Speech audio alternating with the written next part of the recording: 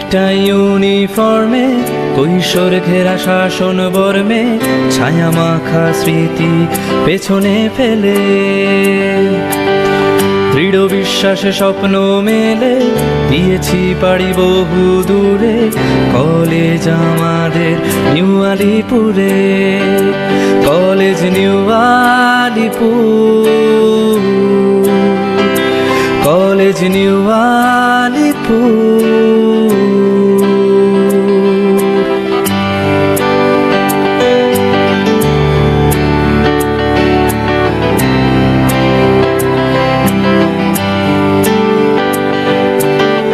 ছোট নদী ছেড়ে সাত সাগরে আশ্বাসী পালে যাব উড়ে মহাকাশ ঘুরে আবার আসবো ফিরে অ্যালবামে থাকে জীবনের গল্প জীবন দ্রুত সময় যে অল্প আমাদের স্বপ্ন দেখা নিউ আলিপুরে কলেজ নিউ আলিপুর গর্বের নিউ আলিপুর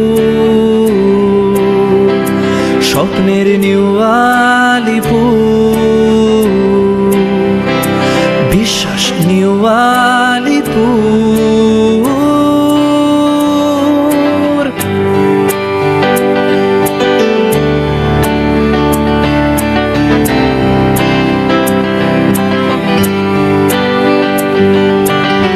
ক্যান্টিন কমন রুমে লাইব্রেরি আর ক্লাসরুমে সবুজ ঘাসের টানে আর ফুটবল ম্যাচ ঘিরে উন্মাদনা যায় চড়ে লেখাপড়া হবে প্রাণ ভরে বাঁচবো মোরা হাত ধরে এই নিউ আলিপুরে কলেজ নিউ আলিপুর স্বপ্নের নিউ আলিপুর গর্বের নিউ আলিপুর হৃদয়ে নিউ আলিপুর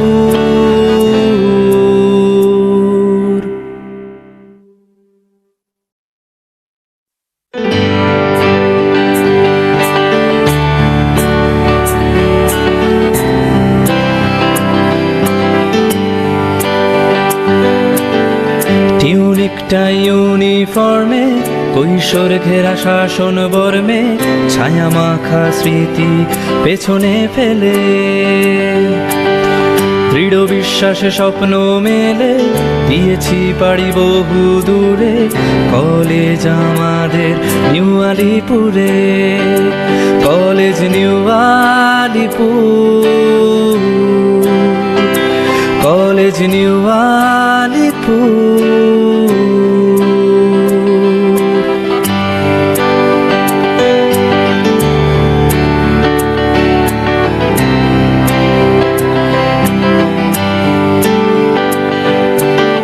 ছোট নদী ছেড়ে সাত সাগরে আশ্বাসী পালে যাব উড়ে মহাকাশ ঘুরে আবার আসবো ফিরে অ্যালবামে থাকে জীবনের গল্প জীবন দ্রুত সময় যে অল্প আমাদের স্বপ্ন দেখা নিউ আলিপুরে কলেজ নিউ আলিপুর গর্বের নিউ আলিপুর স্বপ্নের নিউ আলিপুর বিশ্বাস new Alipore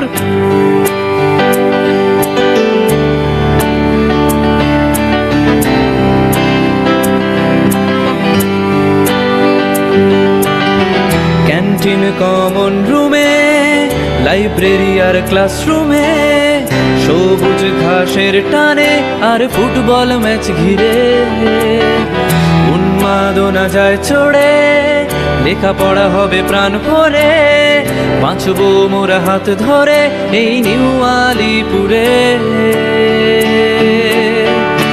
college New Alipur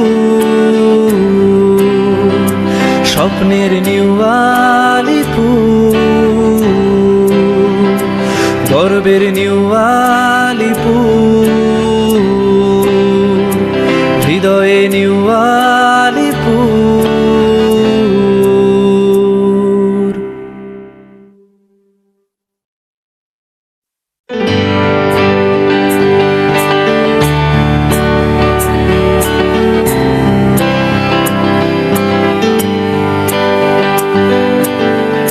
টিউনিকটা ইউনিফর্মে, কৈশোর ঘেরা শাসন বর্মে, ছায়া মাখা স্মৃতি পেছনে ফেলে, দৃঢ় বিশ্বাসে স্বপ্ন মেলে, দিয়েছি পাড়ি বহু দূরে, কলেজ আমাদের নিউ আলিপুরে, college New Alipore, college New Alipur.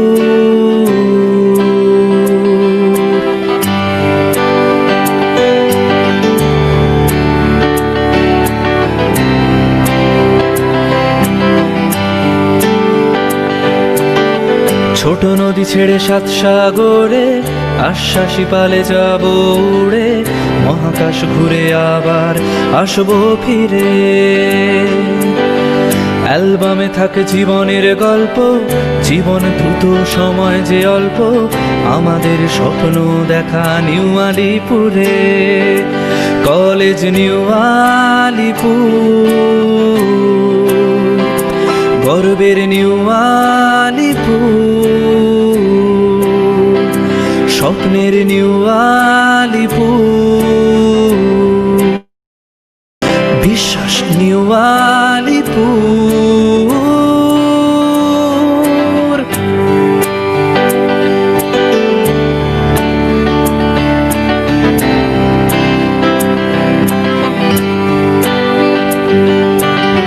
Canteen common রুমে, লাইব্রেরি আর ক্লাসরুমে, সবুজ ঘাসের টানে আর ফুটবল ম্যাচ ঘিরে, উন্মাদনা যায় চড়ে, লেখাপড়া হবে প্রাণ ভরে, বাঁচবো মোরা হাত ধরে এই নিউ আলিপুরে,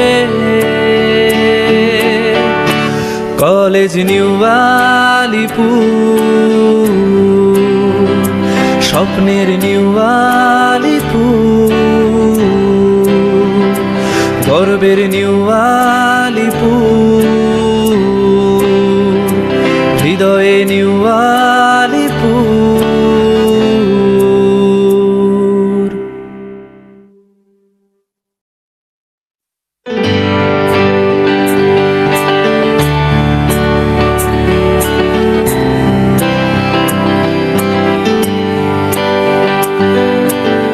টিউনিকটা ইউনিফর্মে, কৈশোর ঘেরা শাসন বর্মে, ছায়া মাখা স্মৃতি পেছনে ফেলে,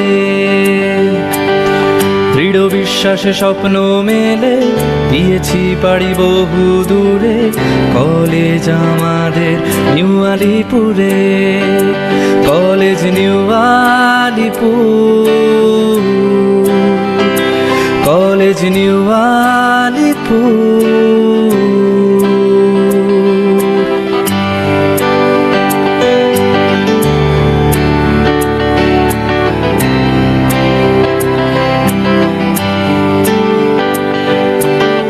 ছোট নদী ছেড়ে সাত সাগরে, আশ্বাসী পালে যাব উড়ে, মহাকাশ ঘুরে আবার আসবো ফিরে।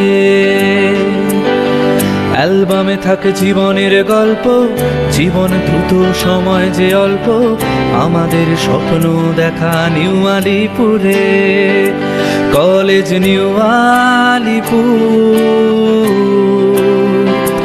গর্বের নিউ আলিপুর, স্বপ্নের নিউ আলিপুর,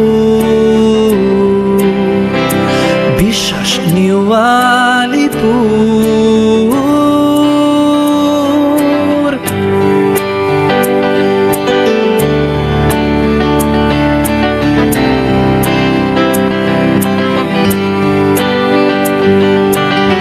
ক্যান্টিন কমন রুমে, লাইব্রেরি আর ক্লাসরুমে, সবুজ ঘাসের টানে আর ফুটবল ম্যাচ ঘিরে, উন্মাদনা যায় চড়ে, লেখাপড়া হবে প্রাণ ভরে, বাঁচবো মোরা হাত ধরে এই নিউ আলিপুরে, কলেজ নিউ আলিপুর, স্বপ্নের নিউ আলিপুর, গর্বের নিউ আলিপুর।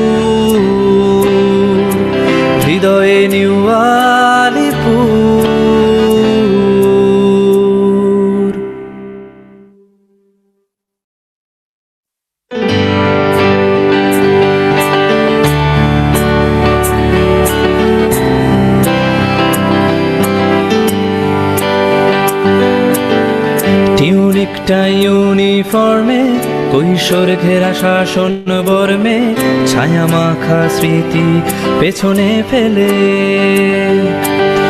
দৃঢ় বিশ্বাসে স্বপ্ন মেলে দিয়েছি পাড়ি বহু দূরে কলেজ আমাদের নিউ আলিপুরে কলেজ নিউ আলিপুর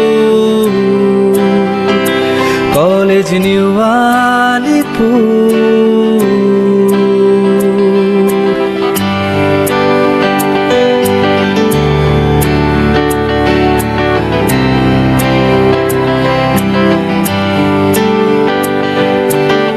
ছোট নদী ছেড়ে সাত সাগরে আশ্বাসী পালে যাব উড়ে মহাকাশ ঘুরে আবার আসবো ফিরে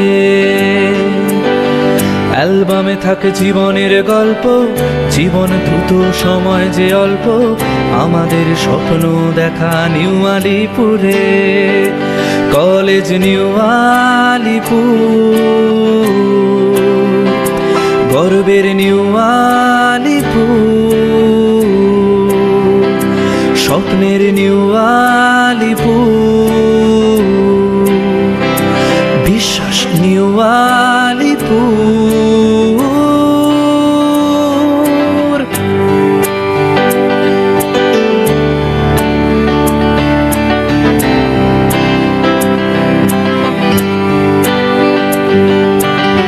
ক্যান্টিন কমন রুমে লাইব্রেরি আর ক্লাসরুমে সবুজ ঘাসের টানে আর ফুটবল ম্যাচ ঘিরে উন্মাদনা যায় চড়ে লেখাপড়া হবে প্রাণ ভরে বাঁচবো মোরা হাত ধরে এই নিউ আলিপুরে কলেজ নিউ আলিপুর স্বপ্নের নিউ আলিপুর গর্বের নিউ আলিপুর হৃদয়ে নিউ আলিপুর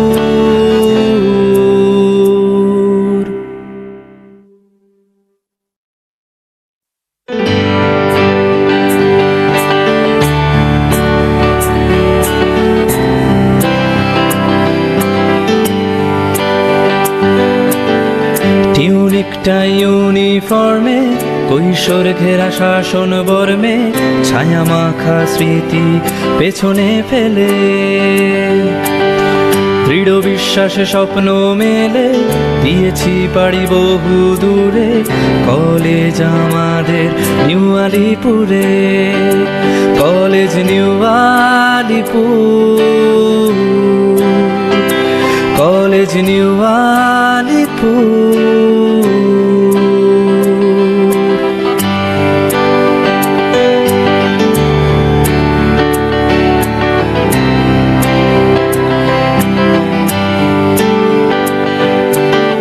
ছোট নদী ছেড়ে সাত সাগরে আশ্বাসী পালে যাব উড়ে মহাকাশ ঘুরে আবার আসবো ফিরে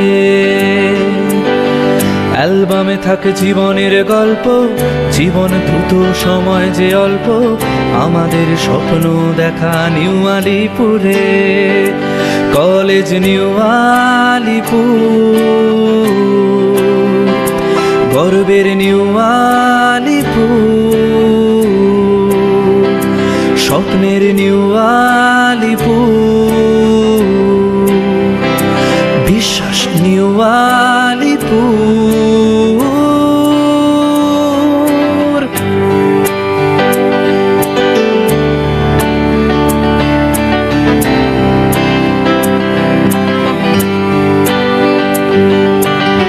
ক্যান্টিন কমন রুমে লাইব্রেরি আর ক্লাসরুমে সবুজ ঘাসের টানে আর ফুটবল ম্যাচ ঘিরে উন্মাদনা যায় চড়ে লেখাপড়া হবে প্রাণ ভরে বাঁচবো মোরা হাত ধরে এই নিউ আলিপুরে কলেজ নিউ আলিপুর স্বপ্নের নিউ আলিপুর গর্বের নিউ আলিপুর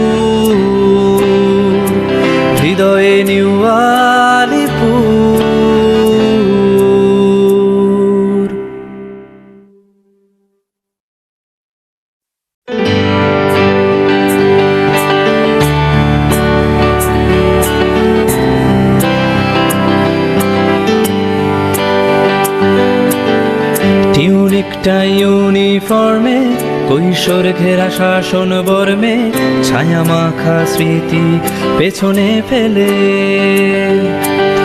দৃঢ় বিশ্বাসে স্বপ্ন মেলে দিয়েছি পাড়ি বহু দূরে কলেজ আমাদের নিউ আলিপুরে college New Alipore college New Alipur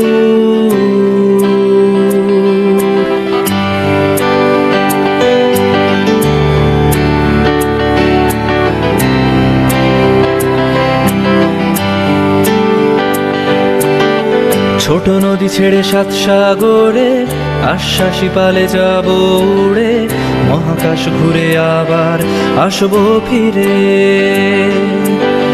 অ্যালবামে থাকে জীবনের গল্প জীবন দ্রুত সময় যে অল্প আমাদের স্বপ্ন দেখা নিউ আলিপুরে কলেজ নিউ আলিপুর গর্বের নিউ আলিপুর স্বপ্নের নিউ আলিপুর বিশ্বাস নিউ আলিপুর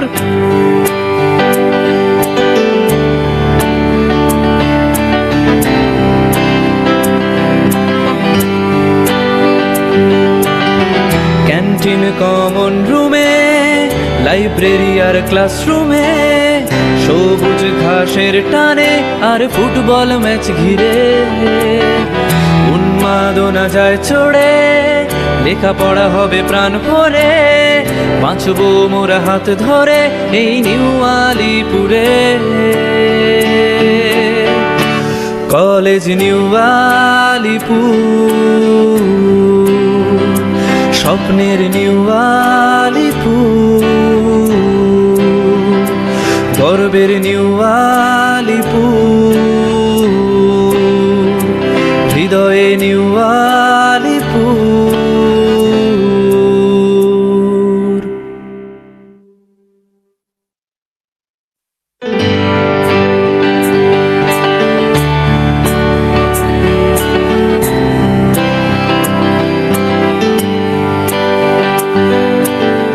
টিউনিকটা ইউনিফর্মে কৈশোর ঘেরা শাসন বর্মে ছায়া মাখা স্মৃতি পেছনে ফেলে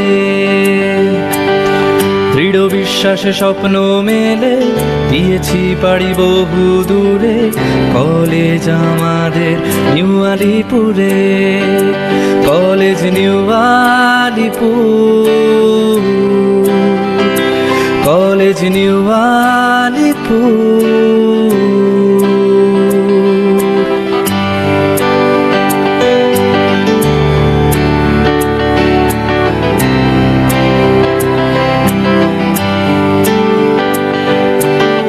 ছোট নদী ছেড়ে সাত সাগরে আশ্বাসী পালে যাব উড়ে মহাকাশ ঘুরে আবার আসবো ফিরে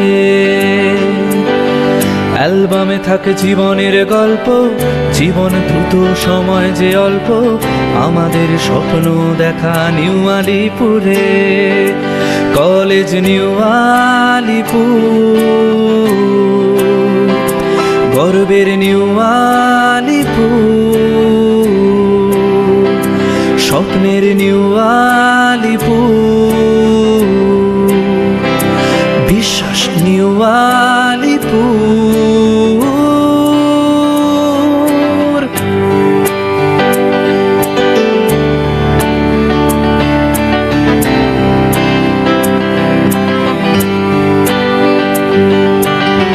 ক্যান্টিন কমন রুমে লাইব্রেরি আর ক্লাসরুমে সবুজ ঘাসের টানে আর ফুটবল ম্যাচ ঘিরে উন্মাদনা যায় চড়ে লেখাপড়া হবে প্রাণ ভরে বাঁচবো মোরা হাত ধরে এই নিউ আলিপুরে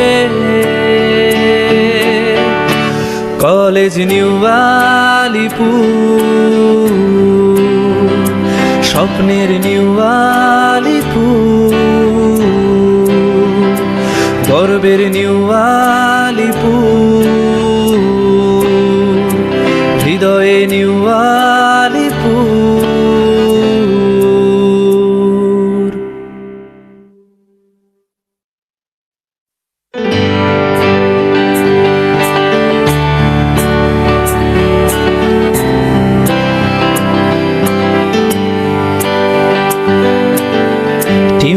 একটা ইউনিফর্মে কৈশোর ঘেরা শাসন বর্মে ছায়া মাখা স্মৃতি পেছনে ফেলে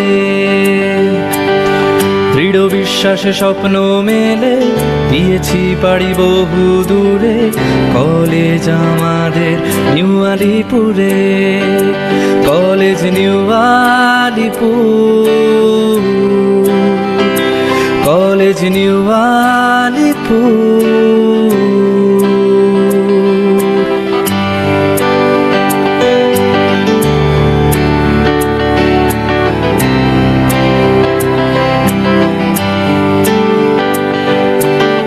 ছোট নদী ছেড়ে সাত সাগরে আশ্বাসী পালে যাব উড়ে মহাকাশ ঘুরে আবার আসবো ফিরে অ্যালবামে থাকে জীবনের গল্প জীবন দ্রুত সময় যে অল্প আমাদের স্বপ্ন দেখা নিউ আলিপুরে কলেজ নিউ আলিপুর গর্বের নিউ আলিপুর স্বপ্নের নিউ আলিপুর বিশ্বাস new Alipore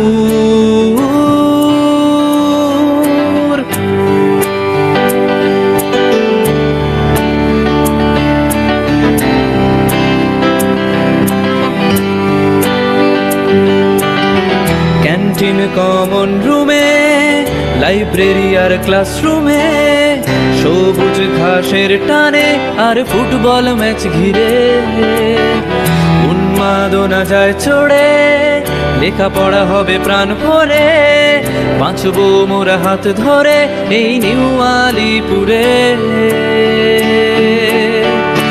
college New Alipur স্বপ্নের নিউ আলিপুর গর্বের নিউ আলিপুর হৃদয়ে নিউ আলিপুর না না শোনা যাচ্ছে আচ্ছা আচ্ছা ম্যাম থ্যাংক ইউ হ্যাঁ হ্যাঁ শোনা যাচ্ছে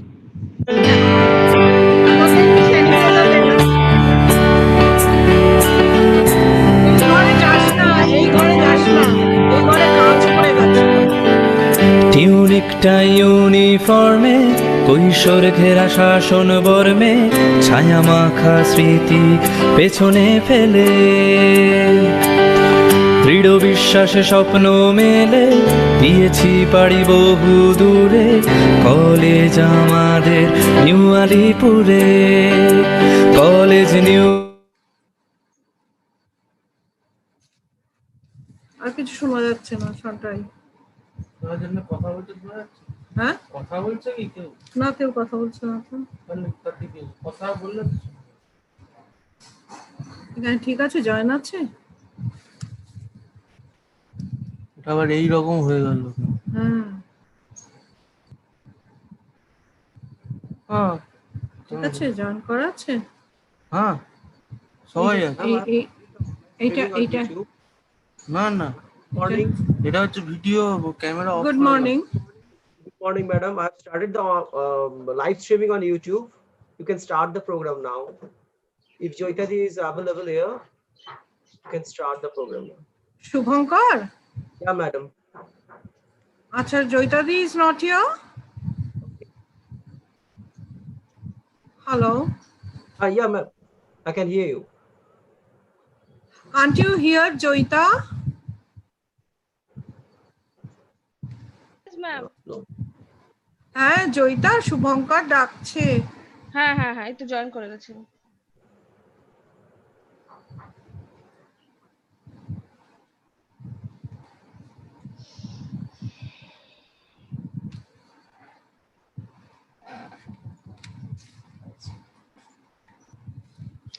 আমার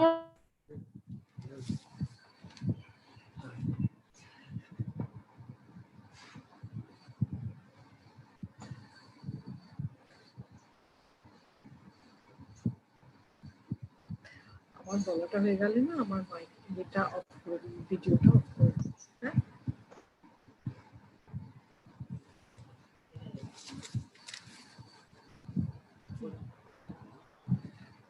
জয়িতা, আমাকে শুনতে পাচ্ছো? আমার কথা হ্যাঁ শুনতে হ্যাঁ পাচ্ছো? হ্যাঁ ম্যাম, হ্যাঁ হ্যাঁ ম্যাম। হ্যাঁ, ঠিক আছে।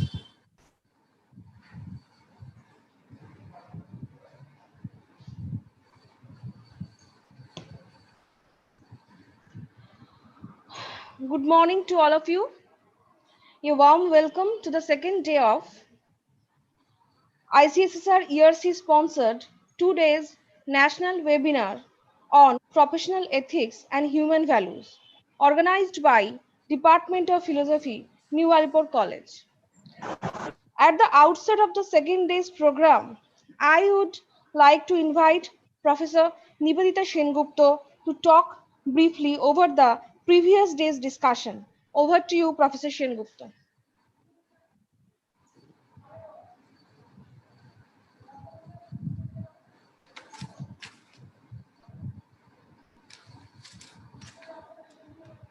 Welcome everybody. I feel honored to announce the beginning of our second session of the 2 days webinar on professional ethics and human value, organized by Department of Philosophy, New Alipore College. Yesterday, we were enriched by the knowledge and wisdom of our eminent speaker, Professor Indrani Shannal, Professor Aparajita Mukhopadhyay from Jadavpur University, and also Professor C.D. Sebastian. Moreover, the spontaneous participation of our young fellow professor and researcher is also very encouraging. We had yesterday speakers Aparna Sadhu, Shayan Chatterjee, Rakhi Goel, Lokesh Jain, Mritika Chatterjee, Vishnupriya, Shushmita Bhattacharya, Devopama Bosu, Pooja Tripathi, Monalisa Bandopadhyay, Shreya Das, Rajan, Sahib Samanto, Dipasha Ashram. All talks were very encouraging and very spontaneous and lively. It is really encouraging to see the dedication of the budding philosopher who would be playing a dominant role in future in carrying our tradition.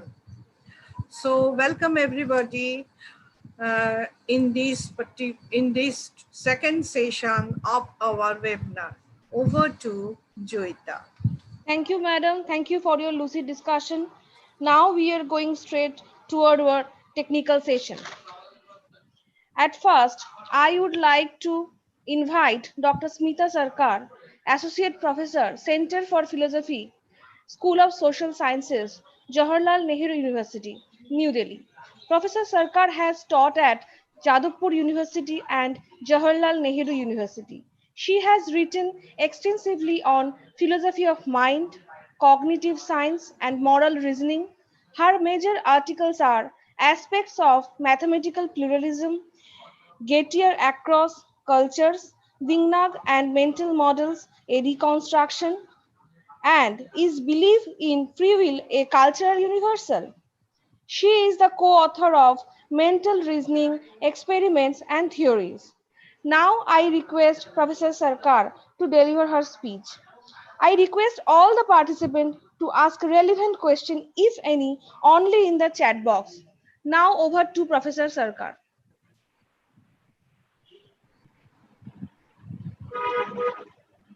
Hi, good morning, everyone. Am I audible? Yes, ma'am. Okay. At the onset, I would like to extend my thanks to the principal of New Alipore College, Dr. Joydeep Sarangi, and Sri Devesh Bera, Vice Principal, and the members of the Department of Philosophy, Professor Nivedita Sengupta, Head Department of Philosophy, and Srimati Joyita. And to my extended colleagues for giving me this opportunity to talk about my ideas. As I prepared for this seminar, it gave me an opportunity to reflect upon what we underwent and experienced for the major part of this year. Let me begin my paper. The title of my paper is the value of work and good life. In this talk, I wish to speak on a matter that both socially and economically have significantly affected people from almost all walks of life. In the course of the last several months, our ways of life witnessed extraordinary challenges undergoing unprecedented changes, which we have begun to call the new normal or the neo normal. As witnessed in most part of 2020, huge loss of jobs, people struggling to cope with the pandemic crisis, coupled with the threat of losing jobs, a stable earning source, displacement from the city of work, huge prices of migrant laborers, and their unimaginable distress, which literally threatens their existence even now. People lucky enough to have retained their jobs underwent new norms of working, new ways of doing the same job, which we are trying to adapt with little or no choice at all. We talk about the changed norms of working as there are radical changes in our employment conditions, but hardly discuss the impact of it on us. Perhaps these changed ways of work have made us realize what work means to us and to our immediate communities. We spend significant part of the day working, interacting with our fellow colleagues, constantly participating in planning, decision-making, decoding the dynamics of office relations and its politics, having conversations, interactions that constituted a regular part of socializing and social sharing. Work in many different ways does provide opportunities to develop and exercise our capabilities, building our social identities and social esteem, which in a larger context contributes back to in building communities. Of course, work can either have positive or negative, that is detrimental or damaging effects on our lives. As philosophers, we need to engage at a deeper level what this new normal really signifies. The kinds of effects that entail from such imposed changes, which are not just sudden, experimental, and random, but also unscrutinized, it's unexamined. The effects that bear on our personal and social lives. In this paper, I engage in a reading of Andrea Weltman's book titled Meaningful Work, where she argues why work and the nature of work also constitute our quality of life, extending to the notion of a good life. She shows the importance of work in human well-being and argues why meaningful work is so crucial to human flourishing and human development. The questions to reflect upon, as Weltman says, are number one, what contribution does work make to a good life? Second, what kinds of work enhance or undermine human flourishing? And three, how should communities structure work to support human well-being? She says, and I quote, this is a quote from her book, as to what makes meaningful work, as to what makes work meaningful, I offer here a multidimensional account of meaningful work rather than reducing meaningful work to a singular universal essence.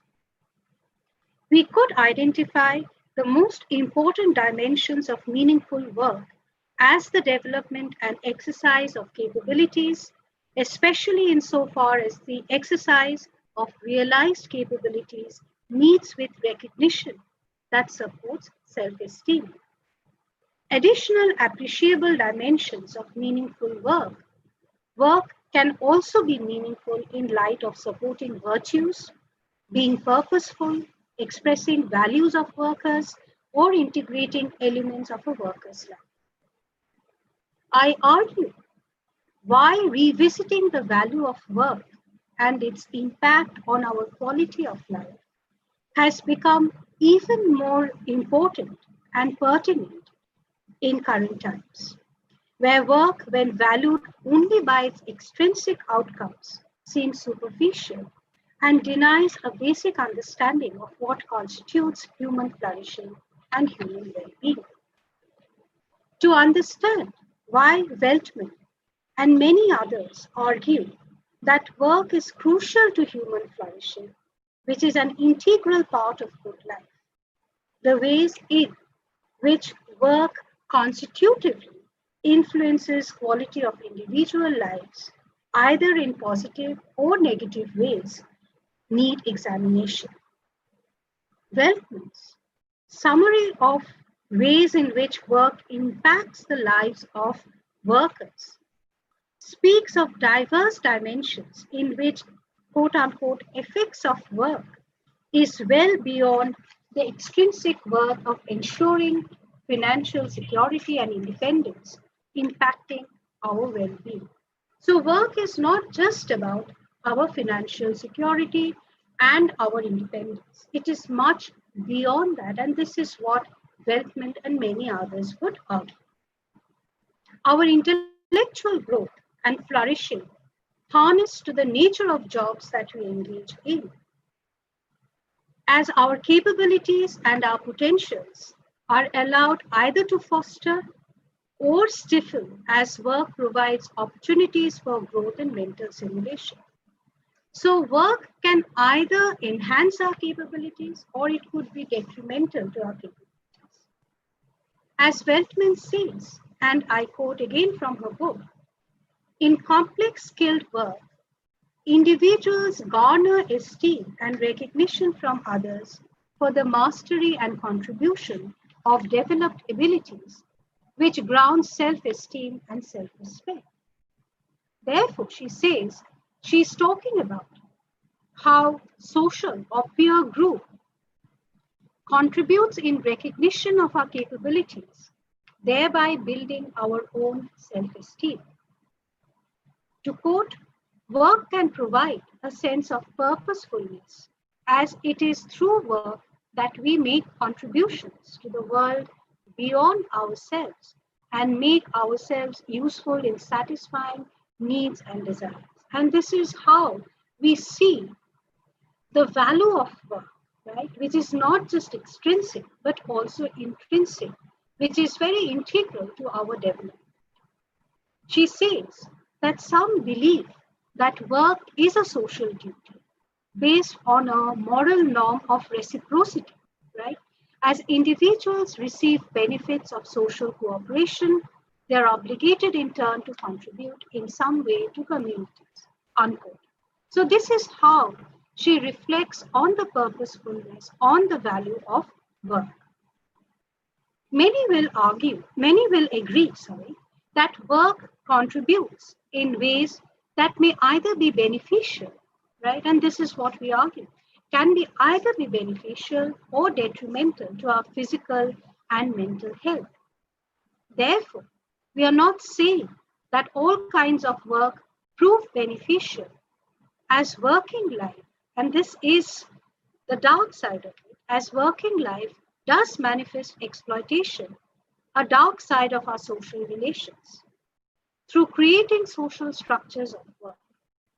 Such social structures provide ways of exploitation and create hierarchies that perpetuate systematic manipulation of workers, along with the ill-intended perception that some forms of work or work forms are inferior to others, thereby propagating a false sense of vanity and narcissism.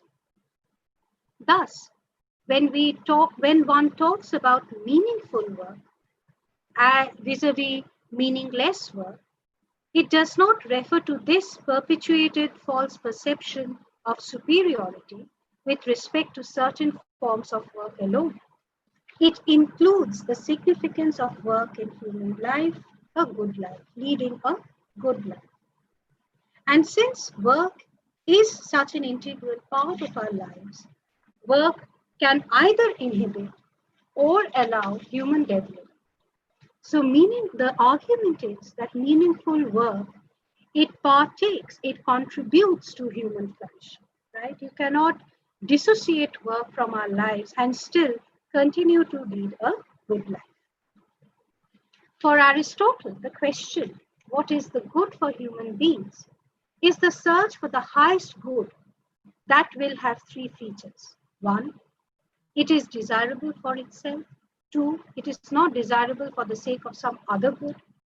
And third, all other goods are desirable for its own sake. Eudaimonia is the highest human good and the only human good that is desirable for its own sake. It is as an end in itself, rather than for the sake of something else, which is, it is not as a means towards some other further goal or further end. There may be other subordinated or sub-goals like health, wealth, friendship, power, etc. But these are pursued to promote well-being, not because these are what well-being consists of, right? Living well consists in doing something. For Aristotle, not just being in a certain state or condition, right? It's a kind of engaging oneself in good activities. It consists in those lifelong activities that actualize the virtues of the rational part of the soul.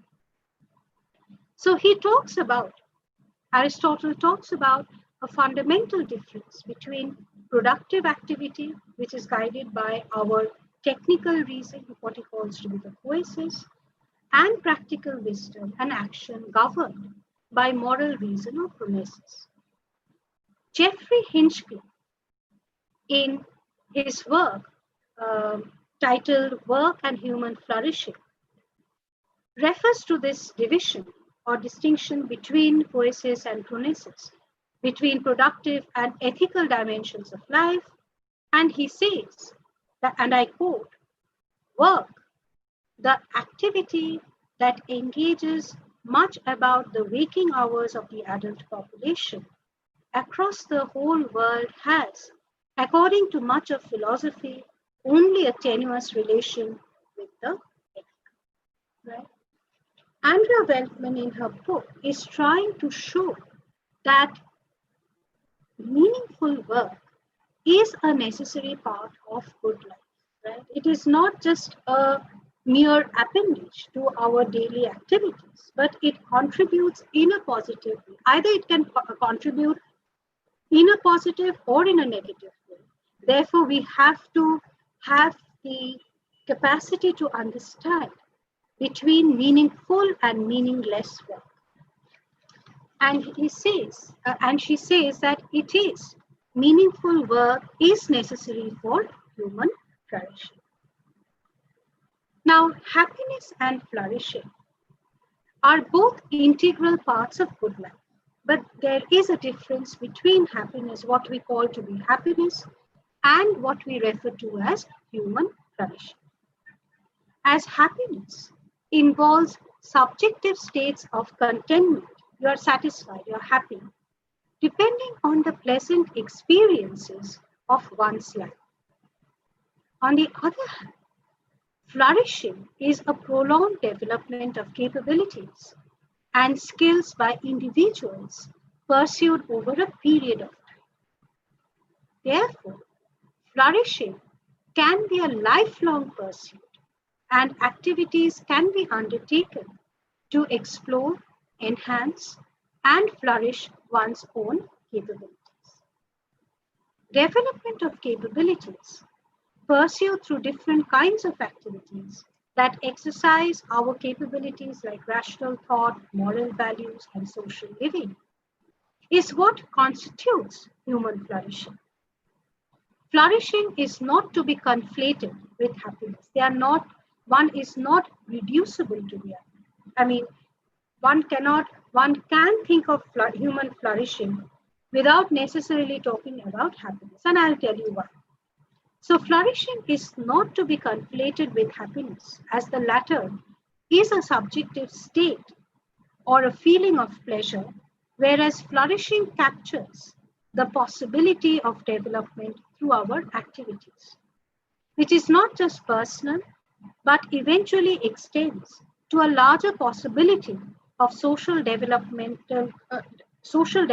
contributions and social interactions. Furthermore, happiness, being a subjective state of mind, has limited duration.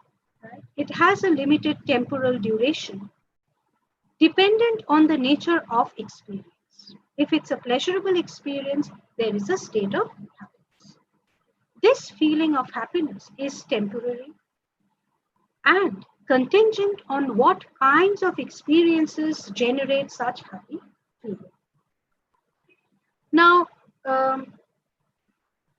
but the whole point is, however flourishing, if one thinks a bit deeply, is a constant strive for betterment, right? It doesn't have that temporal boundary. It is a constant strive for betterment, which is not entangled with limited time periods. Developing and enhancing one's skill depends on one's nature of pursuits, perseverance, and efforts. Thus, an individual does hold the possibility of flourishing. Each and every individual holds the possibility of flourishing. Thus, one here, if we agree to this discussion, one promptly understands why meaningful work is contributive to, as well as constitutive of our developing capabilities, on one hand, and meaningless work as detrimental to our development or human well-being. Why work is integral to our development is seen from the possibility that though one can be in a happy state of mind, it does not necessarily mean that there's human flourishing. If you let's say take the case of some kind of addiction, drug addiction, right? Now, for a person who is addicted to such substances, can be in a prolonged state of happiness, right? That's induced happiness, but that does not necessarily include his own well-being or human flourishing in general. So addiction can cause states of happiness, but it has nothing to do with flourishing of capabilities for that individual. Likewise, activities pursued for capability or skill development may involve going through a lot of painful efforts, right? It is not always a happy experience to learn something. But definitely you can go through a lot of painful experiences, effort, which are definitely not spells of happy experiences. But at the end of the road, you see that a person is developing in a certain way, developing a certain sort of skill. Like Jeffrey Hinchcliffe, Andrea Weltman is also critical of Aristotle's exclusion of manual labor as contributing to human flourishing, as he talks about freedom from manual labor that is unfavorable to the development of moral goodness and does not leave us with leisure necessary for contemplation. Right? And to quote Aristotle in his work Politics, he says that a state with an ideal constitution cannot have its citizens living the life of mechanics or shopkeepers, which is ignoble and inimical to goodness. Nor can it have them engaged in farming. As he says, Aristotle says, that leisure is a necessity, both for growth in goodness and for the pursuit of political activity. Unquote. Now, Weltman, in her response, in her criticism to this Aristotelian position of why manual labor is not a welcome feature for human flourishing or human development, she argues, and I quote, she says, it does not trouble Aristotle that manual laborers would not flourish, for on his account, nature makes some persons less rational than others, and the polis permits mutually beneficial relationships between those who have greater rationality and those who have less, or those naturally fit to rule and those fit to be ruled, and those who are less rational labor in a variety of occupations integral to the functioning of the city.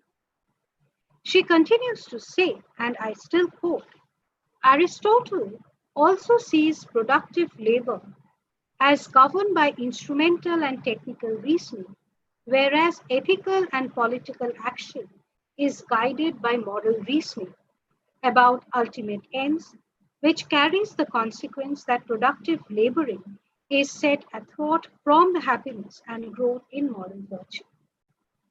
Happiness is found in activities we seek for their own sakes, but productive labor is an activity we bear for the sake of something beyond itself, unquote. So here one gets reminded of Hannah Arendt's distinction between work and labor. I will not go into Hannah Arendt's position, but I just want to mention the kind of distinction that she draws between work and labor. Now, labor, according to Hannah Arendt, is necessary for our sustenance, but produces no great enduring work or worthy deeds that is worth remembering. On the other hand, work for her produces durable artifacts, right, which is worthy of remembrance. Now, if we reflect on our current situation, now I come to the current context, it is not just people have lost their jobs, their financial securities. We are adjusting to new modes of function for the same job definition, right? We are doing the same job in different ways. What impact does it have on human flourishing? That's the question that we should reflect on. It's not easy to give an answer because it's a the effect doesn't come in a day. It is an effect that slowly unveils itself, and we understand it gradually. Right?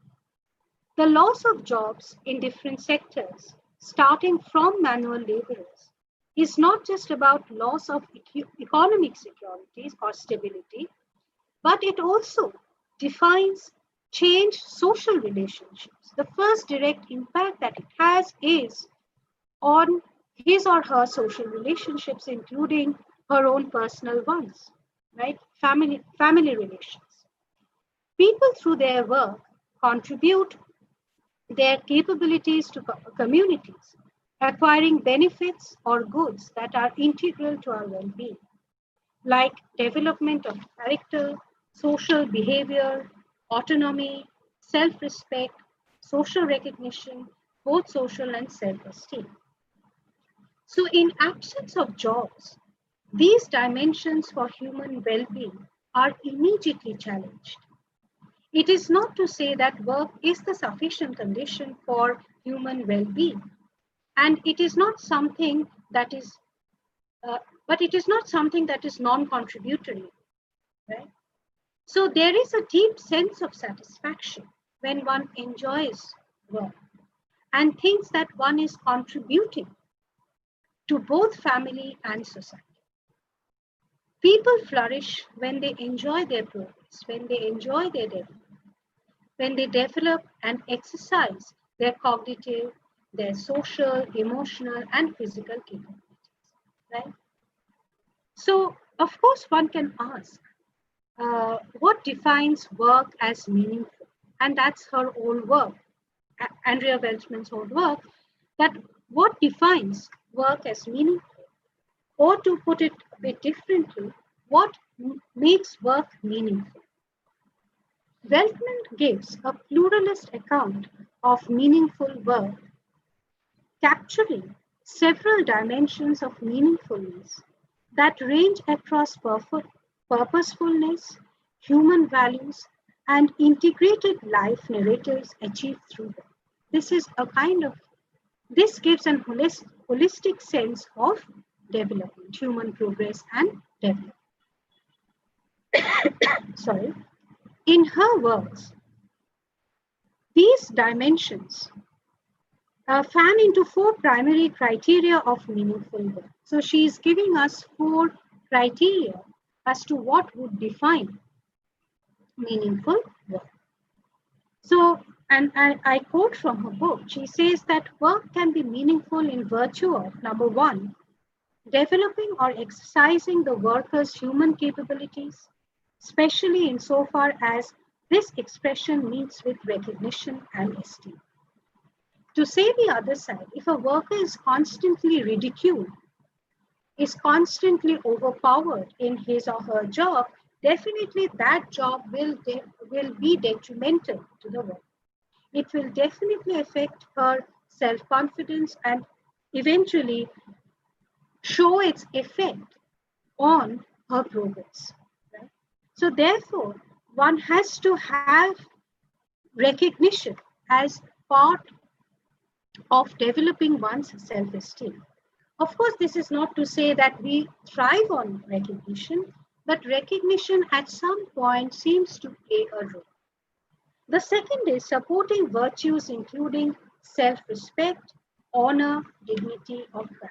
Right? I can't ridicule someone else just because I think that my profession seeks more respect, demands more respect than some other work form. This is absolutely meaningless to, to thrive on this kind of vanity. The third is providing a purpose and especially producing something of enduring value. And the fourth one for her is integrating elements of a worker's life, such as building or reflecting personal relationships or connecting a worker to an environmental or relational context with which she identifies. And I am. So these are the four different criteria that she sets in order to present a pluralistic understanding of what work is meaningful or what defines meaningful work. So for her, meaningful work is an irreducibly multidimensional concept. You cannot give a universal essence that will define meaningful work, right? There is no one single essence according to her because there are different kinds of jobs. She draws a distinction, and this is very interesting. She draws a distinction between what she calls to be the eudaimonistically meaningful work and eudaimonistically meaningless work. Eudaimonistically meaningful work for her develops or exercises agency, right? So there is a role of active participation, the sense of active participation or agency, skills and capabilities, and generally engenders a sense of fulfillment. So I at the end of the day, no matter how hardworking or how hard work the job demands, I am left quite satisfied with my role of participation. On the other hand, meaningless work for her, eudaimonistically meaningless work, may serve useful purpose. It is not purposeless. It may serve useful purpose, but it provides little or no opportunity for self-development or self-expression. That's her distinction between the two. Even British organizational psychologists, Evan Robertson and Carrie Cooper, in their work in their book, Well-Being, Productivity and Happiness, they say that work that is rewarding, involving good relationships with colleagues and opportunities to feel a sense of achievement on a regular basis is a key factor in psychological well-being. French psychologist Christopher Dijous, in the work and Subjectivity, says that work is important for psychological well-being, as we do hope to build an identity through our contributions to the social world, right? That is how we establish a relationship with our immediate and extended communities.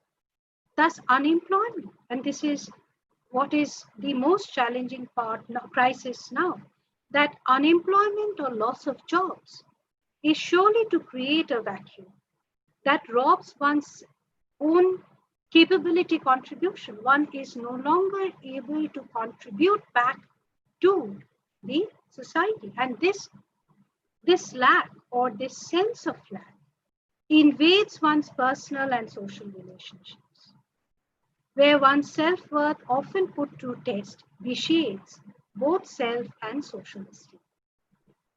Even in the context of adjusting to new norms of working, where social interactions are at minimum, right?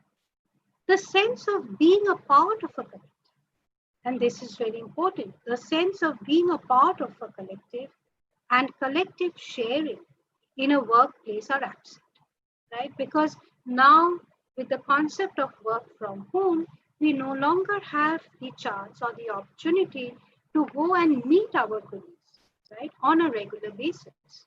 So, work in isolation does not necessarily compensate such social interactions, which are not merely interactions, but it does lead to a sense of a collective, that we are collectively responsible for the working for a project or for the enhancement of our department, etc. Work that demands interactions, right, regular interaction, as a necessary part of their job does not hold the same benefit or quality of work when performed in seclusion. Thus, satisfaction derived from working is diminished to a certain extent and is less rewarding. Work in many ways will lose its meaningfulness because there is this sense of, oh, I'm just doing it alone, but I don't see the engagement, the participation that used to be part of my progress or development. And on the possibility that these changes will bear effects on our quality of life is quite accurate. It's just that how do we adjust to these changes? How do we cope with these changes? How do we maintain our psychological health? What changes do we bring in our forms of life is still being explored. As I said, that it is not a one-day phenomena that can be unveiled with all its where we understand the degree of effect that it can have on us. So, what changes do we bring in our forms of life is still being explored because we have not been presented with this scenario and such challenges earlier. It's unprecedented in many ways. Given our present life experiences, and I end by saying this, we gain a better perspective to understand the constitutive link between meaningful work and quality of life. We are in a position to reflect better on our both physical and mental involvements in our work. Lack of physical presence substituted by just virtual presence is to an extent inhibitory to meaningful engagement and involvement in ways that are subtle and whose effects will manifest gradually. Thank you so much for your patience. Thank you, ma'am. Thank you, ma'am. Thank you for your excellent presentation on value of work and good life. We have learned a lot of new things from your lecture. Thank you very much, ma'am.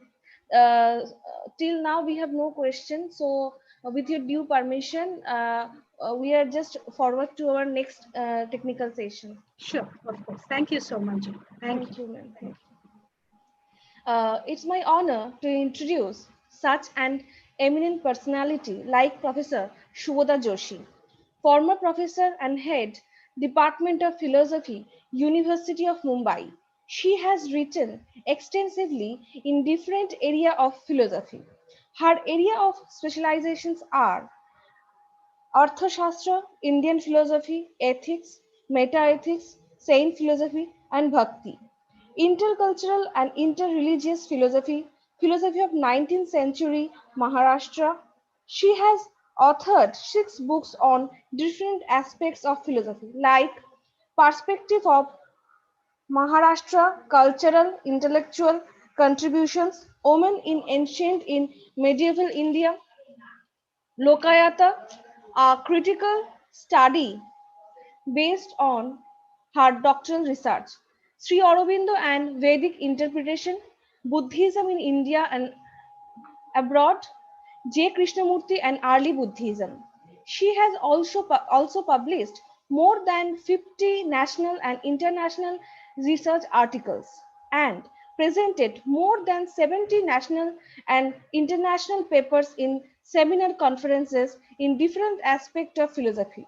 She has worked as member of different national committees like member for UGC panel for philosophy, research and project committee of ICPR, REC of Tata Institute of Social Science, Gandhi Peace Center at Birla College, and Board of Studies in Philosophy at Nagpur University, MS University of Baroda, Goa University, University of Mumbai, Buddhist and India Studies University, and KJ Somaiya College of Arts and Commerce.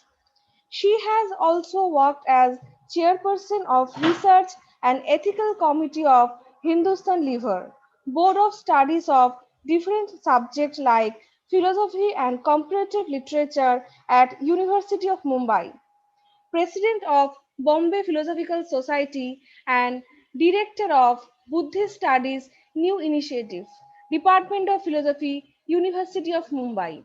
She has actively engaged in different international events like 23rd World Congress of Philosophy and World Philosophy Congress in Istanbul and South Korea in 2003 and 2008 respectively. She has delivered lecture as eminent speaker in different universities like University of Heidelberg, University of Cologne, Peking University, Turin University, Sofia University, Paris University, and Scotland University. Above all these academic and administrative engagement, she has more than 45 years of teaching experiences. And today, Madam is here with us to share some pebbles of her huge experience with us. Now, I request Professor Shobhita Joshi to deliver her speech. I again request all the participants in Zoom and YouTube, please ask your question only in chat box.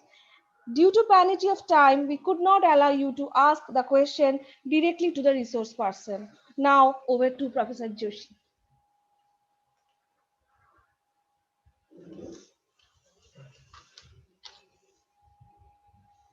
Ma'am, please unmute.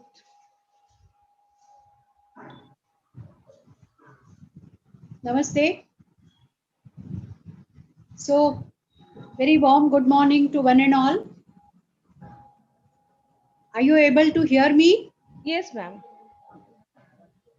So, at the outset,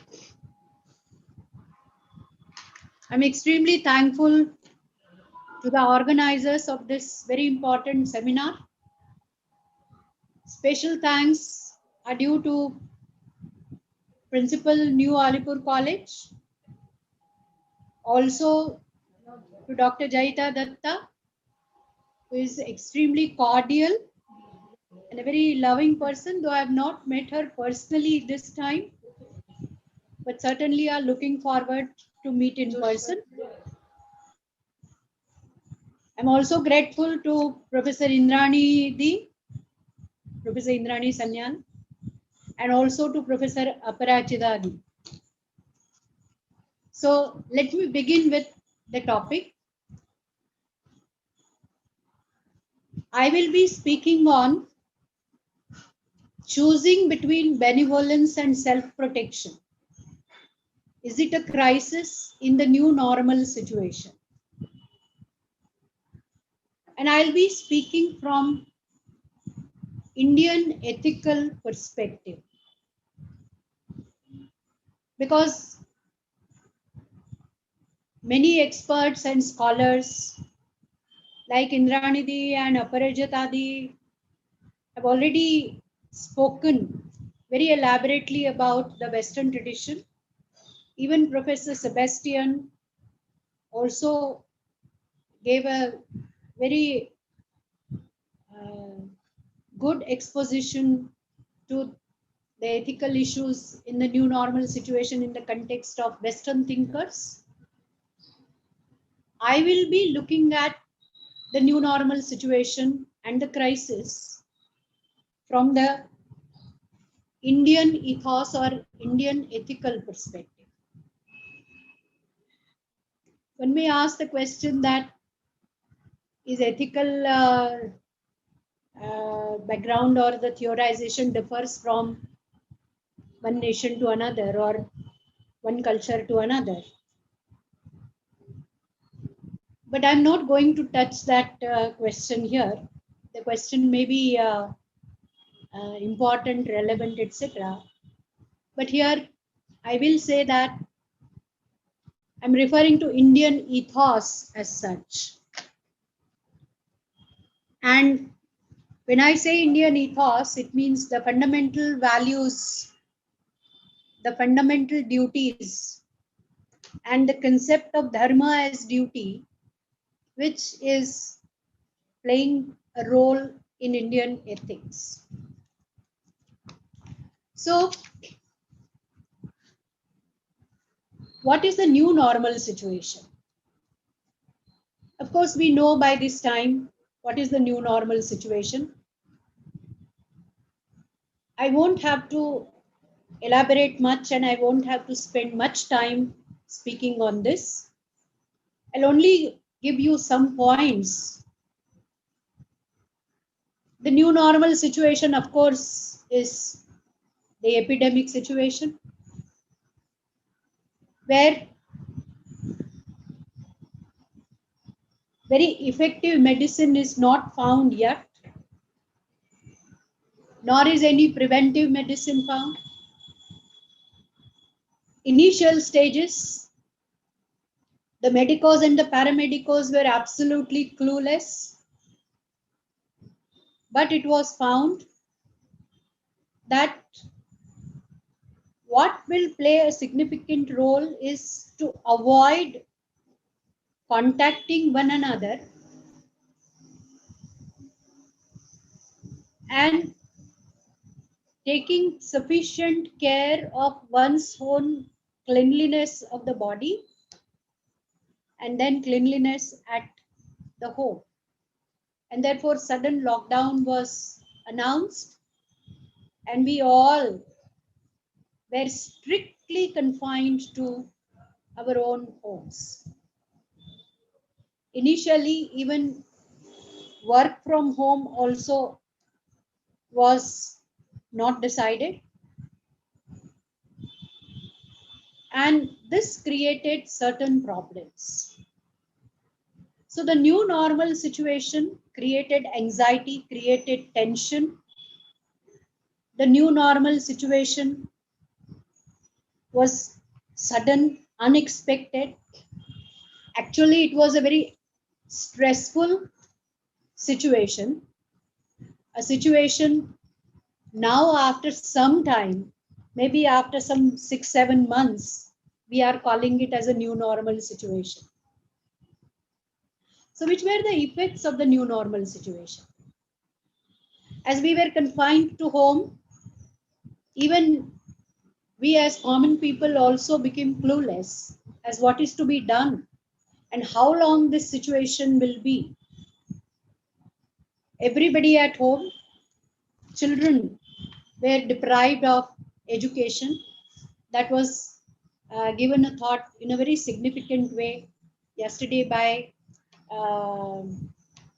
Professor Sebastian.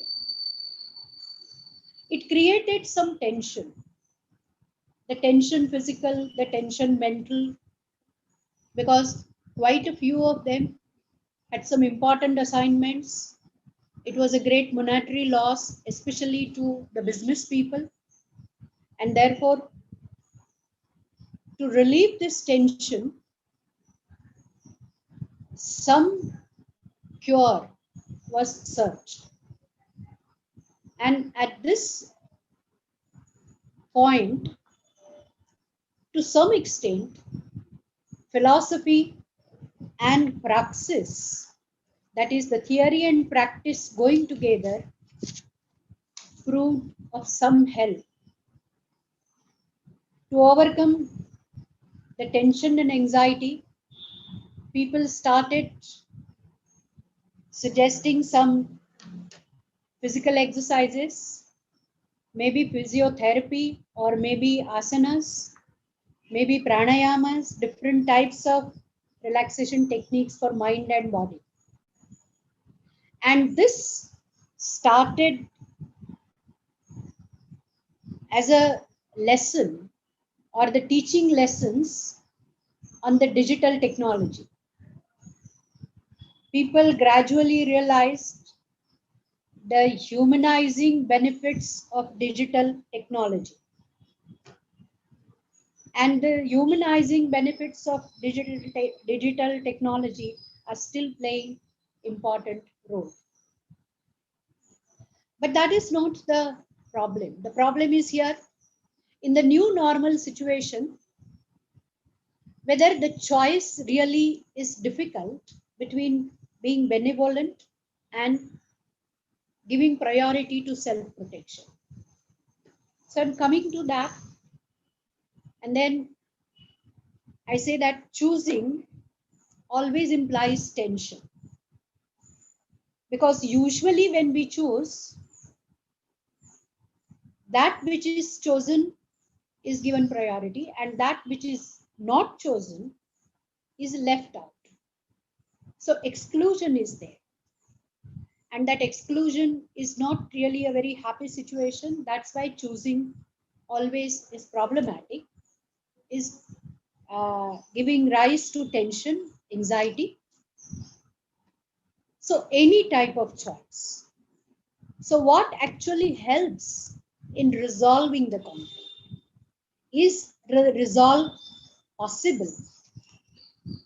Well, it may not be possible, but when one has to act and one has to choose, well, one has to find an answer. And it is the same choice between whether one should really be benevolent or self-protection is given priority.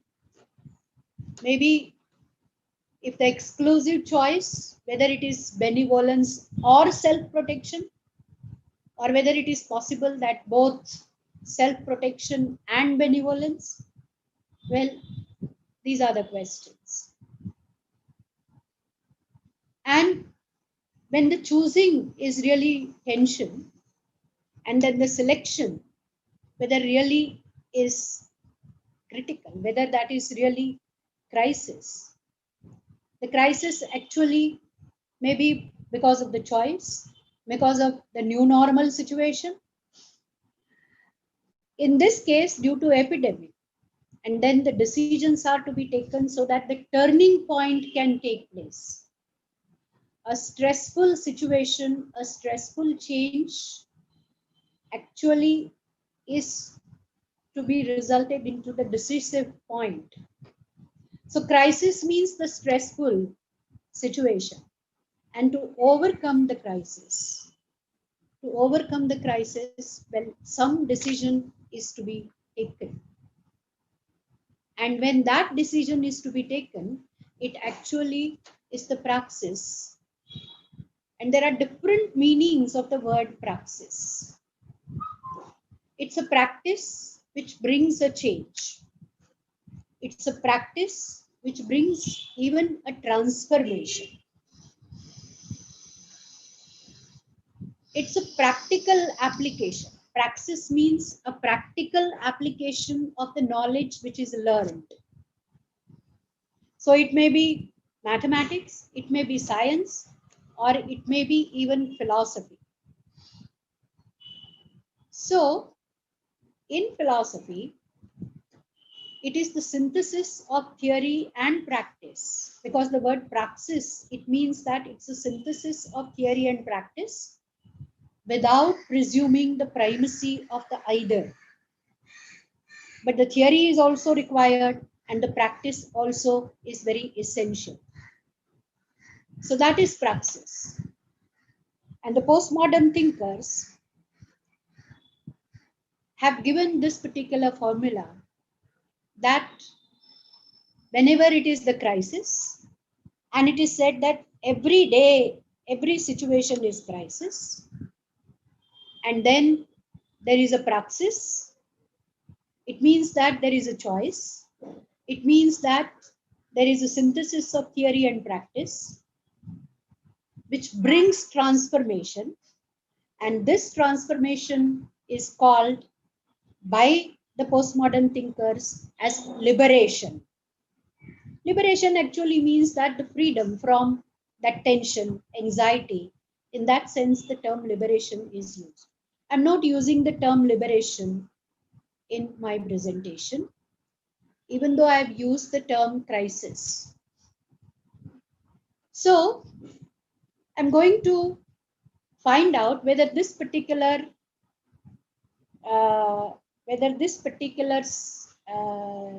explanation, or whether this particular formula also can work in overcoming or in solving our problem. Praxis also means an example or the form of exercise or a collection of such examples for practice. Now, before I come to all such examples, philosophy, theory, etc., I would like to go back to the new normal situation and would like to distinguish it with the normal situation. What would be the normal situation in the Indian scenario from the ethical perspective is also an important question. That is, in the normal situation, what is expected of the individual? What are the fundamental undercurrents, or what are the fundamental values or the fundamental duties in the Indian ethos? Yesterday, Professor Indranidhi in her presentation referred to the term dharma. Term dharma, it means both satkarma, but it also means kartavya.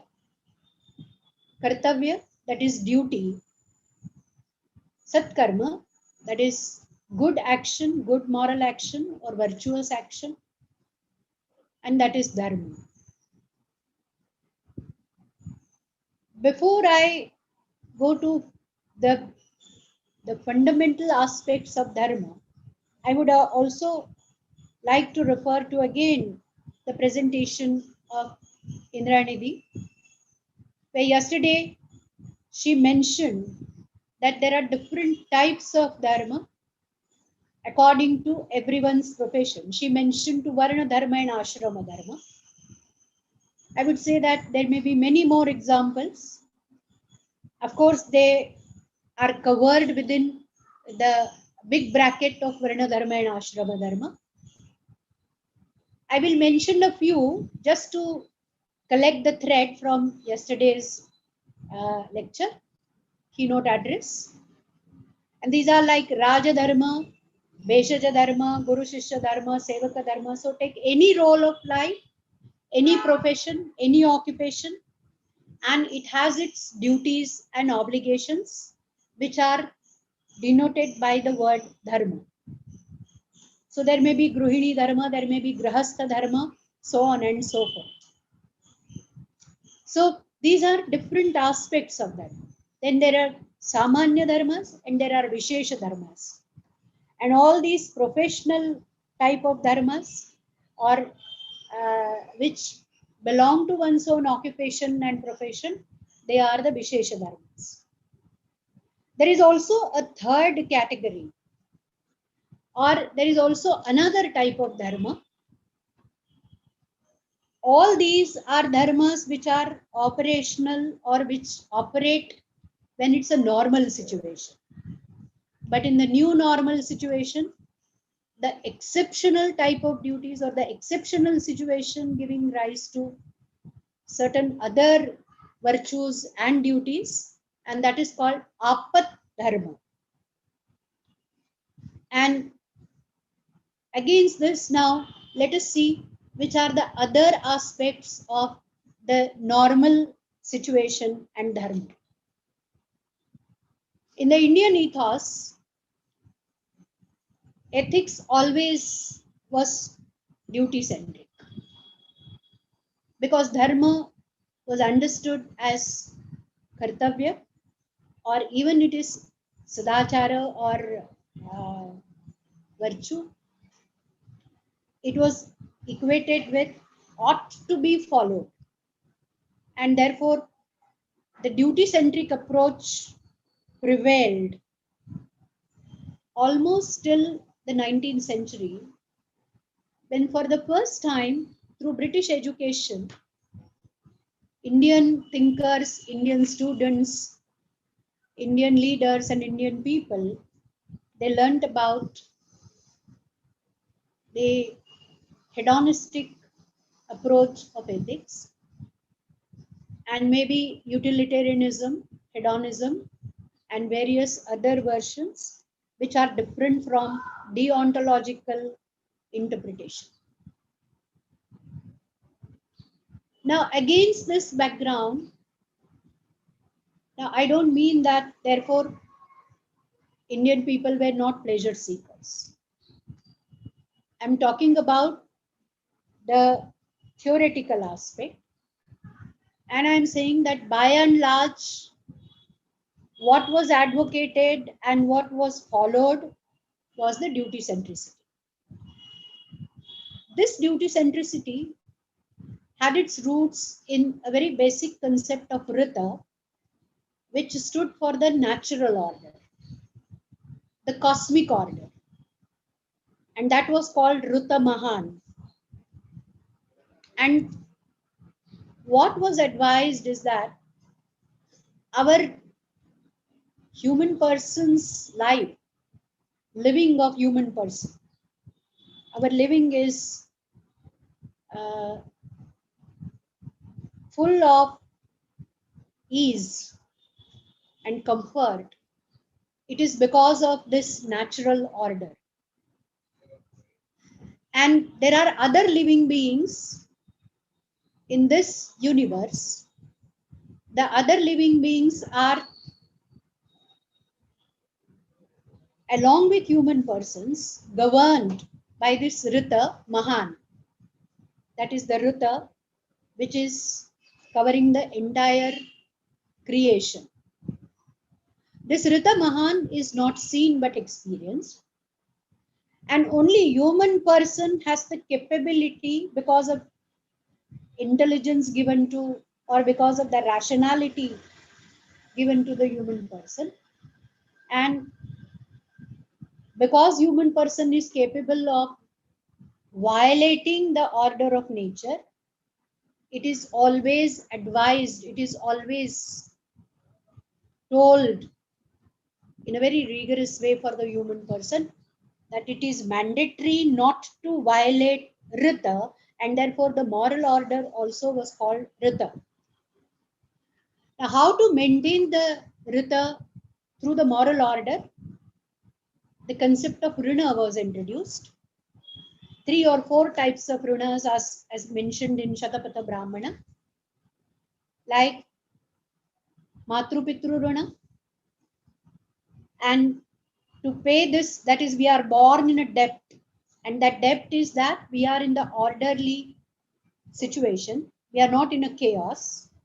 So to pay that, we have to maintain the social order, we have to maintain the natural order, that is the order of the universe.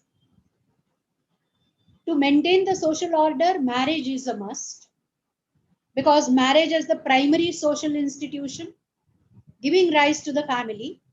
So giving birth to children also is essential, but it is not just giving birth to the children, making them not only educated but cultured human persons and very responsible members of society is paying the debt of Mata and Pita, so Matru Pitru Runa.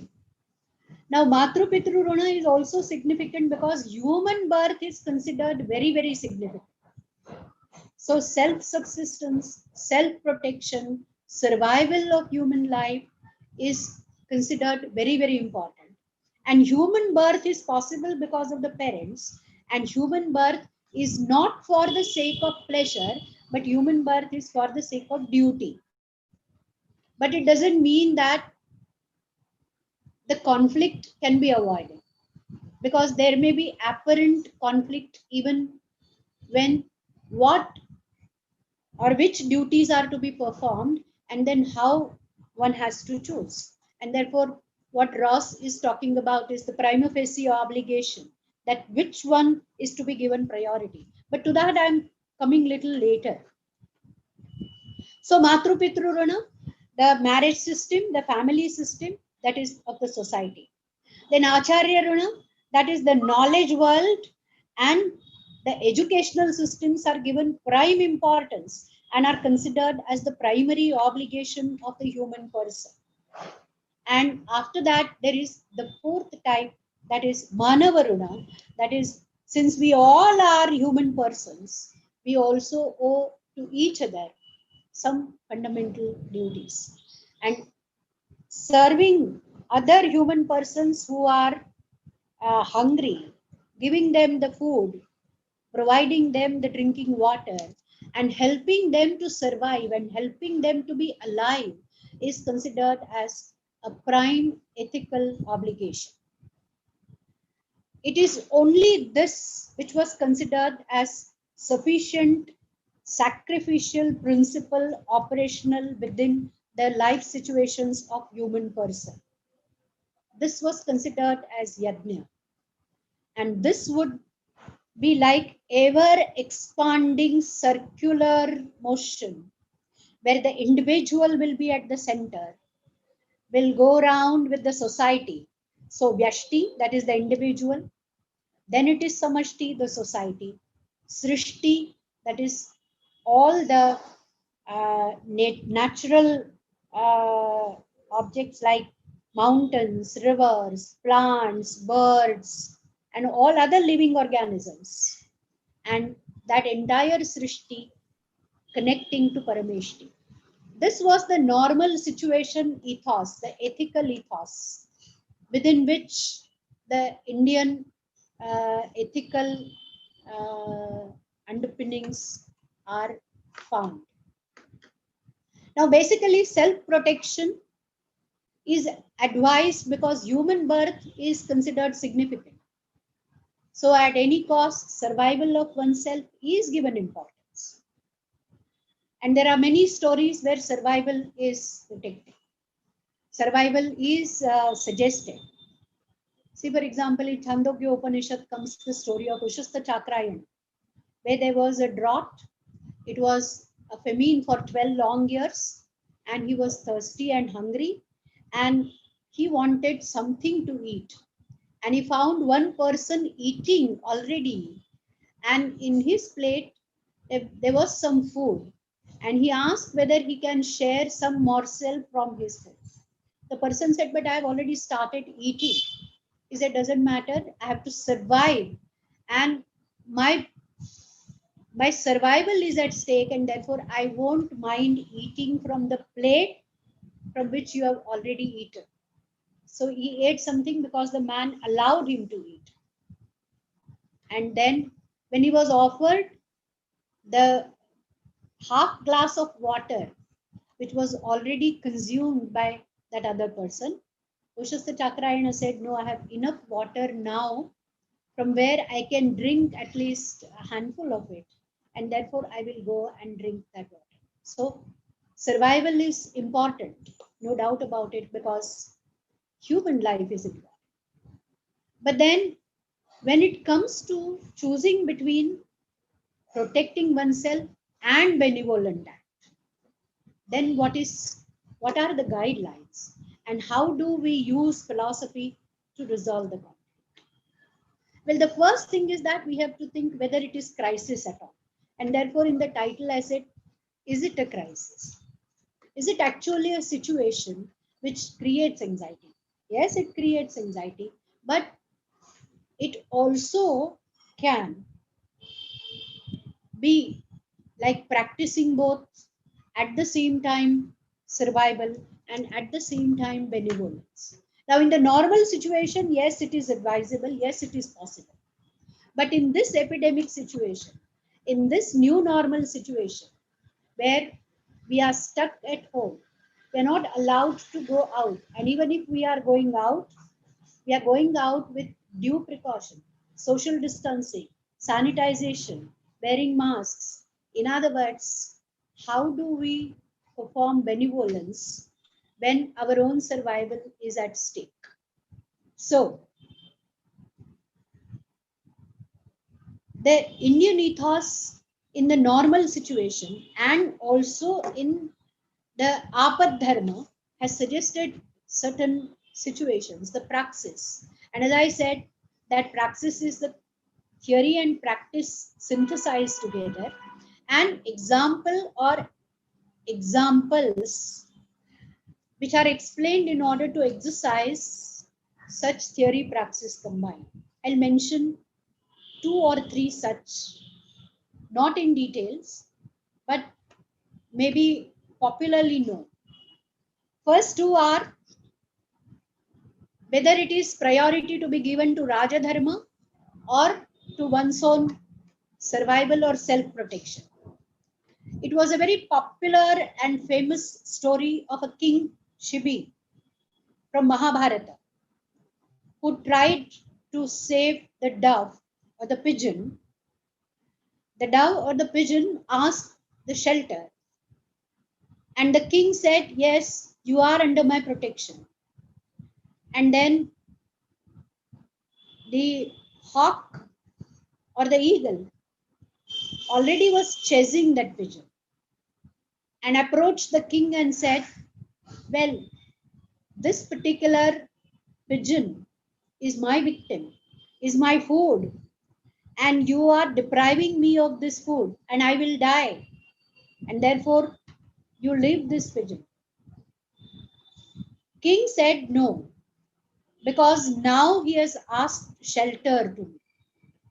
And then he offered his own flesh to the extent that he actually bathed in blood. And then people were worried about his own survival. This story also comes in Buddhist literature as Shibi Jataka, the king who practiced Raja Dharma to the extent that he even did not care for his body. Another extra normal situation or another situation where Apad Dharma would have been allowed, again in the situation of famine. The story comes in Bhagavad, King Ranti Deva. And there was again, first it was heavy rains and there was no crop. And after that, it was even scarcity of water again for many years. And as a king, he opened his treasury. He also opened all his reservoirs, which had the food and water and everything. And he started distributing it amongst his people. But it so happened that ultimately everything came to an end and the king was left only with few rotis or few morsels. Now he was distributing it amongst his family members and he was to eat. And one by one, 4 people came and asked for something to eat, and king gave everything what was with him. Now the story further says that he was offered a boon by the divine powers, and he was told that he would be given all sorts of pleasures because he sacrificed everything. The king said, "I don't want pleasures. What will I do with the pleasures? I will only work for the benefit of or the removal of the pain and sufferings of the people who are really full of sorrow." And it's a famous verse which says, "Natvaham kamaye rajyam, na bhogyam na punarbhavam." I will only work for praninam arthanashanam. Arthanashana, that is removal of sorrows and sufferings. Now, this was the choice, but the choice was, that is, he was willing to sacrifice his own survival. But he could attain both his own survival as well as taking care of, that is the benevolent act. Now you may say, these are the historical stories. You tell us about the present. Well, the present also, whenever the crisis were, and the crises are there, I'll mention another example. It was a crashed plane landing at Kozhikode, Kerala. A very recent accident, air accident, where pilot Sathe and a co-pilot Akhilesh Kumar, they emptied the reservoirs of diesel and petrol, that is the fuel. That is because that was the only choice left, not to put that aeroplane to fire, and they could save at least a few lives of the travelers. And they decided to have a crash landing. Now, they knew for certain that such a crash landing would be the end of their own survival. And it so happened, pilot Sathe was throughout a topper in a career. And he served Indian Air Force, where he was given that honorary, that sword of honor. Was such an expert, but the situation was such that he had to choose between the survival of them or survival of the passengers, and they decided that it would be survival of the passengers, and majority passengers survived because of the decision. Similarly, the doctors, the paramedics, the path lab assistants and path lab experts, the sweepers, the police, the bank employees, the postal services, all these people working relentlessly, and especially those in the medical field. Many doctors died because day in and day out, they had to take care of the patients suffering from COVID-19, that is the corona patients. And not only the experts, but you may be medico in any specialization or even as a general practitioner. It became mandatory to take care of such patients, those who are having fever, cough, cold, and then it was in the epidemic.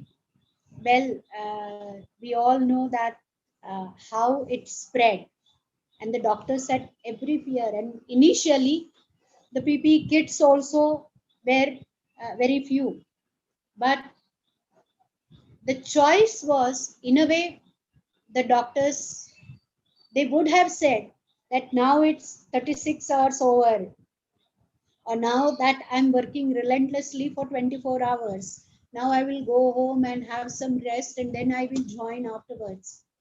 Many a doctors work day in and day out for even 4 days, for even 5 days.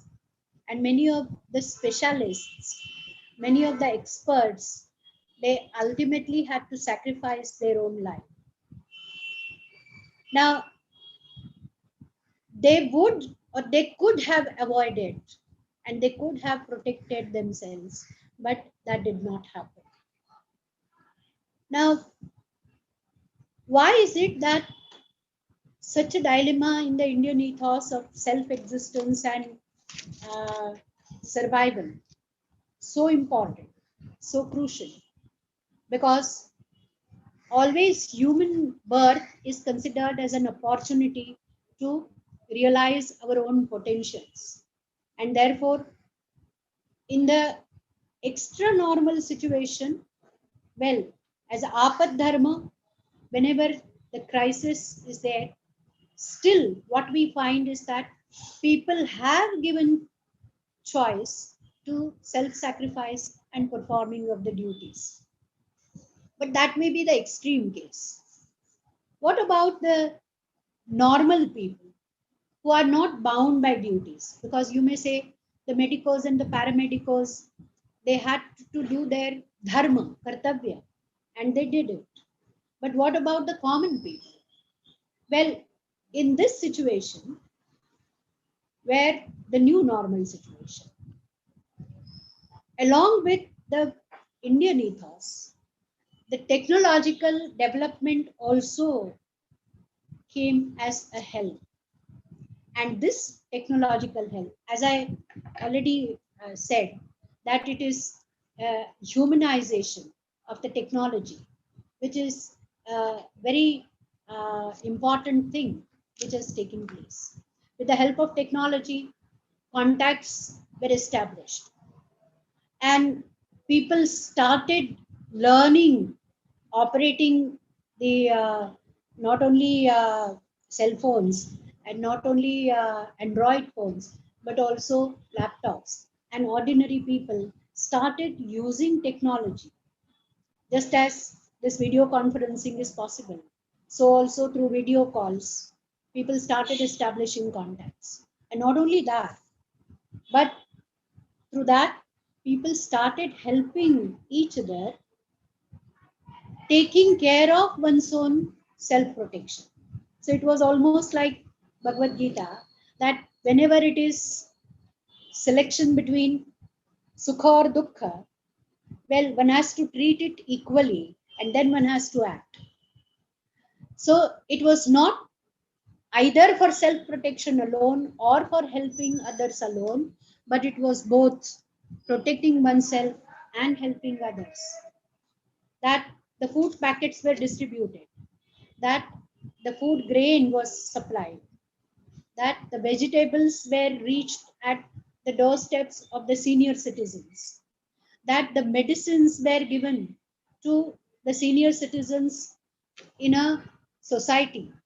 If it is a very big society, then the youth took this responsibility, that maintaining the social distancing, maintaining all the sanitization and all other disciplines, and the senior citizens were taken care of. They were admitted to the hospitals. Not only that, but in the initial stages, the benevolent act of even taking care of the dead bodies, where the dead bodies are to be burnt. Initially, nobody would take the responsibility. Even the Safai Kamgars and even the paramedicos were hesitant to take care of it. Quite a few NGOs and quite a few youths, they could purchase the PPE kits when the PPE kits were expensive still. And they started doing this, either burning the dead bodies or burying the dead bodies. This also was done as the aspect of duty. And then, whenever people of a particular family suffered from this epidemic, they were not excommunicated. Initially, the fear factor was there, it was tremendous. Even now, also, the fear factor is there. But now people have started gradually understanding that what precautions and care are to be taken, so that it can be both protecting one's body and also helping others. So there are many such events and incidents. Even the school teachers are taking so many efforts. The college teachers are taking efforts, that many a school teachers, they have to go to their schools in order to prepare the lessons, in order to give instructions. And they are not just like we are conducting this seminar, where we are able to use technology directly. The teachers used to record a video record, and they are still doing it. The video recording the lessons, and then they are sending it to the parents, because if there is only one Android phone in the family, and if that is required for the parents, then the children are told that whenever the free time is there, whenever parents are not using Android phone, well, you can have your lessons which are already uploaded. So all such cares are taken, even using all the precautionary measures. I know certain examples where teachers also, even though all such precautions were taken, they suffered from COVID-19, they suffered from Corona. But then help again was extended by the school authorities. Help again is extended by the medical, paramedical field people working in the locality, and people could recover. So what is very important is that in this Apad Dharma and self-protection for the sake of protection of Aihika and Paramarthika Dharma, so the care is to be taken.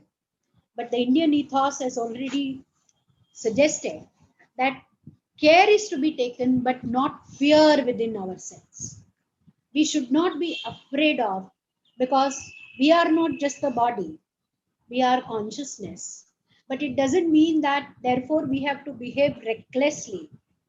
Now what we are doing is we are behaving recklessly without maintaining the social distancing, without maintaining all the norms for sanitization, which are for our benefit. We go anywhere and we mix as if the lockdown has come to an end. Now that again has given second wave or third wave of epidemic. So one has to be very sensitive. One has to be really very alert. And Indian ethos, the concept of dharma, the notion of dharma always says that it is the praxis with sensitivity, with choice, and it may not be always pleasant, it may not be always a happy situation, but a situation where choice is necessary for turning the crisis or turning the apad dharma into dharma, turning the critical situation into a normal situation or a new normal situation to a normal situation. Well, this is what I feel, that philosophy, and then that is the presentist crisis, the new normal situation is the crisis, and philosophy and praxis can give us to some extent better alternative, a better choice, or as I said, that it is philosophy along with technology where the new normal situation gradually can be made normal, and hopefully the the crisis will come, or the crisis actually can take a turn. So thank you very much for giving me the opportunity and presentation to the learned audience. And as I said, that it was the presentation against the Indian ethos and Indian ethics and meta-ethics. Thank you very much. Thank you, ma'am. Thank you for your excellent presentation. With your due permission, we have some query from you. Some of our participant in YouTube live want to know something from you. Can I say? Can I told, ma'am? Yeah, sure, but will you speak little louder? Because Okay, ma'am. Please. Okay. Yeah. Let me understand the question. Okay, ma'am. Okay. Some of our participant, Anish Chakraborty, asked, is the value of karma work or action? Is value of karma work or action? This is in bracket. Value of karma, whether it is work or action, is that the question? Yes, ma'am. No, ma'am. As seen from the perspective of the universal concept of Rita, intrinsic or extrinsic, or perspective to the self or agent. Just a minute. Let me understand each and every word. Is the value of karma, that is work or action, intrinsic or extrinsic? Yes. As seen from the perspective of the universal Rita concept of Rita, intrinsic or extrinsic, or perspective to the self or agent? No, I didn't understand. Perspective of self or agent. Yes, ma'am. But what does it mean? Perspective. I can understand perspective of Ruta. But Intrinsic perspective. or Okay, extrinsic? okay. Okay. Intrinsic or extrinsic from the perspective of agent. Yes, self or agent. Okay. Ma'am, we have another 2 questions. Can I ask at a time, ma'am? Then you answer. You may. You may. Okay, ma'am. Okay, Please. ma'am. Yeah. Is another Pankaj Jain, he asked, is it necessary that for survival ethics, Sorry. Is it necessary? that for survival ethics Survival ethics. should Yes. be Uh, gone or compromised? should be. Gone or compromised? No. What is the other word? Compromise and Should be gone. Gone. Gun. begun. Begun. No. Should be. Gun. Gone, ma'am. Gone. Gun. Should be gone. Yes, ma'am. Or. Compromised. Okay. Gone or compromised. Yes, ma'am. Okay. Another just one, ma'am. Okay.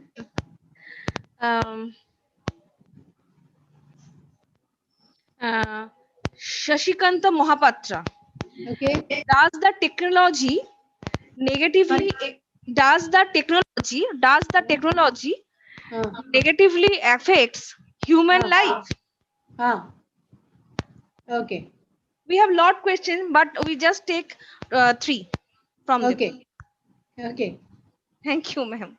Thank you very much. I'll begin with the last question. Does technology affect human life? Yes, considerably. Because the questionnaire wants to know whether it has relatively affected the human life. Yes, it has. And when it affects, it means that both good and bad ways. We already know, as common people, we already know the good and the bad effects of technology.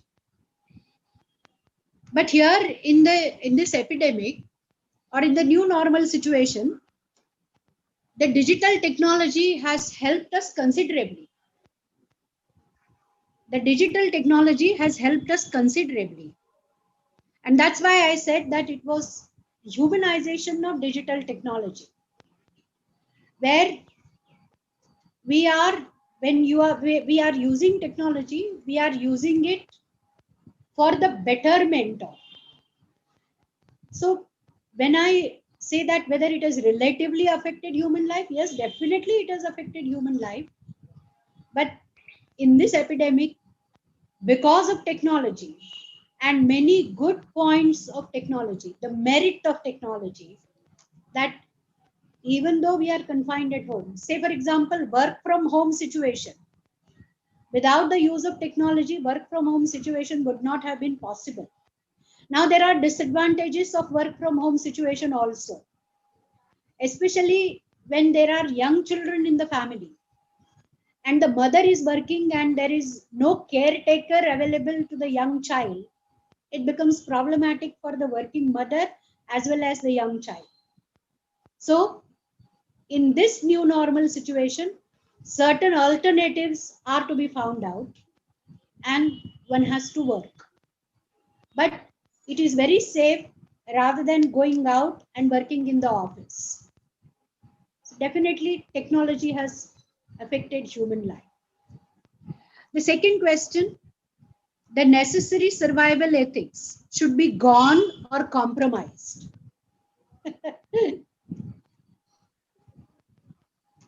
You know, again, a choice is to be done. It's not like throwing the bath water along with the baby born. It is not like that the survival ethics should be gone or should be left completely or should be thrown away completely. Because that is why again and again I made the point clear that in the Indian ethos, human life is very, very valuable. human life is very important. Survival of human life is always advisable. Now, there is no clear instruction given that therefore, whenever the crisis is there, still one should continue to survive. What is said constantly is that human survival is necessary for realizing the potentials with which a human person is born. And the potentials are that every human person, irrespective of any differences throughout the universe, whosoever is born as human person is potentially divine. Divine in the sense that is having the capacity to excel, and this excellence is possible in human life, and therefore human life is important, survival is important.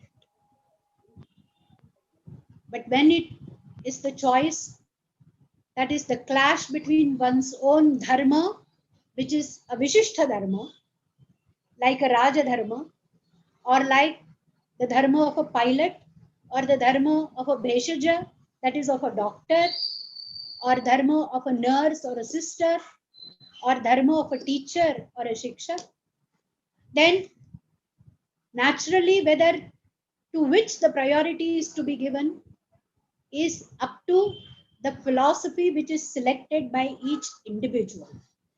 There is no hard and fast universal guideline suggested, but the onus is on each individual, and it is said that, well, if both can be achieved, well and good.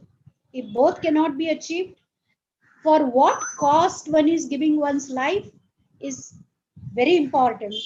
And then one has to decide whether one has to survive, and survival means whether it is the body, one has to survive for the sake of body, whether one has to survive for the sake of ethos, for the sake of dharma. But it doesn't mean that if one selects the survival in the extra normal situation, that one is committing something which is unethical act. No, it is not unethical, but it would have been otherwise, that in this situation one's own Vishishtha dharma whether is given priority rather than one's own natural dharma, that is Samanya dharma. For every human person, survival would be Samanya, but Vishesha dharma, if one performs, then that is meritorious. So it is not the case that it should go away completely, or it should be compromised completely. Compromise, if it is possible, well, compromise may be done, but the onus is on each individual and rationality of each individual. And that is what I say philosophy plays a role in it. Philosophy gives a guideline. Yesterday also somebody said that, well, these are all the theories, and the theories are put forward. Now, it is like a dish served. We have to decide that what we are going to eat. But the postmodern thinkers do believe that the selection of a theory should result into particular practice, a practice, the praxis, the theory resulting into such a practice due to which selection would be easy and the crisis can be turned. And therefore, the answer is that it is everyone who has to decide. No two extremes.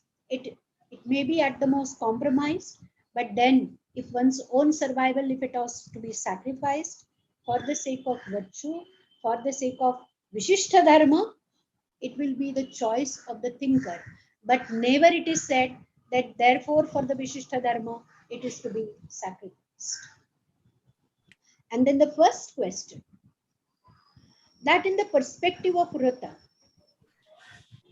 value of karma or work or action, whether it is intrinsic or extrinsic. A very significant question.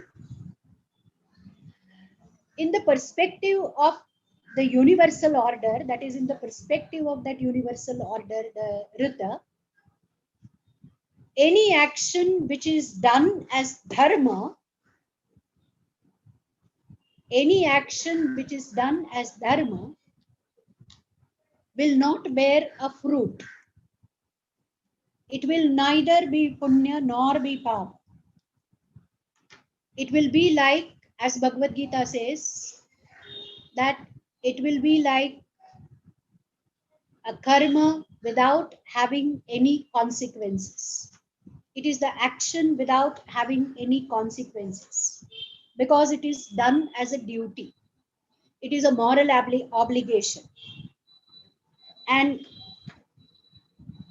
I remember in Western ethical tradition also, the thinkers,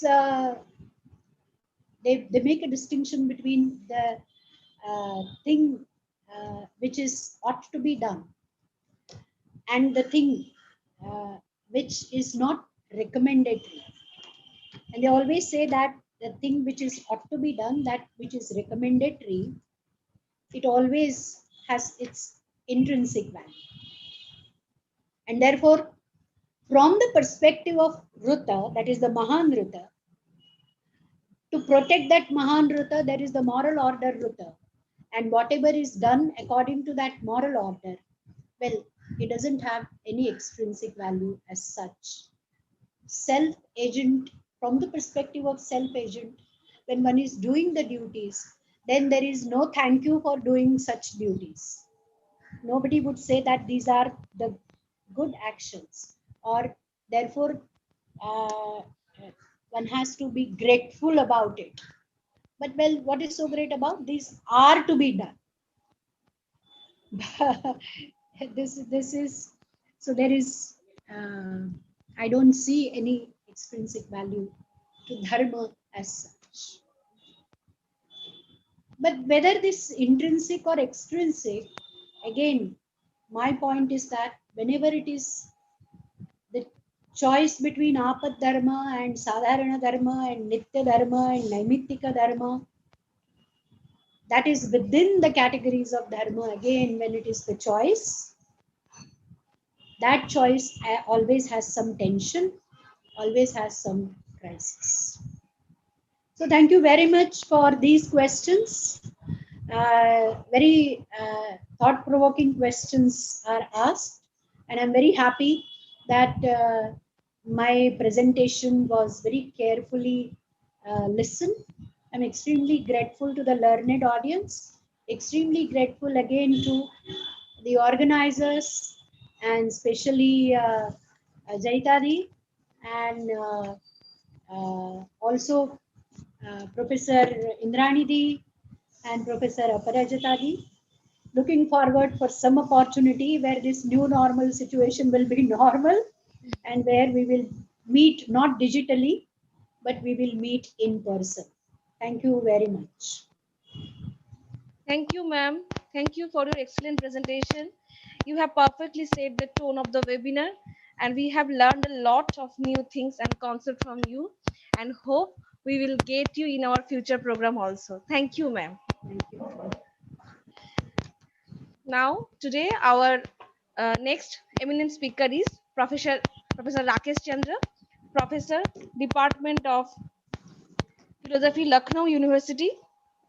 He has been the head, Department of Philosophy, University of Lucknow, Director, Institute for Women Studies, Dean, Student Welfare, Director, Cultural Activities, and member, Indian Council of Philosophical Research.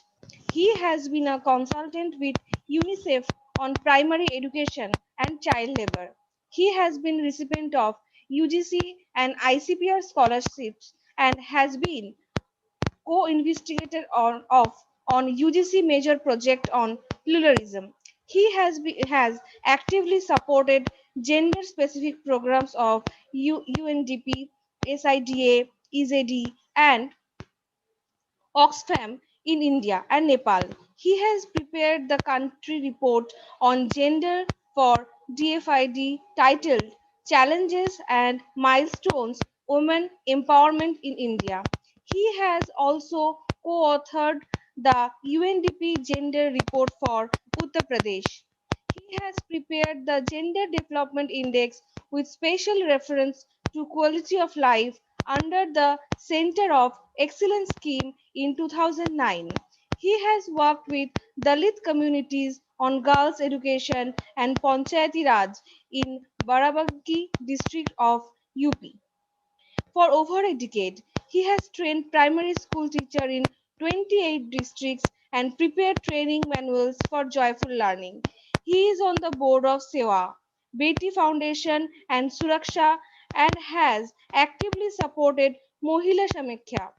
He has nominated as one of the 5 representatives of UNICEF for the He or She campaign. His areas of philosophical interest are philosophical logic, epistemology, analytic philosophy, feminism, and human rights. He has published several articles, book reviews, and a book. He has conducted a large number of refresher courses, workshops, and seminars at ICPR Lucknow Center and the UGC Academic Staff College. He has delivered UGC special lecture at several universities. Now I request Professor Rakesh Chandra to deliver his lecture. Over to you, sir.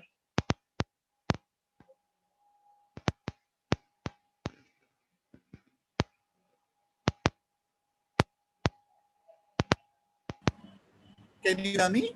Yeah. Yes, sir.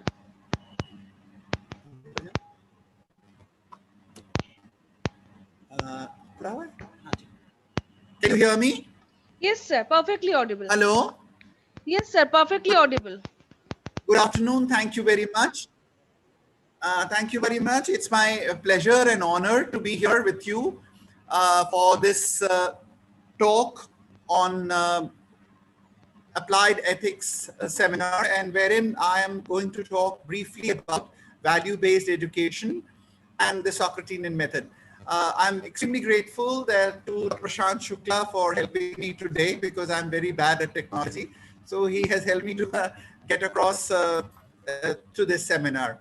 I must also share with you initially that I had great trepidation in being part of a workshop which had such notable people like Dr. Shubhada Joshi and others.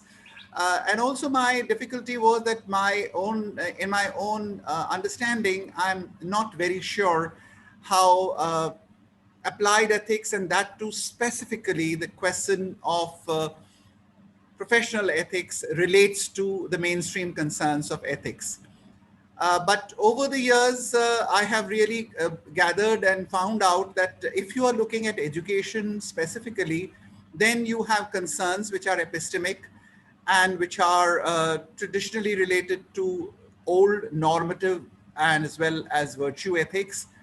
And there is, from Aristotle onwards, certain concerns regarding praxis as well as techne, which are related to the questions of how you are going to apply those things. So can teaching be treated as a profession? Can education be treated as an application of philosophy? And can we separate the whole question of education from the larger questions of polity as well as culture? Are the kind of questions that I'm going to briefly touch upon. What I am going to do is that there are 3 sections. The first section is mainly about defining values and value-based education. The second section, I'll very briefly touch upon the question of skepticism and its implications for education. And then I'll try and take up some small, quick kind of a response to what I gather is a very interesting kind of work which is being done by Martha Nussbaum for many years, especially when she was talking about humanity, and then when she talks about not-for-profit education. So let me take this opportunity to, as I start, I take up this discussion on generally the discussion on norms about how an individual or a group ought to behave leads us to what we consider to be a good person or society. And then there is a question as what values are to be upheld, how to lead a good life. And this discussion involves issues regarding metaphysical nature of the human being, the function of the individual, as they call physis, on the one hand, on the whole range, as I said, as is related to the domain of praxis and practical reason, and also what they call the issue of practical life, biopracticus.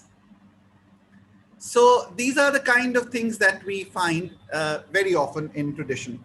So philosophically, the discussion would involve a whole range of knowledge from episteme, the true knowledge of techne or skill, and many in discussion of professional matters think that we can do that only in terms of efficiency, in terms of practical ethics, without going into the domain of general morality. But this, however, cannot be done for long. If we are talking about practical matters, if we are talking about techne, it cannot be entirely separated from our discussion of episteme and the traditional questions of morality and philosophy. So I have for the past many years tried to negotiate the question relating to value of education, value in education, and value-based education. Often enough, in the circles of popular psychologists and young liberals, one is accused, aren't you being too judgmental? And you then have to produce a very sheepish, prolonged apology. Any talk of morality, again, is presented as a joy-denying, dulling, gray, burdensome, heritage smacking of oppressive dogmatism and absolutism. Many people who tend to argue that particularly in pluralistic democratic cultures like ours, moral instruction is an infringement on the rights of the child and her or her ethnic identity. Because the moment you start teaching people that this is what ought to be done, this is what ought not to be done, it seems to be that you are actually being oppressive. So, however, I will begin with a set of questions I ask myself, and I also ask you to think about value and education. And let us, at the outset, ask a set of 14 questions. 1, is value-free education possible? 2, if it is possible, is it desirable? 3, where is the source of values? 4, wherein lies the source of values in education? 5, how is educational community embedded in the larger political community? 6, should or should not the political ideals inform the theory and practice of education? This, I think, is also a very important kind of a question that people keep on asking, that, are you trying to overly politicize education?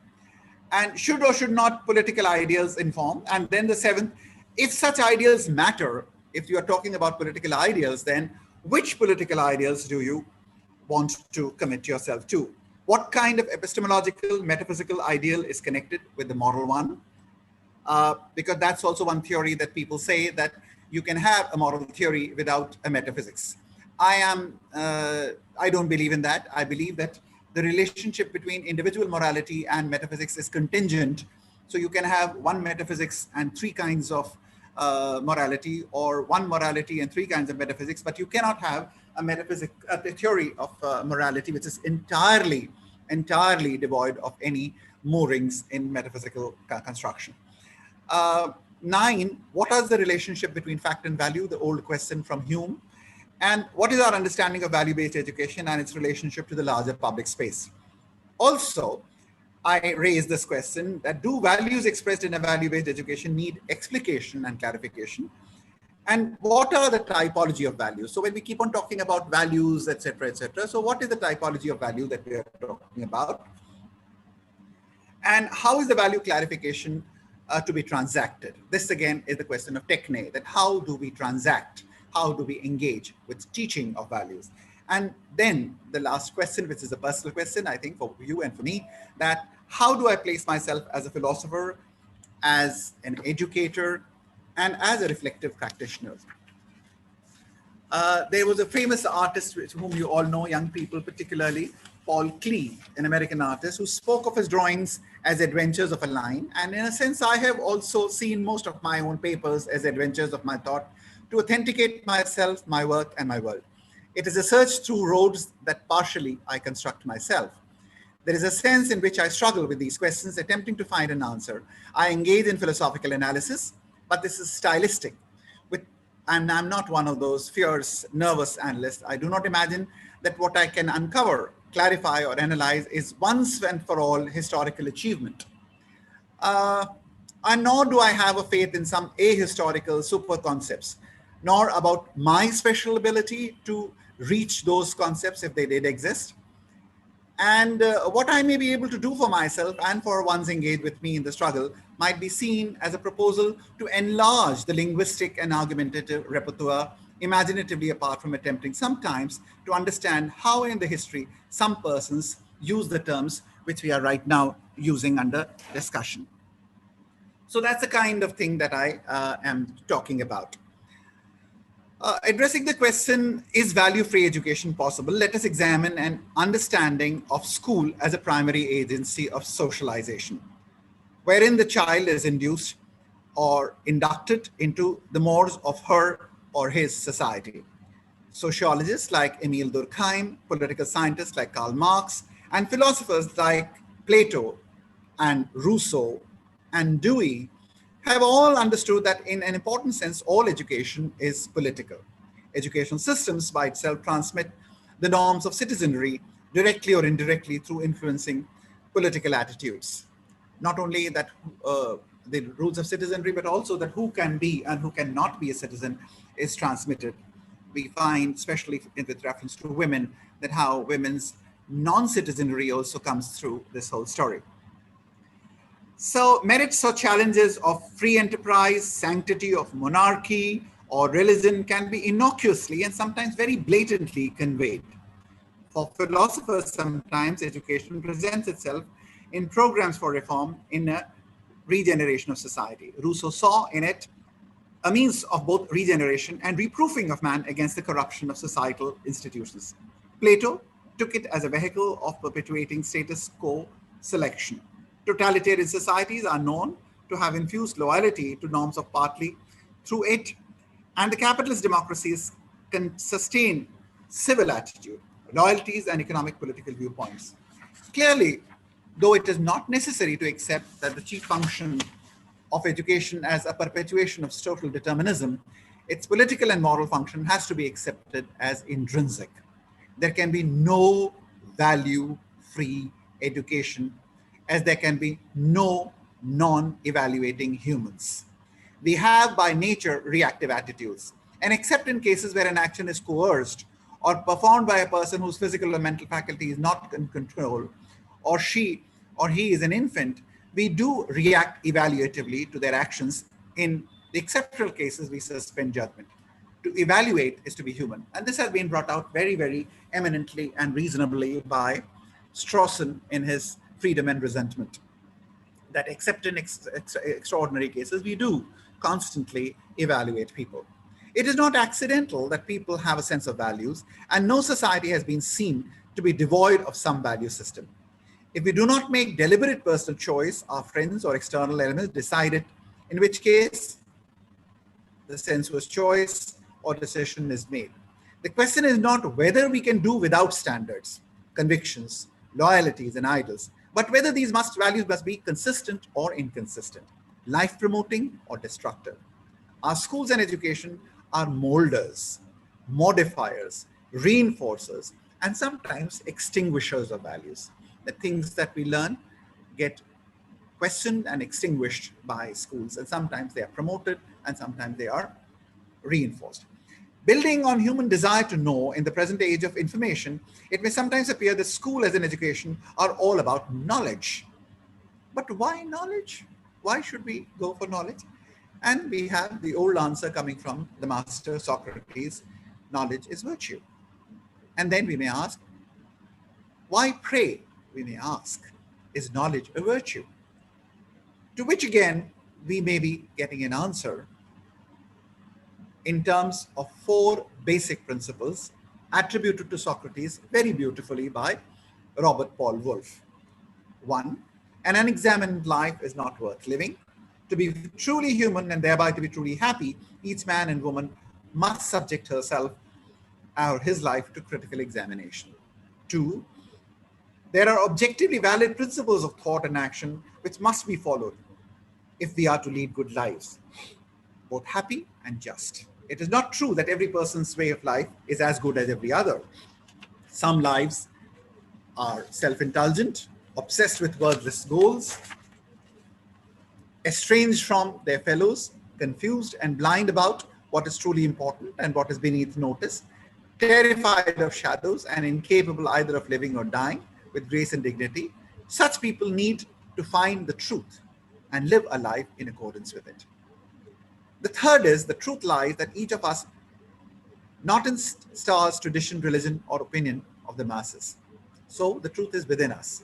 Each of us has within us the right principles of acting and thinking, which shall be revealed by relentless self-examination. And fourth, though no one can teach anyone else about the fundamental principles of right action and clear thinking, some people, call them teachers, philosophers, or gadflies, can ask questions and prod women and men to begin the task of self-examination.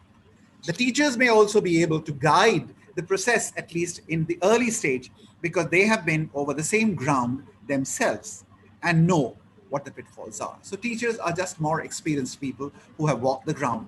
So their authority does not come from any special privilege or special way of knowing, but from the experience.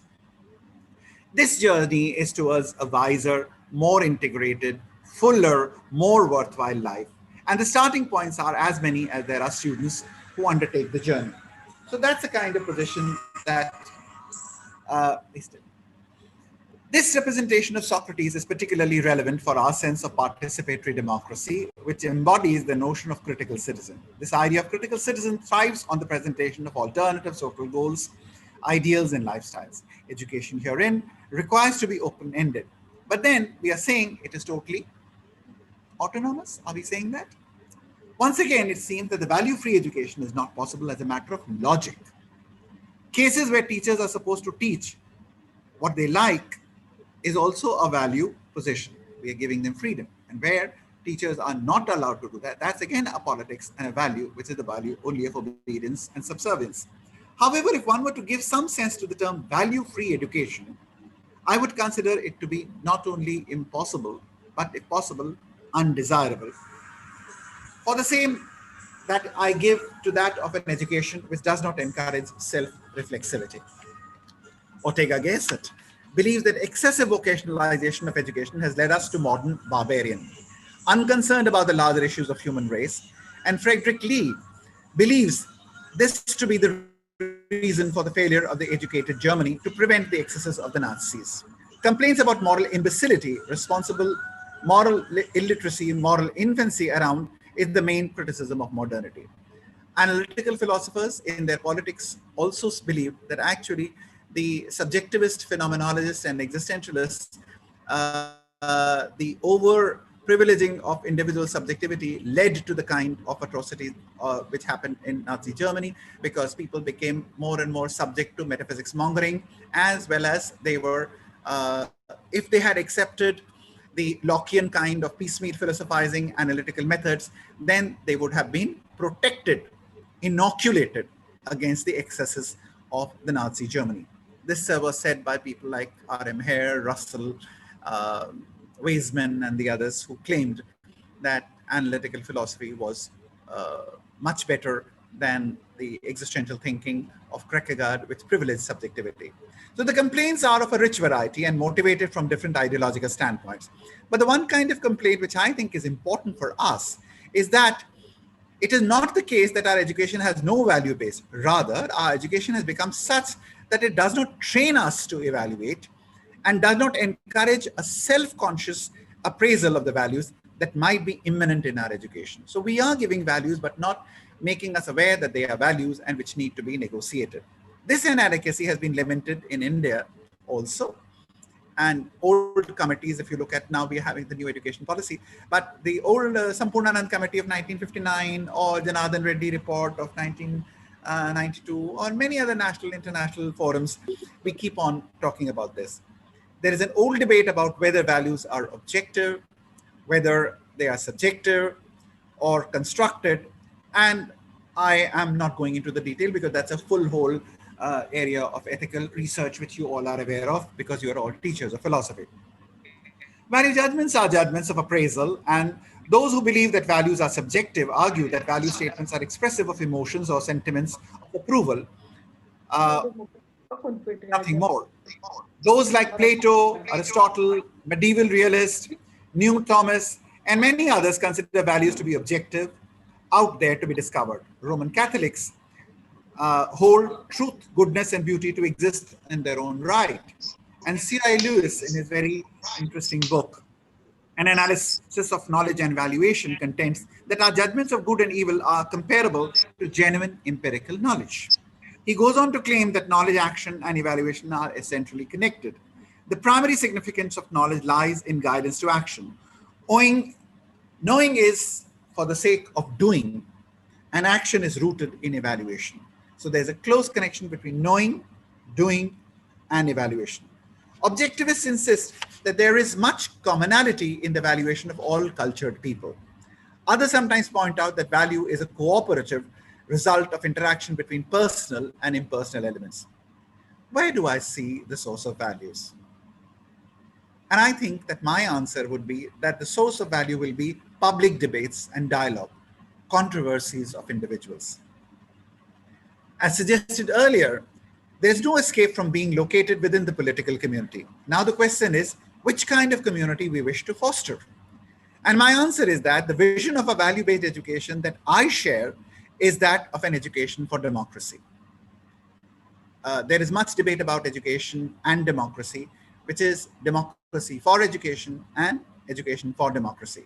And we have to see both ends of it. This vision embodies the belief in the moral potential of the individual to influence political affairs and public policy. Free autonomous persons make decisions which affect them. The state has a role to play, partly through education, in helping people to realize their full moral potential in a political space. For autonomy to be real, greater participatory opportunity in political institutions is necessary. Democracy itself is ultimately justified sometimes as a means to produce certain states or attitudes of the mind. Why do we need democracy? So that it creates those states of consciousness and attitudes of the mind in a citizen. Independence of mind, respect and tolerance for others, interest in public affairs, willingness to discuss, and a sense of responsibility for the whole community are the attitudes which are essential for democracy. And the education for democracy should be an education which actually fosters these. What is valued in such a democratic society is reflectiveness and logical thinking. But this is not only to gain a complete grasp over abstract principles, but to be able to interpret the world from many, many vantage points of view. So pluralistic elements are being encouraged as a part of the very inherent spirit of democracy.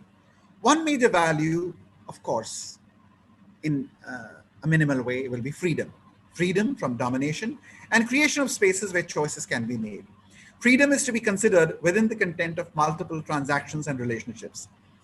The great scholar Hannah Arendt, a Greek nostalgiast who has written brilliant books on revolution as well as on human condition, identifies it with the space that provides room for human action and reaction.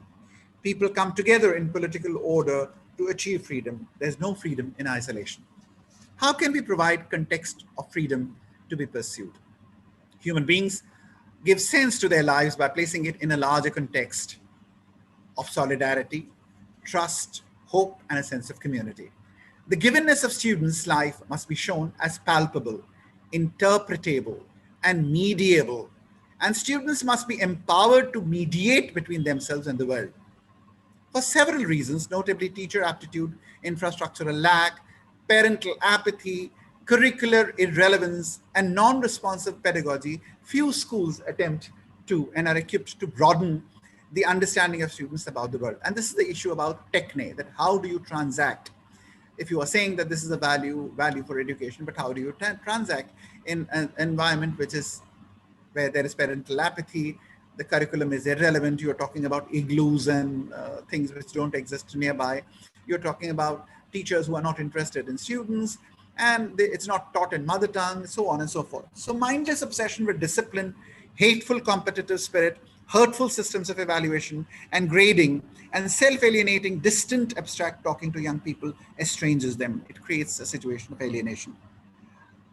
Some years back, say about a decade back, we found, or maybe a little more, Moscow News was mentioning that perestroika and the crisis that restructuring had brought in Soviet society also hit the country schools, because the opening up after the glasnost and perestroika, they suddenly said that, what do we do? The children were used and the teachers were used to getting instructions and following it.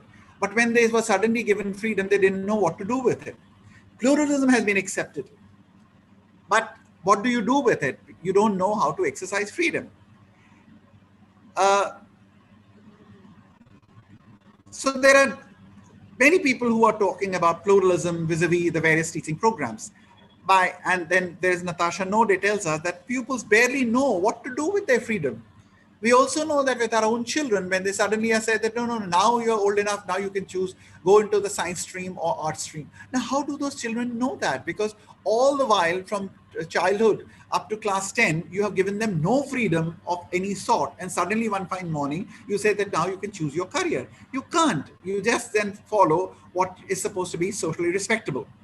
So no wonder, after growing up in a system which is stress routine learning against creative critical reflection, many pupils are rendered almost incapable of setting up of personal goals and initiative. One may be reminded that the student apathy is also a function of the mess in food supply system, and the ideas of civilized knowledge count for little in a time where people are concerned only with the idea that where the next loaf of bread is coming. And that has been taken care of in many country programs like the midday meal, etc., etc. Dewey had visited Soviet Union in 28, and he was very enthusiastic because here was a country which was claiming to be based upon the ideals of freedom and equality. But in 1937, he expressed his bitter disillusionment after Trotsky's trial as exposure to the terror and the horrors of the Moscow purges.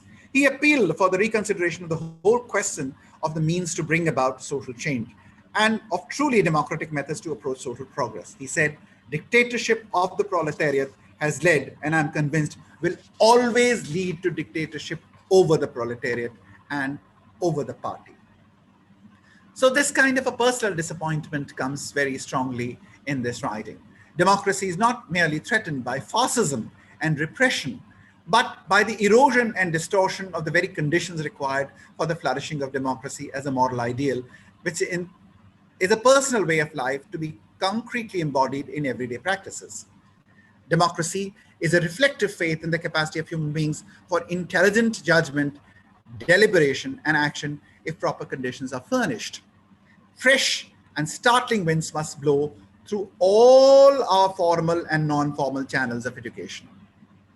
If we are interested in education, in democracy, freedom, and education for freedom, we need to grant audibility to numerous voices, seldom heard before, and engage with people, provoking them to make their own multilinguality needed to be structuring of contemporary experience and thematizing their life worlds. This reform and restructuring shall always be open-ended and never complete. As part of curriculum, aesthetic opportunities provided by reading of novels, music, painting, architecture add multiplicity to the discourse, and people are enabled to see and hear more in their own worlds, opening new spheres and spaces of freedom. So how do other people draw? What is their music? What do they eat? What do they... When we read multiple stories, we get an understanding of how different people see their own lives and what do they bring to the world in terms of their understanding and creativity. This, I think, is now being, for the past 10 years, once again being said in liberal education about American schools. One of the most important point of view to remember is that an education based on value of freedom shall always be deeply concerned with inquiry and will try to develop a critique that uncovers and that masquerades as neutrality. Many people say that, no, but we have no value in our education, it's just neutral. That's not true. Such an education will flourish through a dialogue based on trust, sharing of meaning, opening of perspectives, and disclosures of possibilities. Teachers are here not just instruments in the mechanistic input-output system, turning out products gearing to meet standards of quality control. And this, I think, is very important, that teachers are not just conduits who are carrying on traditional wisdom to the new generation. They are not what Freire calls the banking conception of education. And Freire so wonderfully expressed that teachers here are cultural workers. So going back to the question, so here we are talking about teaching as a profession, that profession being largely part of the whole culture, and that culture being then subjected to critical rational scrutiny, thereby becoming a true part of traditional moral philosophizing. So Freire is well known to have emphasized the development of student ability to be aware of their presence in the world through a dialogic method. He invited learners to look upon themselves as persons, as creators of culture, and draws them out in their apathy and conformism akin to dismissal from life. We are not just followers, we are creators. When people realize themselves to be the makers of culture, they open up the possibility of their own reading and writing, where the world and the word are non-exclusionary. They are non-exclusive and they are read together. I read the world, I read the world.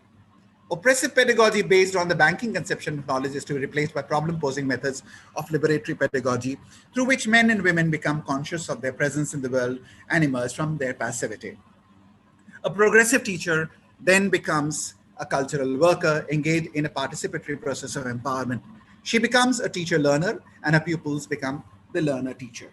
This is a indirect contrast to the most of our paternalistic colonizing value-based education, that there's a teacher and then up asan par नीचे कोई बैठ गया, उन्होंने शिक्षा दी, उन्होंने वो दाता है और जो ले रहा है वो पाता है. Now, problem-posing education is revolutionary, prophetic. It moves from human incompletion towards a wholeness. It does not dichotomize cognition and emotion, as it moves from feeling, emotion, wishes, fear, doubt, and passion to knowledge and knowledge creation. Those of us who have cared to acquaint ourselves with the history of education theory would be quick to see that Freire's reflections have conserved some of the best elements which are there in Plato's dialogism, as well as in Dewey's ideas of open-ended growth. He, on the one hand, does not subscribe to elitism, which denies validity to practice, nor on the other hand, he goes overboard on anti-intellectualism, which denies validity to theory. He is of the belief that both mutually enlighten each other. So there is an important role of pure theory and practice. We have seen in the past few years, even in all liberatory contexts, including the Dalit movement and the women's movement, people are seeing that there is an important role of theory and which informs practice. And there is a very, very important educative role of practice, which goes back into bringing in certain kind of a refinement in theory. So whether it is feminist theory or whether it is Dalit theory or Black theory or theory about people of color or neo-colonized, the post-colonial, etc., it's always coming back and forth between theory and practice. I have often found my fellow teachers and educators being very exasperated by the abstraction in discussions of value education, values in education, value-based education, and even transactional values. They get excited about real issues. Why? What kind of values are you talking about? Truth, honesty, integrity, faith, trust, etc., etc. Why not go into the more concrete context? And they say, let's go into typologies, anecdotes, and very often with trivializing. However, religious bigotry, cultural arrogance, caste-based, class-based, gender-based discrimination are often not addressed because they are touchy issues. So nobody wants to talk about the questions of race, class, gender in education because they're very touchy. Let's just talk about everybody together, everybody. But the fact is that our curriculum as well as teaching practices reflect and reinforce many of these things. So caste bias, gender bias, and so value-based education does not only mean good manners, it means good conduct. It means good internal conscience. It means non-discrimination from the very spirit. So there are questions which are very, very touchy, which we hardly address. Although, fortunately, in the past many years, there have been, all over the world, there has been great emphasis now on special issues like issues of color, issues of caste also in certain cases, and gender. But class again remains one thing which people don't talk about, because the big American intellectuals, and here also the big intellectuals, think that no, let's pretend that it doesn't exist. The other issue is, of course, patriotism as a desirable goal, as taken to be, is it an unproblematic issue? And we know, I'm talking to people in Bengal, you know that how Rabindranath Tagore very, very strongly examined and interrogated the idea of nationalism, and he talked about the religion of man and cosmopolitanism. So dominant minorities block all spaces for growth of the dominated majorities. And growth in mutual respect, growth in good taste, growth in balanced, integrated ways requires that we all relentlessly examine our lives. We have to realize that the ideals of peaceful, harmonious living require a disposition to struggle not only with others, but with oneself. And this is something which we found 200 years back in such remarkable people like Sri Aurobindo, Ram Mohan Roy, Ishwachand Vidyasagar, and the others, while they were trying to fight the British and trying to reject colonial power and their description of India, they were also trying to reform their own societies. Ram Mohan was trying to popularize Vedas by getting them translated into Bangla. He was translating them into English. He was talking about Unitarian Christianity as better than Trinitarian Christianity. And he was also talking about anti-idolatry and changing the Sanatan values into the Brahmo Dharma and the Brahmo Samaj. So all of those things were happening in India with these absolutely outstanding people and many, many outstanding other people about whom we do not know enough. So education for peace will itself not be without struggle, where we contest many modes of our present lives. This requires a patient, caring appreciation of abstract thinking, where the abstraction is from the lived context. An important conflict which we sometimes face in between our commitment to love and peace and our perception of injustice in the realm of gender, class, and caste.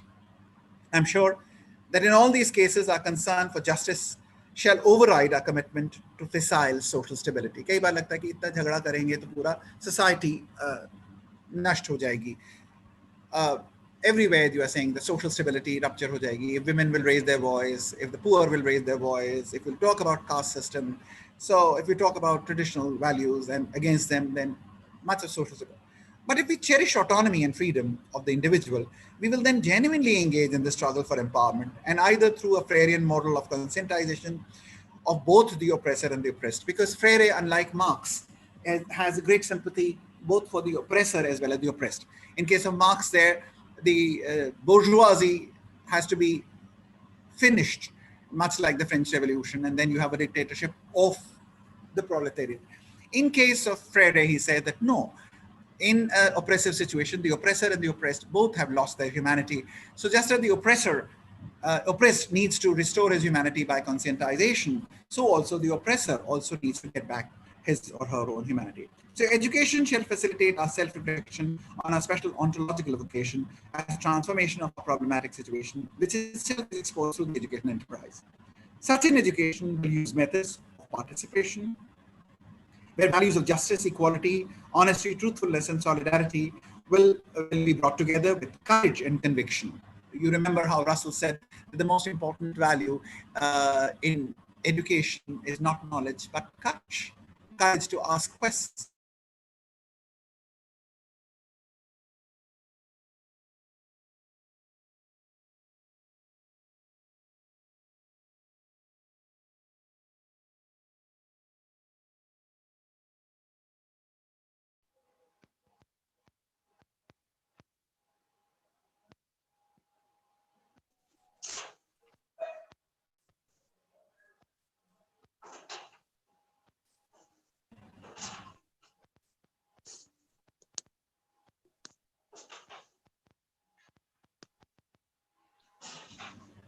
Can you hear me? Yes, sir. Perfectly audible. Yeah. An important conflict which has sometimes been faced is between our commitment to love and peace. Such an education, which we are now talking about, will use methods of participation, where knowledge is discovered by people themselves, as they strengthen values of justice, equality, honesty, truthfulness, and solidarity, together with courage and conviction. The processes of challenging, questioning authority with care and appreciation. Through ages, schools have played an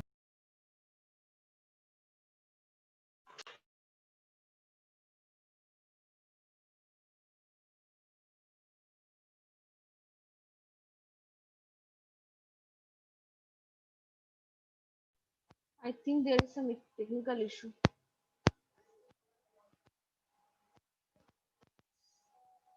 Shubhankar, can you hear me? Yeah, I can hear you. I can hear you. But I think Sir have sir some having issues. some network issues. I think. I think so. I think so. Please try to connect with him. Please call him. Call him. Hmm.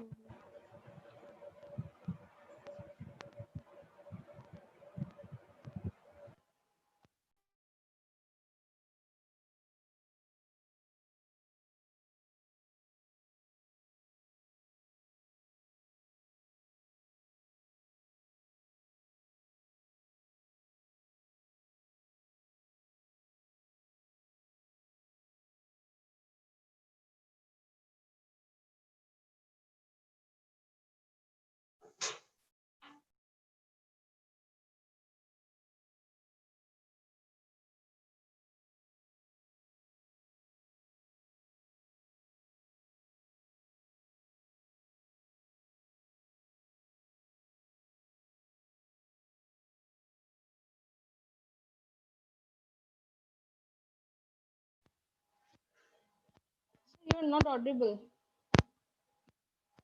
Okay.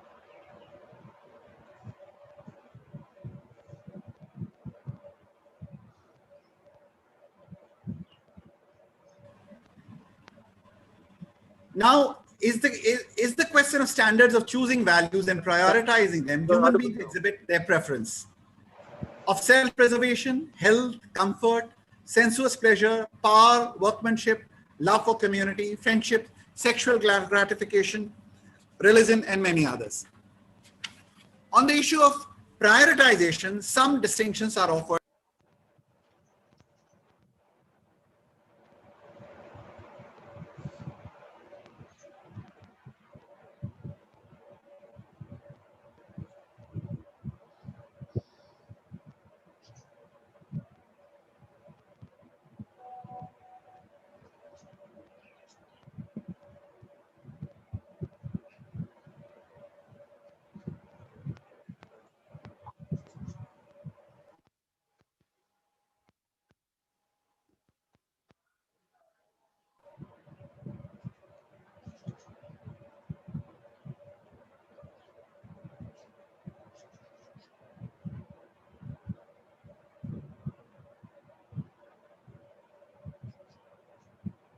I think there is some issue with network of the resource person. Please stay with us.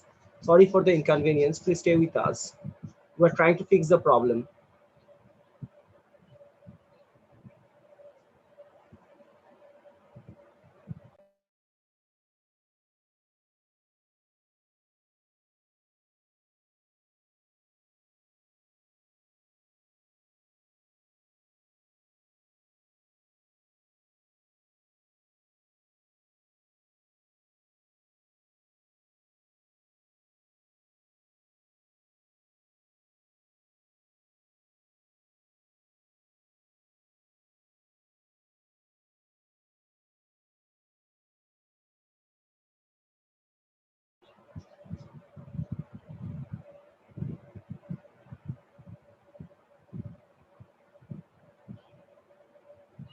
Hopefully the resource person will join soon. I think there is some network issues. Please stay with us. We'll be back soon.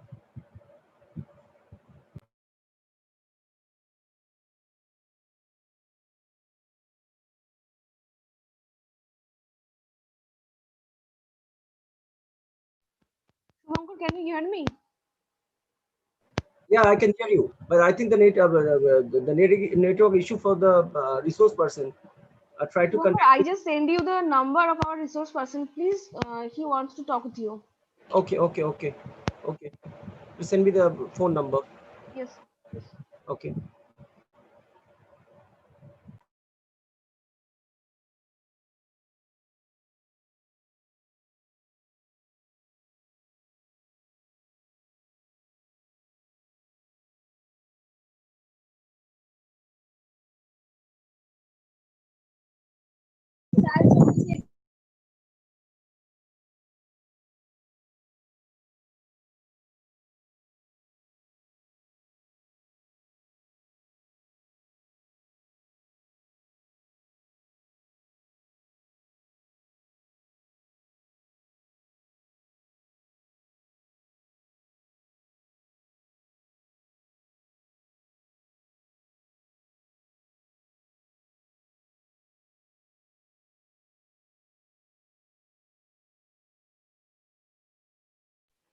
All participants are requested to stay with us. They have some technical problem. We resume it very soon.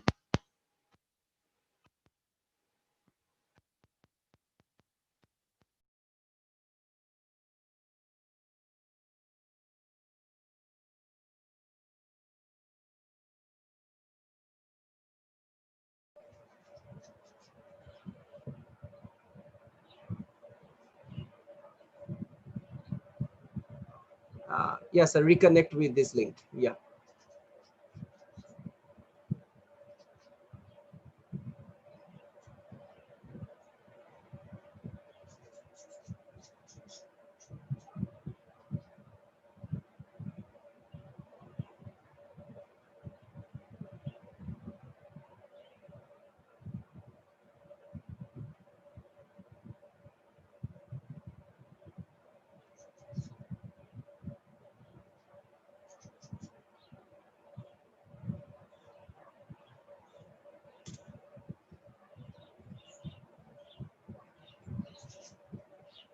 Shubhankar, are you connect with sir?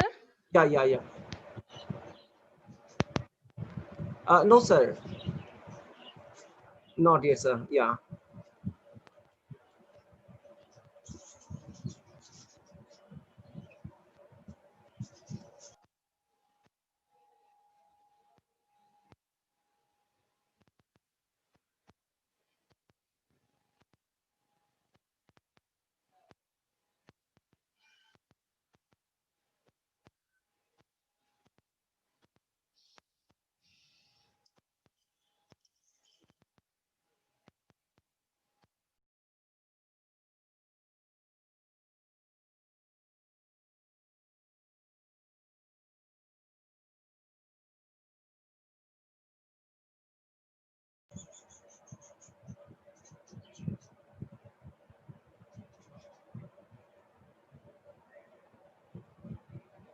Yeah, sir. Sir, yeah.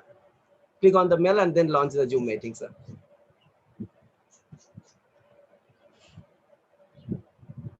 So it would be better if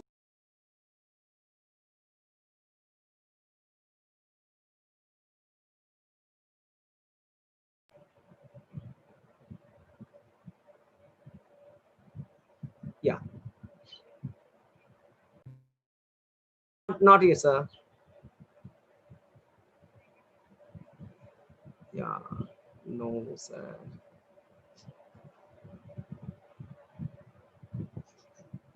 So, sir, please unmute yourself and then talk. And yeah. Yeah, I've unmuted myself. Yeah, sir. Now it's fine. Okay, sir. Thank you. Can Thank you you. see me now? No, sir. Please start your video. And then Okay, we just a can, second. Wait a minute. yeah. I'm really one of the dinosaurs. So. This is network issue, sir. Yeah. Yeah. Now, can you see me? Not yet, sir. I think you should be able to now see me. I can see myself on the screen. And Lokesh Jain, I can see. Can you now see me? Oh, no, sir. Not yet. Still, I'm not getting your video, sir.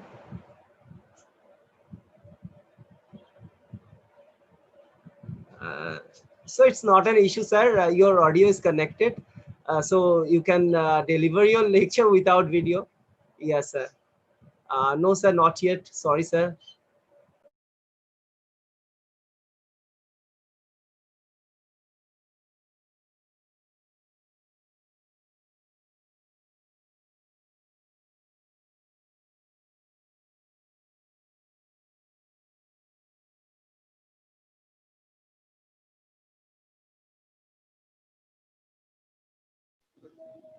Now you're visible, sir.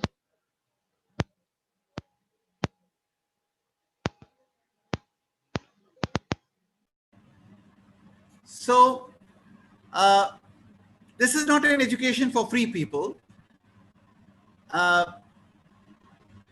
Multiple literacies in such society are sometimes made available to the privileged, but large focus is always on minimal technical coping skills, which we find keep constantly that people are talking about minimum levels of learning, etc., etc. In America as well as in Indian public school, children are not made to believe that human worth depends on possession, and we need to keep on saying that we need to teach children that our worth does not depend on possession of commodities.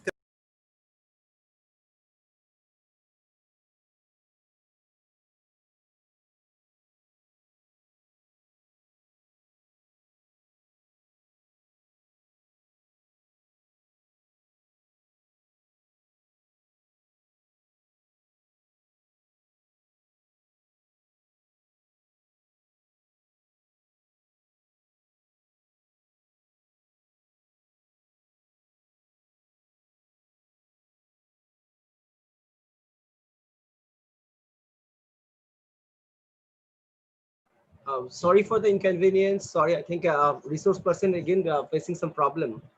I think there is a network issues. So please stay with us and let us check the issue and let us fix the issue. Okay, thank you. Can you hear me? Now, sir, now, yeah, sir, you're audible now. Yeah, so if we have been saying that both in America and in India, the economic development through scientific discoveries has really not led to equity. And therefore, there are lots of questions which are raised. 50 million people died in the wars, in the Second World War, and many million people continue to die. And our greatest challenge continues to be how to live together. International organizations like you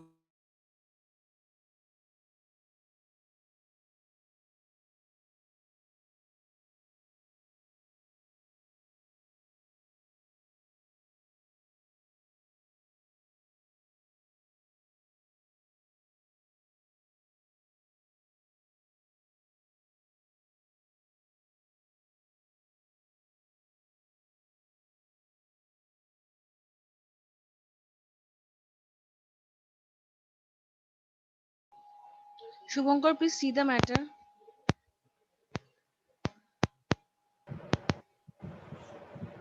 Yeah. Please hold a minute. Let me try to connect with the resource person again. I think there is some network issue. you hear me? Yes, sir. Yeah, I will just quickly then finish because one of the things that we wanted to call your attention to, that one of the most important documents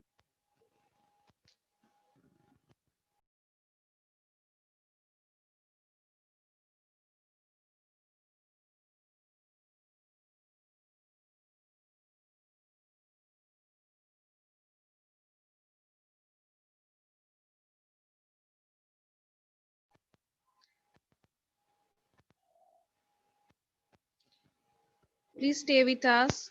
We have some network issue. now, can you hear me? Yes, sir.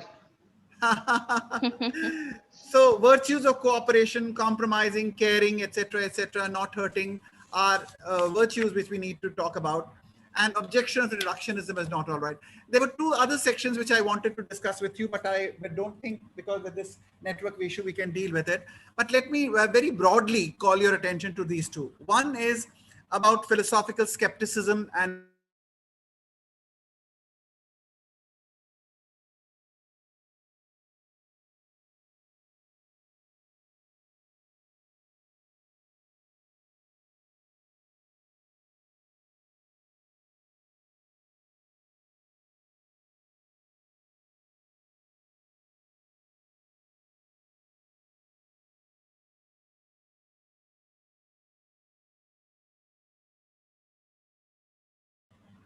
Martha Nussbaum was talking about Americans after 9/11, and that these people have become so frightened that they create a story of us and them. And we also know that in India also, when we have the pandemic, initially we had the story of us and them.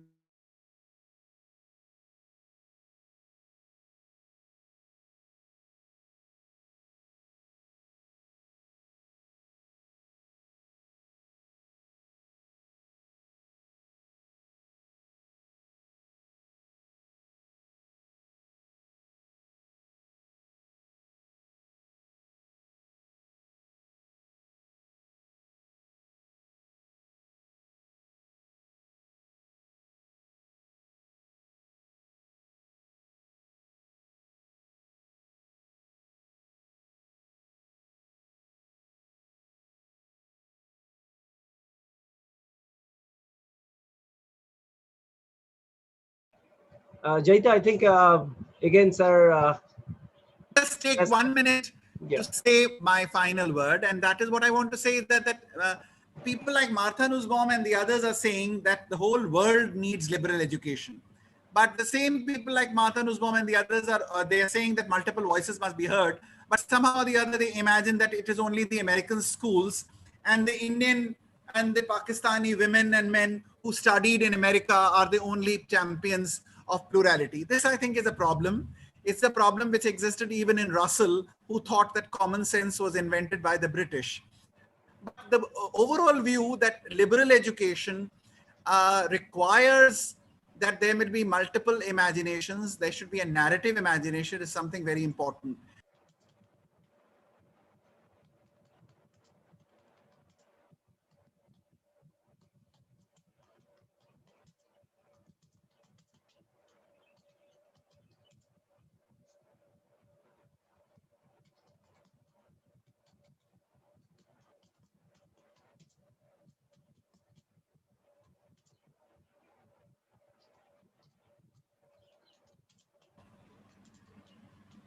Hello?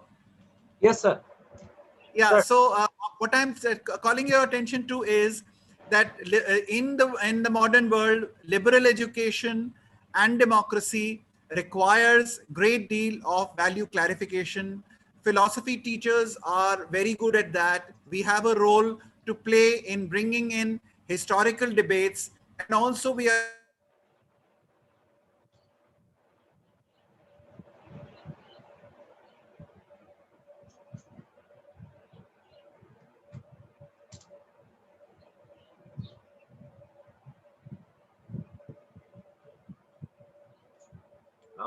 No.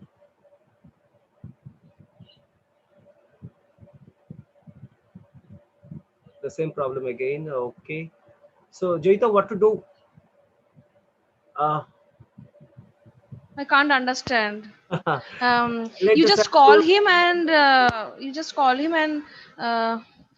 Yeah. take permission to end up his session. Okay. Okay. Okay. Okay.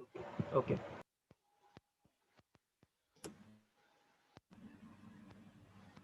yes, please. Yeah, sir. Now you are audible. Sir, you are audible now.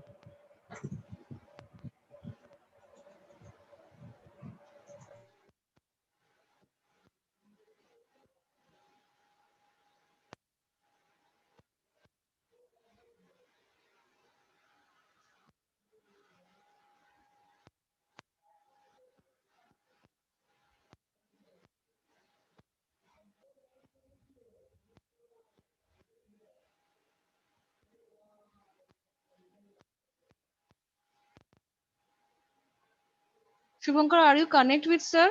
If yeah, if participants having any question, we'll convey this question to you, sir. Thank you for your cooperation, sir. Thanks a lot.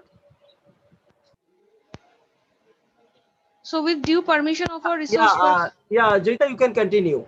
Okay, okay. Sir told me that if any participant having any question, you can convey this question. Sir Okay. will connect with us very soon. You can convey the questions to sir. Okay, okay. Okay. Thank you, sir. Thank you for your excellent lecture. It's really an honor for us that you accept our invitation and share your experience with us. Thanks a lot, sir. Now we go for our last technical session, that is paper presentation session. For this session, I request Professor Smita Sarkar to chair over the session. Due to the paucity of time, I request all the participants not to take much more time for their presentation. Now, without taking much time, with due permission of the chairperson, at first I request Asha GH to present her paper. Okay, madam. Can I hear audible, madam? Hello. Please speak loudly. We can't hear you. Hello. Yes. Okay, madam. Please Good speak loudly. afternoon. Okay. Good afternoon, everyone. Will you allow me share the screen, ma'am? Yes, yes.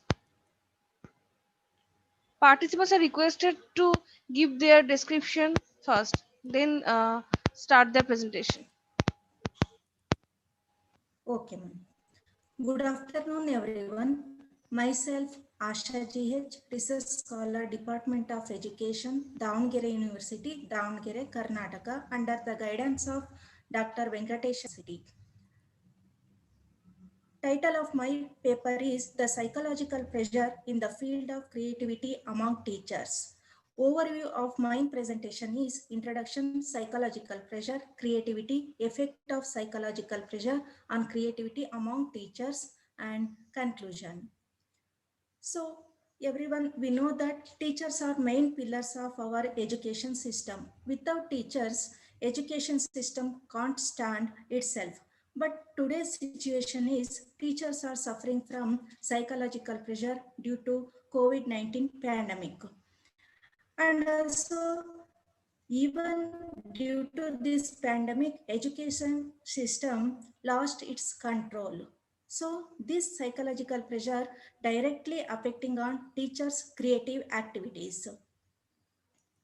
So what is psychological pressure? It is a type of psychological pain, and also it is a feeling of emotional stress and strain, even though it is beneficial. When only it is means psychological pressure, its amount is moderate. If the psychological pressure is high, it may leads to depression. So what is creativity? So creativity is nothing but a to do innovation, and also creative thinking is very important for our teachers to improve their professional growth. How the psychological pressure affect on creativity among teachers? Actually, these two, psychological pressure and also creativity, these two have interrelationship between them, because if the psychological pressure high, then the amount of creativity is decreases. If the psychological pressure is low, then there is no any creativity. So the amount of creativity is only high when the psychological pressure is moderate. So it means the psychological pressure not support to achieve creativity. So our teachers are without any direct interaction with their students and also with their professional growth programs like seminars, workshops, and also orientation programs and discussions, they are facing psychological pressure. Only by doing all this, they can use online teaching. Online is also one of the new methods of teaching, but we are means the machine. So there is no any direct interaction with their students. That's why they are facing psychological pressure. And also this is due to COVID-19 pandemic. And also some of the teachers lost their job because of this pandemic. So they come out from this psychological pressure. They have to do yoga, meditation, and also they have to adjust with new environment. Even they can improve their creative thinking by holding this psychological pressure. Thank you. Thank you, Ananda. Thank you, Asha. Now, our next presenter is Ayonika Chatterjee. Good afternoon, everyone. Can you hear me? Yes, perfectly. Okay. Good afternoon, everyone. I am Ayonika Chatterjee, Assistant Professor, Department of Philosophy, Hubli Mohsen College. My sincere thanks to Professor Smita Sirkar ma'am for chairing this session, and sincere thanks to the organizing committee for giving me this opportunity to present my paper in front of this learned audience. So my title is Self-Abandonment, How Will Jean Baudrillard Be Reflected? In 1979, the French sociologist and philosopher Jean-Francois Lyotard published The Postmodern Condition, a report on knowledge, which evolved from a short report he had been commissioned to write for the Council of Universities in Quebec. According to him, some disorientations accompany the rise of postmodernity, and it manifests itself most dramatically at the level of personal lifestyle and the self. Now, the question that readily comes to our mind, what are the things that are responsible to create these disorientations? These are a shift away from modernist certainty to postmodernist plurality and faith in knowledge as humanly engineered progress to the anything goes of multiple storylines. Today's state of affairs, individualized in postmodern terms, attains principally from the sense of many of us have of being caught up in the universe of episodic events, crumbles cohesions, and split identities. As postmodernism applies to a variety of contemporary views, the version that we characterize is gleaned largely from the influential work of Jean Baudrillard. Baudrillard's arguments regarding the supremacy of object, media simulation, and hyperreality is particularly evident in fatal strategies, but again, there are deficiencies in such a view. It is obviously the case that the aftermath of globalization and digital technologies, both self identity and the basic organization of social relations, begin to alter. Daily life is now suffused to communication. People stream Netflix, post social media updates, and constantly keep a view on their email. A considerable amount of recent sociological research, however, highlights the view that media and cultural production cut two ways in relation to the self, whereas the impact of mass popular culture and the atomization connected with the fostering of real lifestyle markets can have a very draining, debilitating effect upon the individual sense of self, as Baudrillard rightly emphasized. In Baudrillard's hyperreality, the self is totally on display, multiply commodified for mass consumption. Indeed, in postmodernity, privacy is identical to pathology. The intimate is made public, the private is totally exposed with no space for inner life.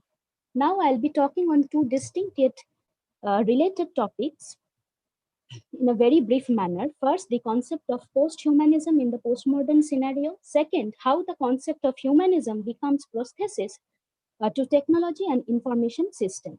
Posthumanism is a philosophical perspective of how change is enacted in the world. Posthumanist philosophy constitutes the human as A, philosophically, chemically, and biologically enmeshed and dependent on the environment. B, move to action through interactions that generate affects, habits, and reasons. And C, possessing no attribute that is uniquely human, but is instead made up of a larger evolving ecosystem.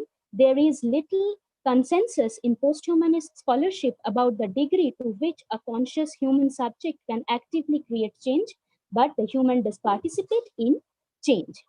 The decentering of the human by its implication in technical, medical, informatic, and economic network is increasingly impossible to ignore. In simple terms, in recent times, it has become increasingly difficult to separate the human from the technological. In this context, the posthuman refers to the experience of the subject in the age of digital media. For Baudrillard, this presents a problem. He was apprehensive about the technological excitement around the digital cloning, virtual reality, virtual bodies, and so on. The human in this post-human scenario becomes a prosthesis to technology and information systems. The post-human here becomes the inhuman. Much of Baudrillard's later work is concerned with issues that may be deemed post-human: cloning, artificial intelligence, transsexuality, mediated reality, virtuality, and increased networks. The specific concern is that the human is slowly but surely eradicating all ambiguity and radical otherness from themselves. This is part of what Baudrillard has identified as a process of simulation. The ambiguous and enigmatic real is eradicated and superseded by the copy and the clone. Hence, for me, the biotechnology of cloning is considered as a post-human from collapsing the distinctions of natural and artificial, real and virtual. These performative events, acts, and figures of the posthuman allow for creative and transgressive potentialities that offer new possibilities for human subjectivities and the post-gender experience. This rigid dichotomous construction of the identity, in particular gender identity, might be challenged called into questions and reformulated by the fluidity and mutability of a subjectivity exposed to the implosive forces of hyperreality and simulation culture. Thank you.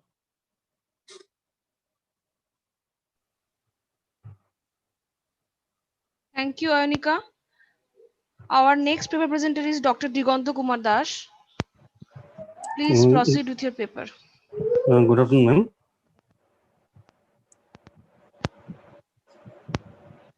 Is my screen visible, ma'am? Yes, yes. Good afternoon, Chairperson. Myself, Dr. Diganta Kumar Das. I am Assistant Professor in the Department of Accountancy, Lakhimpur Commerce College, Assam. So my topic is attitude of college-going learners on online education during COVID-19 pandemic in Lakhimpur district of Assam. So we have noted the COVID-19 pandemic has affected. Excuse me, sir. Please take Yeah. the mic near to your mouth and be a bit louder. I think audience are facing problem to hear your voice. Okay. Yeah, now it's fine. Is it? Yeah, Is it okay? now it's fine. Yeah. It's fine. Myself, Dr. Diganta Kumar Das. I'm assistant professor in Lakhimpur Commerce College. So we have noted the COVID-19 pandemic has affected the economic life of every household in all over the world. Similarly, the education life and the students are very much affected with COVID-19 pandemic. So there are some positive impacts and there are some negative impacts on the online learning to the college-going students. So there are some difficulties like lack of electricity, lack of laptops, mobile phones with internet connectivity, poor network in rural areas, people from BPL families, etc. Are some of the issues where online education will not reach the poor students in rural Assam. So in this background, a study has been carried out to find out the attitude of college students towards online education in rural flood affected areas of Assam. So for the purpose of the study, the objective frame for the study are to study the awareness level of college going learners towards online education tools, to study the different modes of online learning used by the respondents, and to study the different problems faced by the uh, respondents during online learning in the district under study. So for the purpose of the study, 150 degree students from Lakhimpur Commerce College have been randomly selected from degree first year, second year, and degree third year. Informations were collected by preparing a questionnaire through Google Form and telephonic interview methods. For the purpose of the study, for analyzing simple tools, percentage analysis have been used. The major observations from the study are 53.3% of students were male and 46.67% were female students, and equal to 33.33% were equally belong to degree first year, second year, and degree third year students. 60% students are live in rural areas, where 40% students live in urban areas. 90% students opine about having knowledge on online tools, and of them 80% were able to use those online tools for learning. 76.67% have already used the online tools for teaching learning, and 16.67% opine about not getting scope to use due to their poor family backgrounds. Interestingly, 10% students were never hear about the different online tools for teaching and learning in the district under study. Majority of the students, that is 80%, were opine about use of Google Meet for their teaching learning. 63.3% were opine about use of Google Classroom for their classroom activities. 70% respondents will learn about the course through YouTube and YouTube live channels. On the other hand, 40% students were aware about the use of Zoom app for learning, which are followed by Edmodo, GoToWebinar, GoToMeetings, Meet, and WebEx Meet. Only 1.3% were aware about the use and benefits of Kahoot in the district under study. So as far as the problem is concerned, this is the table, and the observations are among the students living in the rural areas. It has found that 63.3% have no laptops, 20% have no Android phones in the district. 60% respondents are opine about poor connectivity of network during the online classes. 53.3% were unable to research their phones due to lack of finance and their ability to attend the online classes regularly. 43.3% were opined about poor electricity supply in their locality. The study also found that 36.6% students are facing difficulties in use of online tools, lack of proper guidance. 20% respondents in the district were not able to know the online tools due to a lack of laptops and Android phones in their houses. So the suggestions, students should be properly guided by the teachers so that they will be able to use the online tools for learning. And colleges should create fund for those poor students during the COVID-19 pandemic situation and thereby provide some financial help to those needy students for online learning. Government should take initiative for those students living in the rural areas not having any device to take part in online learnings. So in the concluding remark, the study concluded that there was a positive impact of online education on college students during the COVID-19 pandemic situation, except students living in the rural areas who were economically poor background families in the district under study. So with this, I have concluded my presentation. Thank you. Thank you, Dr. Das. Our next paper presenter is Shormisha Chakraborty. Please ready with your paper.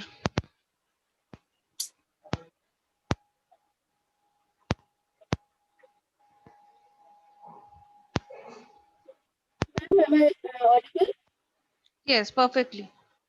Thank you. I am Shormisha Chakraborty. I am a M.Phil student, Alipore University, Assam. Your voice is not clear. Hello. Is it clear now? Yes. I am Shormisha Chakraborty. I am an M.Phil student, Assam from Alipore University, Department of Philosophy. I would like to thank all Excuse me, ma'am. We are not getting your voice clearly. We are not getting your voice clearly.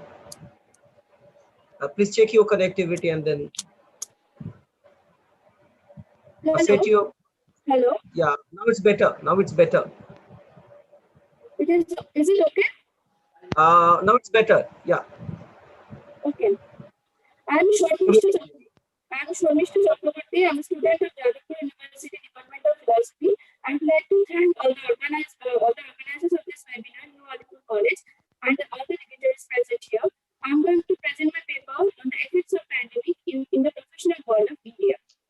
I have divided the paper into 4 segments. These are how this pandemic has been affecting every sector of employment, Indian economy, future scope of the employment, and daily life of the common people. According to CMI, Center for Maintaining Indian Economy, an estimated 12.2. Hello? You are not audible properly.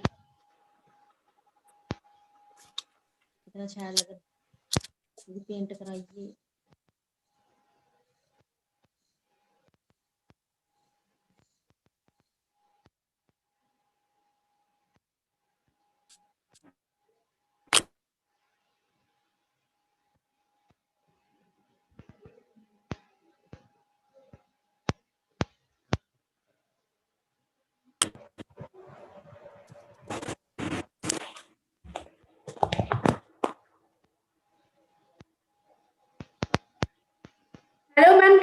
Am I audible now? Yes, yes, Yeah. perfectly. You're now. Yeah.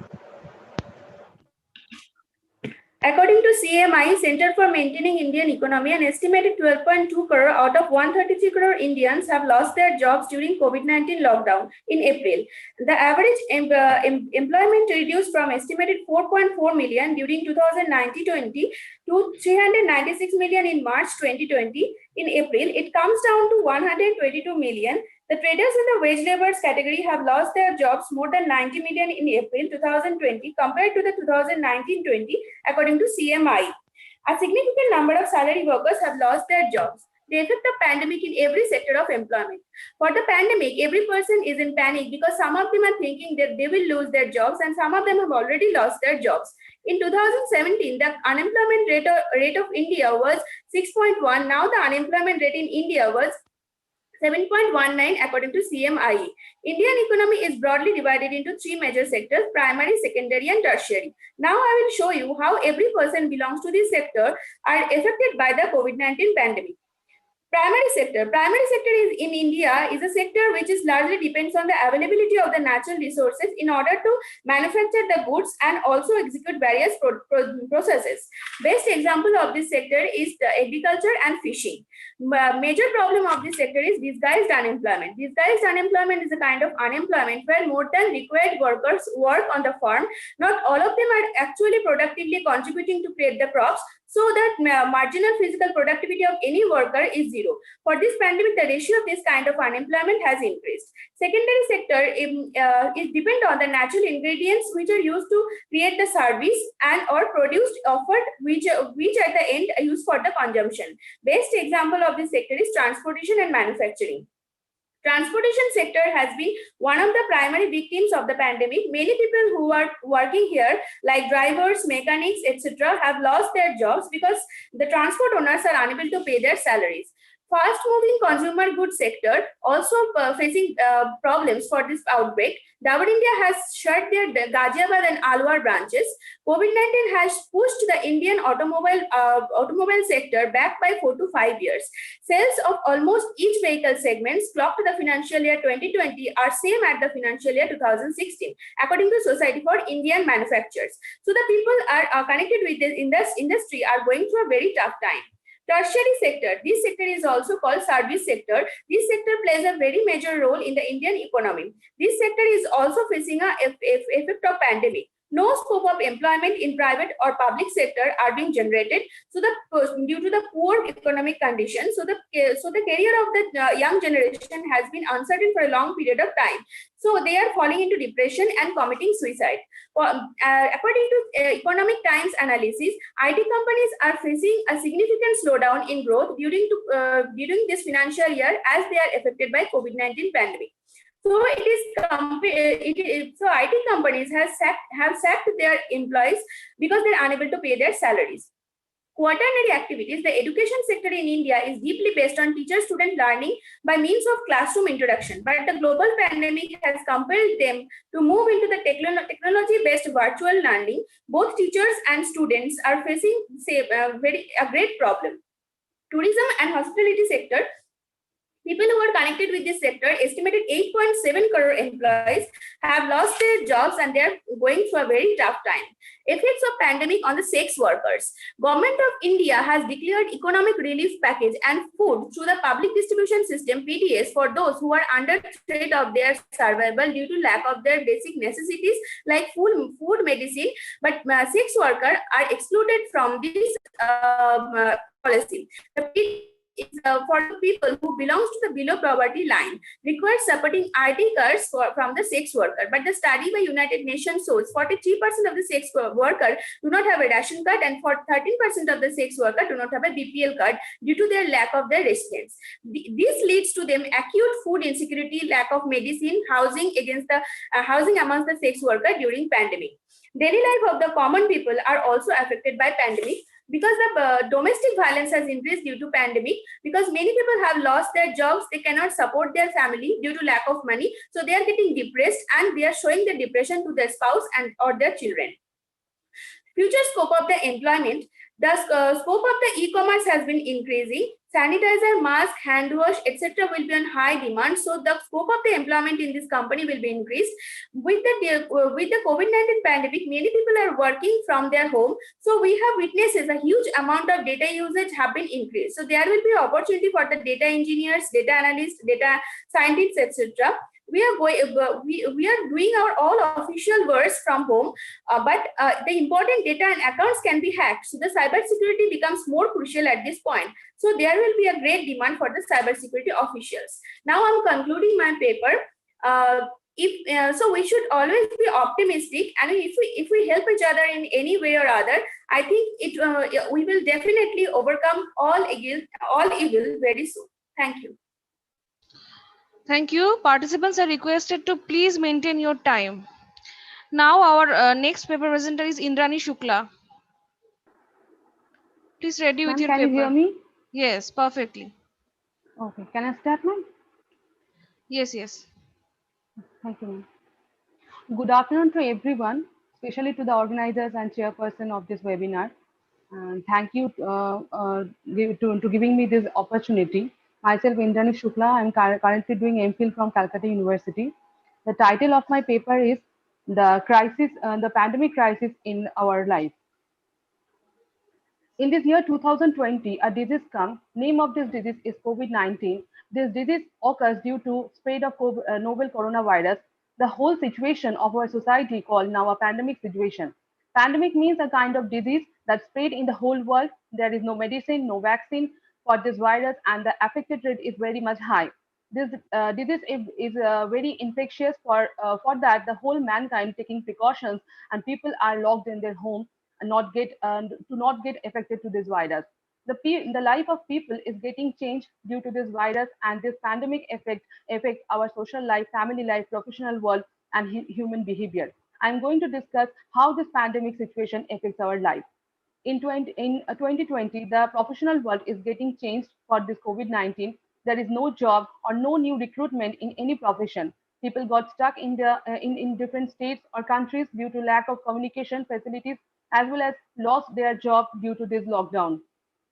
Some people are migrant from one place to another place without their will and consent. Nowadays, the word work from home or WFH is very much famous. There are so many professions like civil, mechanical, medical, farming. Work does not have the facility of doing work from their home.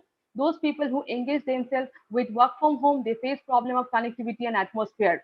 Yeah, technology plays a great role. All kind of meetings, classes, seminars, conversations is done in the technological platform. School students attend their class in an online platform, but there are so many students who does not afford this kind of facility.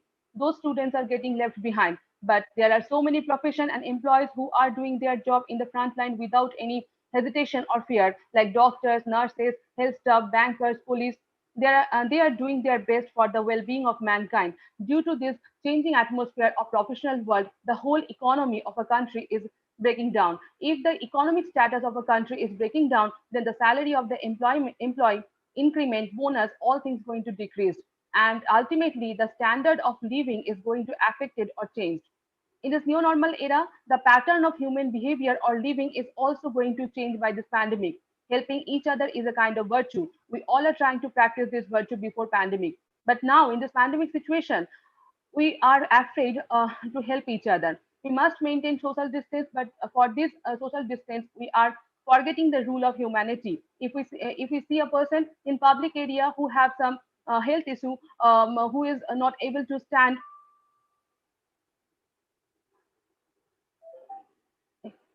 uh, 1 minute. But to before pandemic, but now in this pandemic situation, we are afraid to help each other. We must maintain social distance, but for this social distance, we are forgetting the rule of humanity. We are very much inhuman right now. Again, people are getting frustrated due to this lockdown. People are not able to go outside for their work. They are not able to go outside for any emergency. Their life is getting monotonous. This disease is infectious. We must maintain distance, but that does not mean we should not take any stand for any COVID patient. We should help them as much as we can do. In this pandemic, people are facing fear, anxiety of life and death. People are showing fear, anxiety rather than love and respect. Now the question is how pandemic affect our life. As we know, people who are aged, they are very much infected by this virus. The death rate of this aged person is high. They cannot survive. For this, we always worried about the health of eldest and youngest member of our family. We always want to protect them. If any medical emergency comes, we think for 100 times whether going to hospital is right or not. There is a positive side of this pandemic. In this situation, we all are aware about our basic and luxurious need. We can spend quality time with our family. We can take care of our family member. In this family life, we also find the anxiety of death. If we lost any member in our family, we are not able to see them or touch them for one time. And this kind of thinking always moving around in our mind. So we can't ignore the anxiety of death. We can relate this pandemic with existential philosophy. In this crucial time, human beings are facing a kind of existential crisis. The number of people affected by this virus is not in thousand or lakh. So many crore of people affected by this COVID-19. It feels like that human existence on this earth is going to end due to this virus. Without losing hope, we can utilize this time. But how? We can read books. We can go through internet that can enrich our knowledge and thinking process. People can practice Gita's Jnana Karma Bhakti. Jnana means proper knowledge. We can accumulate proper knowledge of this disease. Karma means we have to do our duty in this time. We should do our work. And Bhakti means we have to surrender ourselves to the Lord. In this crisis, we should keep faith in our God that one day He remove all the pain. Rather be pantheistic, we have to be pragmatic in this time. We know that whatever comes, that goes one day. It will take time, but it will end one day. In this way, we can discuss the pandemic crisis in the realm of human behavior, social life, professional life. The whole mankind is waiting for any medicine, any vaccine to recover for this disease. We are not losing hope. We are waiting for a new morning, a new day where there is no infectious disease, no pandemic, where we all can live a happy life without any fear and anxiety. In my concluding point, as a student of philosophy, I want to say that we all have to be idealistic in this time. We must wait for an ideal time.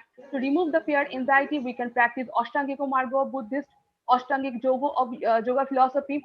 Yoga can help us to eliminate all kind of tensions of life. People can do meditation. People can read any kind of scripture which help him to engage himself with divine thought. One can practice bhakti. Philosophy shows us the correct way of living. In my concluding line, I want to say that we can read about philosophy, we can talk about philosophy, and we can practice philosophy, which can help us to uplift our way of living and the whole mankind. Thank you, ma'am. Thank you. Participants are requested again and again, please maintain your proper time. Our next paper presenter is Lolita Agarwal. Please ready with your paper.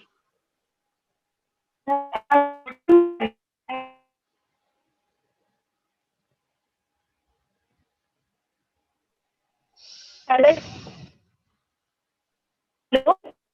Yes. Yes. Please check your network. Please Okay, check. Madam, your voice breaking a lot. Please check your connectivity. You are not audible properly. Now, am I audible, sir? You are not audible properly. Okay, there are. Check your net connectivity or the mic. I think.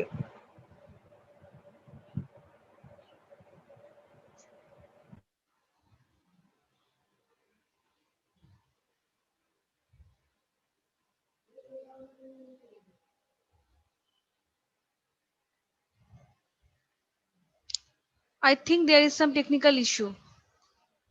So we go for our next presenters. We entertain Lolita Agarwal after that. Our next paper presenter is Dr. Deepika Mishra.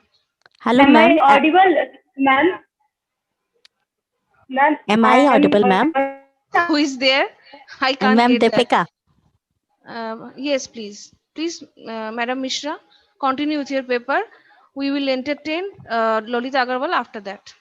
Okay, ma'am. I'm Dr. Deepika Mishra, Assistant Professor in Department of Zoology, Assistant Subodh PG College, Jaipur. The topic of my paper is the role of spirulina in COVID-19 prevention. In the recent time, the world is fighting against the novel coronavirus COVID-19, which creates the challenge in front of human race. All scientists of the world are looking for the cure against novel coronavirus. The respiratory infections are introduced by various viruses. The coronavirus is one of them, which is a member of Coronaviridae family. The coronavirus is not a regular pathogen for human, but commonly found in other animals also. In 1960s, human coronavirus were found first time, which give rise to common cold in human beings. After that, respiratory syndrome and pneumonia-like characters were observed in human race. In 2019, pandemic situation was caused by SARS-CoV-2, also called as COVID-19. The entire study of my paper is based on literature survey. All scientists of the world are looking for the cure against novel coronavirus, and our hope is a spirulina. Spirulina have evolved and survival in the present world. The blue-green alga spirulina have various harsh condition and overcome from it. The blue-green alga developed with a large number of metabolites, and these metabolites can be used against antiviral diseases. It have beta-carotene, superoxide dismutase, and these metabolites act against virus and its infection. This blue-green alga spirulina is high in amino acids, vitamins, metals, and these substances are a fact and more effective in the improvement of immunity against COVID-19. The researcher and scientists have been worked on this blue-green alga and some seaweeds also, which have antiviral effect against COVID-19. This blue-green alga have sulfated polysaccharide, which act on herpes simplex virus, AIDS, etc., or work against RNA viruses. Their genetic material is RNA. The spirulina and the water extract of the spirulina is very effective to block the replication of viruses. Every day, the number of corona patients are increased, so the step has to be taken for its protection and outbreak. Finding and production of vaccine against coronavirus or COVID-19, the scientists and researchers can be concentrate on various blue-green algae like spirulina. Thank you very much, New Alipore College, for giving me such opportunity. Thank you very much. Thank you, ma'am.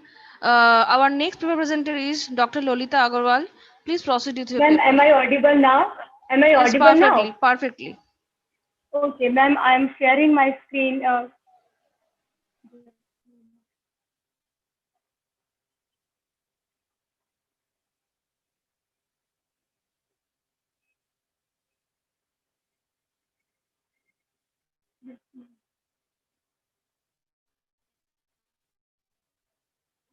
See, my screen is visible. No. Ma'am, my screen is visible now. No, no. Ma'am, is it visible now? Kindly check. No.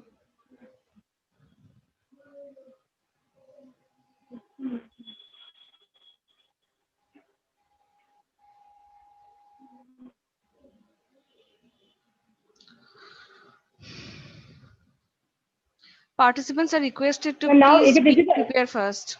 No, no, no, ma'am. Okay, ma'am, then without, ma'am, am I audible? Then without screen, I am saying. Yes, yes. Please proceed. Ma'am, am I Without, audible? yes, Okay, perfectly. okay. Okay. Good afternoon, everybody. I would like to express my sincere gratitude towards New Alipore College for giving me this opportunity. I'll be presenting my paper on being benevolent, why and how, after protecting myself. Usually people are of the opinion that there is a wall between self-protection and being benevolent, and how an ethics of self-interest has room for goodwill towards others. Being self-protection is being egoistic, and egoism demands a ruthless unconcern for others. Now the question is this the reality? I would like to answer this question from the perspective of dharma. Dharma has several meanings, but one of the meanings of dharma is right way of living. If it is right way of living, then I must protect myself as it is my dharma. And further, right way of living requires me to take care of myself physically, mentally, and spiritually. A harmony between body, mind, and soul. And that is to make myself happy and sound. And in doing so, I need to be guided by self-interest. I would like to quote a story here from the epic Mahabharata, though it is given in the context of Apad Dharma, but I think it is relevant here. This is the story of sage Vishwamitra, who justified stealing of a piece of dog's flesh to save his life during famine. And he says that in a distress situation, an eminent person can also steal when it is the question of protecting the self, and it shows that self-protection is the highest dharma. And the idea that our actions should be guided by our self-interest can make some people uneasy. And the cause of this uneasiness is the belief in the morality of duty, because according to Kant, for an act to have moral worth, it must be undertaken out of a sense of duty. And most of the philosophies and religions assume that if we do not fight our selfish inclinations, we will hurt others and disregard their needs. But I think self-interest or self-protection is not at all being selfish, hurting others or disregarding others. Rather, it's vital for our existence and also to help others for their existence. And that is why pre-flight announcements always say, In the event of the loss of cabin pressure, if you're traveling with a child or someone else, secure your mask on first and then assist the other person. And I also believe that we cannot share with others the resource that we lack ourselves. Once we protect ourselves, we develop a positive and benevolent attitude towards the external world. And so what we fail to realize is that we do not need to make a choice between helping others and helping ourselves. These are not two mutually exclusive possibilities. Rather, they are inextricably intertwined.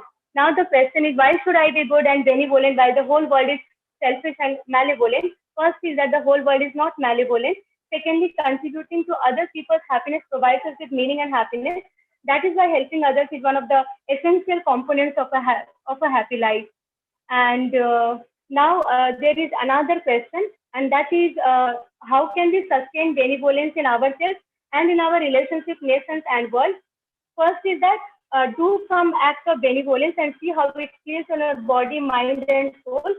If it brings to your mind a sense of warmth and good wishes towards someone, then try some other acts of benevolence and toward other beings. Secondly, realize that benevolence is natural and normal. In the media, we are always shown with words and images of anti-benevolence. And so we start to think that ordinary decency and kindness are somehow exotic, but the society is full of both positive and negative instances. It's up to us what we want to see in the society and what we are promoting. Third is take care of yourself. When your core needs are met, when you are not faced by threat, loss, or rejection, the brain goes to its resting state, and from that place, usually most of the people are fair-minded, empathetic, cooperative, and compassionate. In a word, benevolent. Next is take a stand for benevolence. Establish your intentions formally, perhaps at the start of the day or during a meal or during a contemplative state, and to wish yourself and all other beings well. In challenging situations, take care of your needs while asking yourself, how can I be benevolent here? How can I restrain my destructive thoughts, words, or deeds? And can I wish for the welfare of others? Can I express compassion and kindness? Next step is that step out of your comfort zone, not doing anything foolish. Consider how can you stretch yourself a bit in your good intentions towards others. For example, seeing people we don't know, we can try wishing them well. And next is that treat people how you want to be treated. That is, believe in the principle of giving and receiving. That is the karma vada, because we all know that whatever we do now always find a way to get back to us. And lastly, appreciate some of the benevolence that takes you along. We all have been nurtured and protected by friends and family, humanity altogether, and the biosphere. In some sense, there is an exuberant benevolence in the physical universe itself. The whole universe, our own environment, including sun, moon, stars, plants, are teaching us the lessons of benevolence if we are prepared only to learn. Thank you. Thank you. Our next paper presenter is Pradeep Adhikari. Yes, Please ma'am. proceed with your paper. Yes, ma'am. Hello, good afternoon, everyone. I am Pradeep Adhikari, Assistant Professor, South Malda College. My papers on universal human values, understanding the process of value education in India. A good and comprehensive education system is expected to create the necessary human capital and knowledge workers who will bring the country to greater heights. In this regard, a holistic education program is needed which can equip students with both the hard and soft skills required as well as human values. Value education is the education which enables to understand what is valuable for human happiness. It is all about enabling a transformation in the human beings to help them more from animal consciousness to human consciousness. Value education aims at training the student to face the outer world with the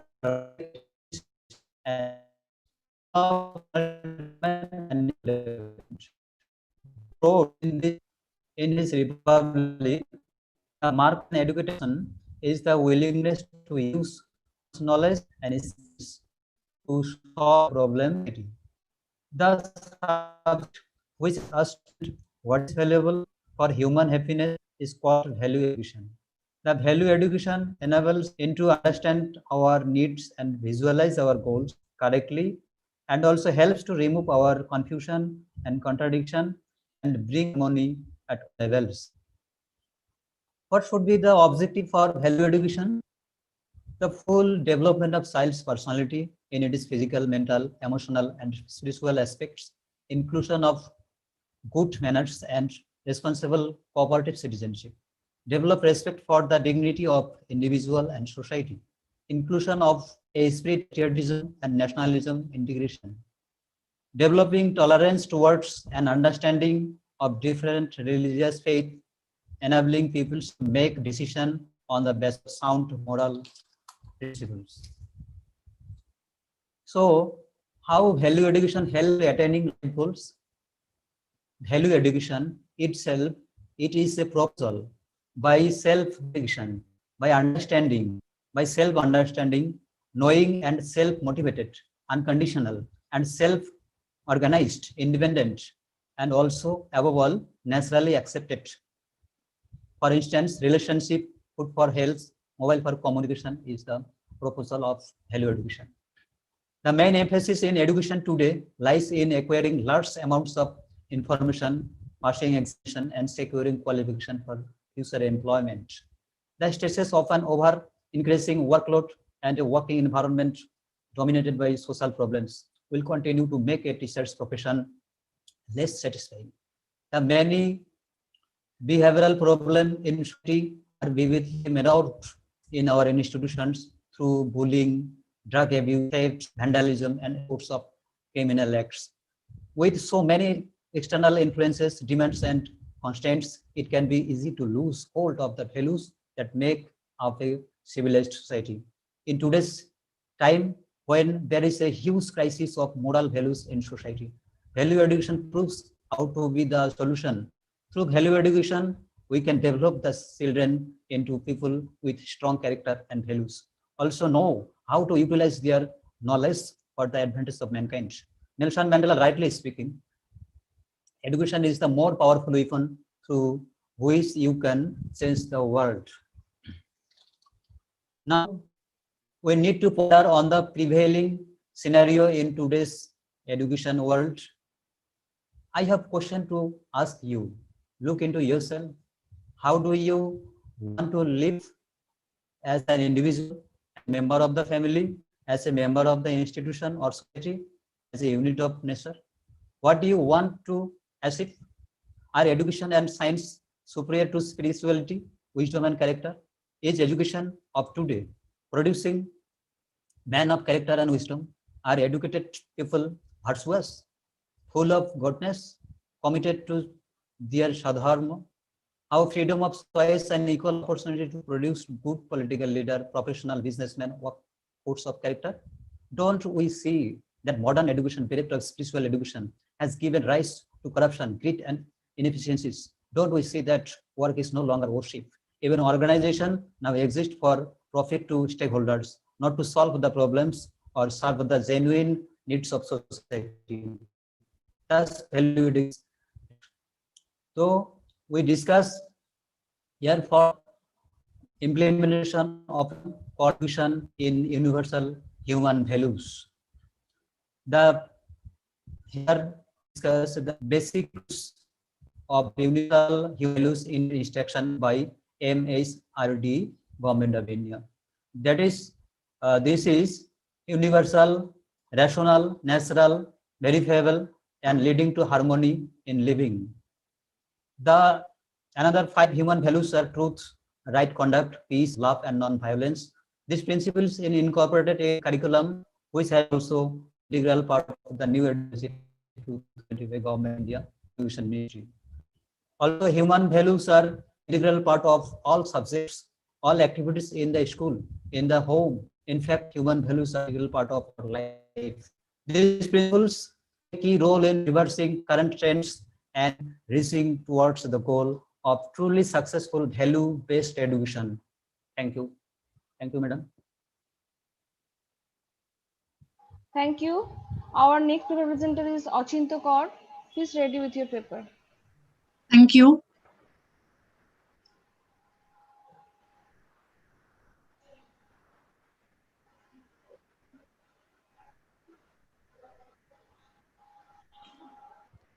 Good afternoon, everyone.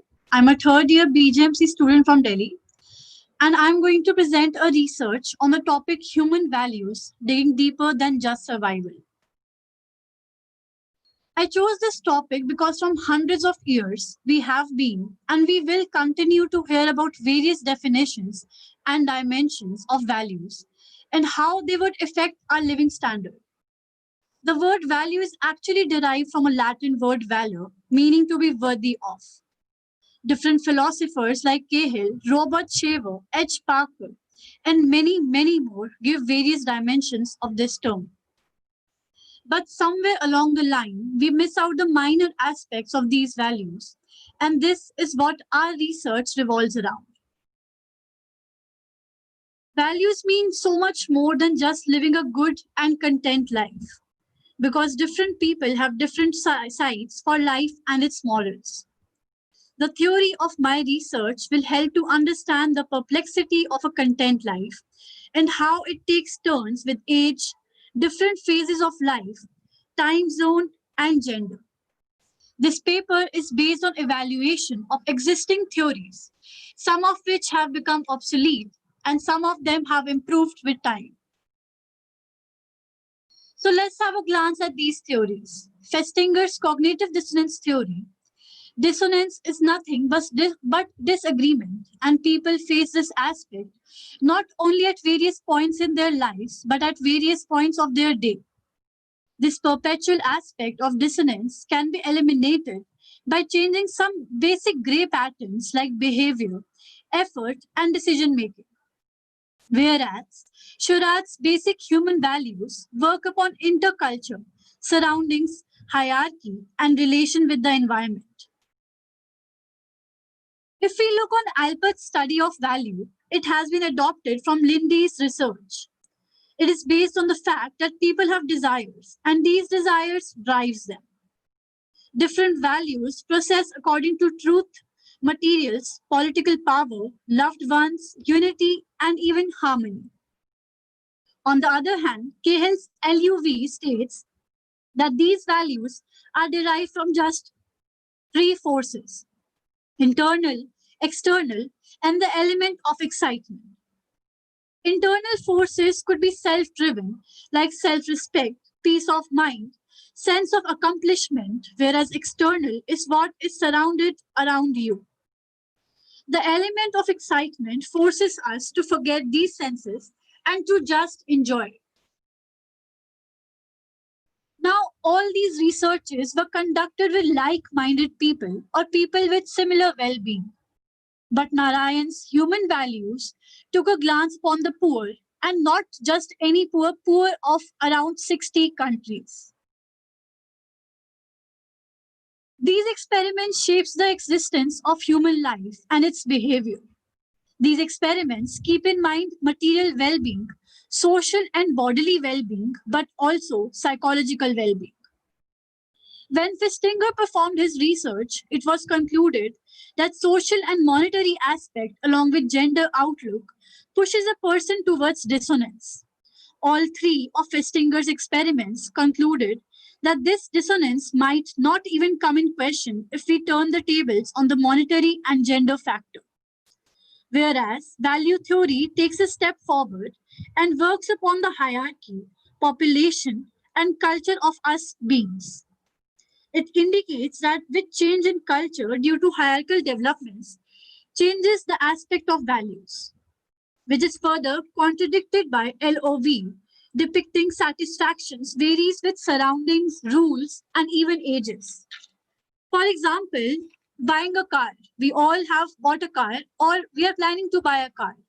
But buying a car can satisfy self-fulfillment, but buying it before a certain age would not help to attain it. Some values may clash at a certain time. For example, I would like to tell you of the time when you buy an air conditioner. An air conditioner fulfills our need for self-fulfillment, but keeping in mind the aspect of protecting our environment from these harmful gases, it could fulfill the being's well-respected external value, and both these values certainly don't go hand in hand. Narayan's theory, whereas initially shortened his research to the poor, but then gradually it pushes it by indicating that the poor can also be varied. conclude, I would like to say that humans have been around for thousands of years, living on several survival terms, which have been showcased over many theories in the past years. But with the primary need of living alive, the secondary terms and dimensions shape a human. So in the end, I would like to thank everyone for giving us a chance to present our research and for showing such patience. Thank you so much. Thank you. Our next paper presenter is Dr. M.D. Afroz Alam. Please proceed with your paper. Thank you so much, madam, for giving me opportunity to present my paper in this program conducted by Alipore College. My topic is value education and its approaches to different areas of teaching learning. We all know that education is the key to raise inner self of the individuals.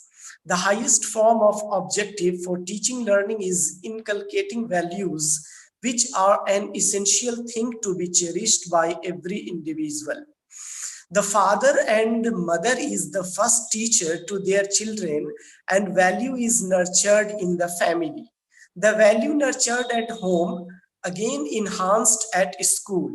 Value education is concerned with helping learners to develop an awareness of the processes and skills that are necessary for achieving understanding, tolerance, and goodwill in the world today. Value education brings together multiple traditions of pedagogy, theories of education, and international initiatives for the advancement of human development through learning. The practice of value education is an opportunity to promote the total welfare of students, advocate for their justice and equitable treatment of youth, and promote individual and social responsibility for both educators and learners. Education for values is a conceptual framework from which schools may devise a program comprising the transmission of universal values and enduring attitudes and the development of skills which enable our students to become active global citizens. The implementation of this conceptual framework recognizes the practice of peaceful relations at all levels, that is personal, familial, communal, intercultural, and global. In this paper, I examine many resources and cited studies to answer the some questions that arose from the review of related literature. That is, value education is to know the value education and its approaches to different areas of teaching and learning, to understand the curricular aspects of value education, to describe the stage-specific approaches in value education curriculum, to identify the difference among the stage-specific approach for curriculum development in different levels of education. So the primary stage of education is the ideal time for laying the formulation of value-oriented personality. These years comprise the formative period in the lives of the students. At this stage, students are comparatively less burdened. The number of students who could be exposed to value education is at the maximum during this phase. Thereafter, students begin to drop out. Therefore, this is the stage at which focused attention should be paid to laying the foundation of a culture of value through education. As the saying goes, it is easier to build a child than it is to repair an adult. So the value education approach to early childhood stage. Starting values building education in early childhood is paramount importance. Value education approaches to elementary stage. As children grow older and reach the elementary school stage, they begin to grasp abstract thoughts. In a limited way, they develop the capacity to think rationally and relationally about the various happenings in their surroundings.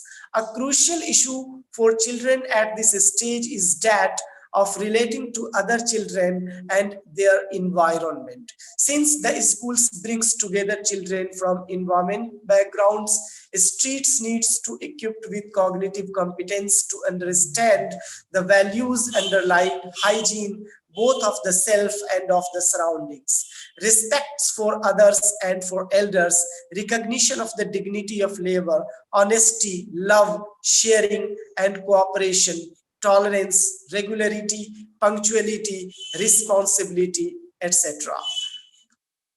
Then value education approaches to secondary and senior secondary stage. In that stage, students gradually become aware of their identity. There are on their shoulder of becoming independent persons, though still deficient in maturity. The resulting confusion leads to conflict with peers, parents, and teachers. During this phase, their skills for rational thinking, communication, and self-discipline are tested. They need training to resolve through dialogue and negotiation the conflicts they are sure to encounter in day-to-day interactions. They also need to develop awareness about interrelationship and interdependence in the global and ecological context, so that they can form a wider perspective on justice, peace, and non-violence. It is important to enable them to be not only the recipients of peace and values, but the active makers of values and peace who can think for others and help them. Next, value education approach to higher education.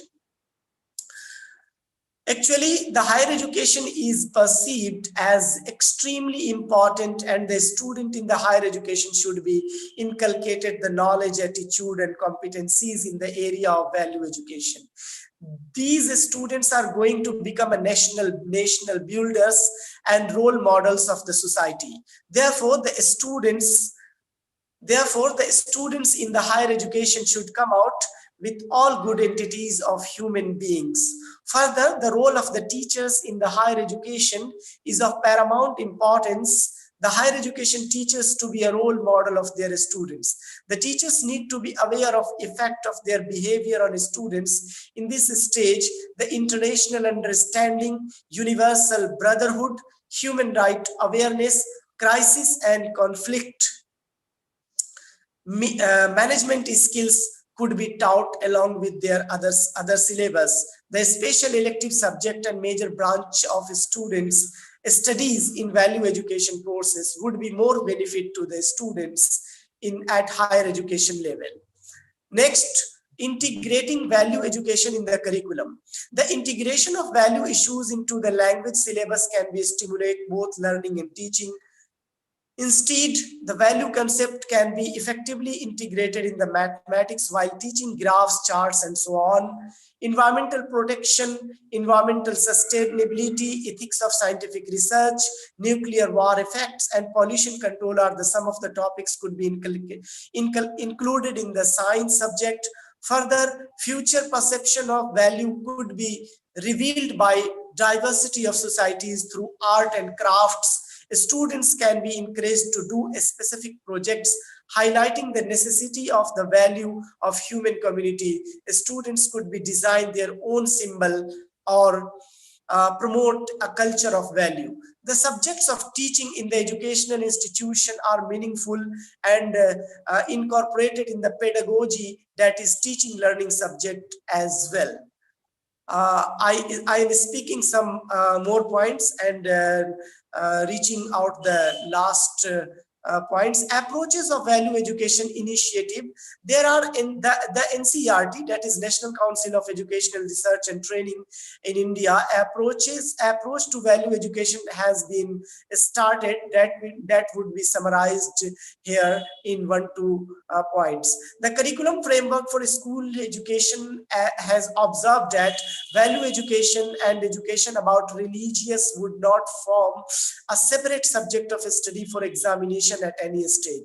These would be judicially integrated with all subject of study, that is directly, indirectly achieved in the classroom, at the school assembly, playgrounds, cultural centers, and other rich places.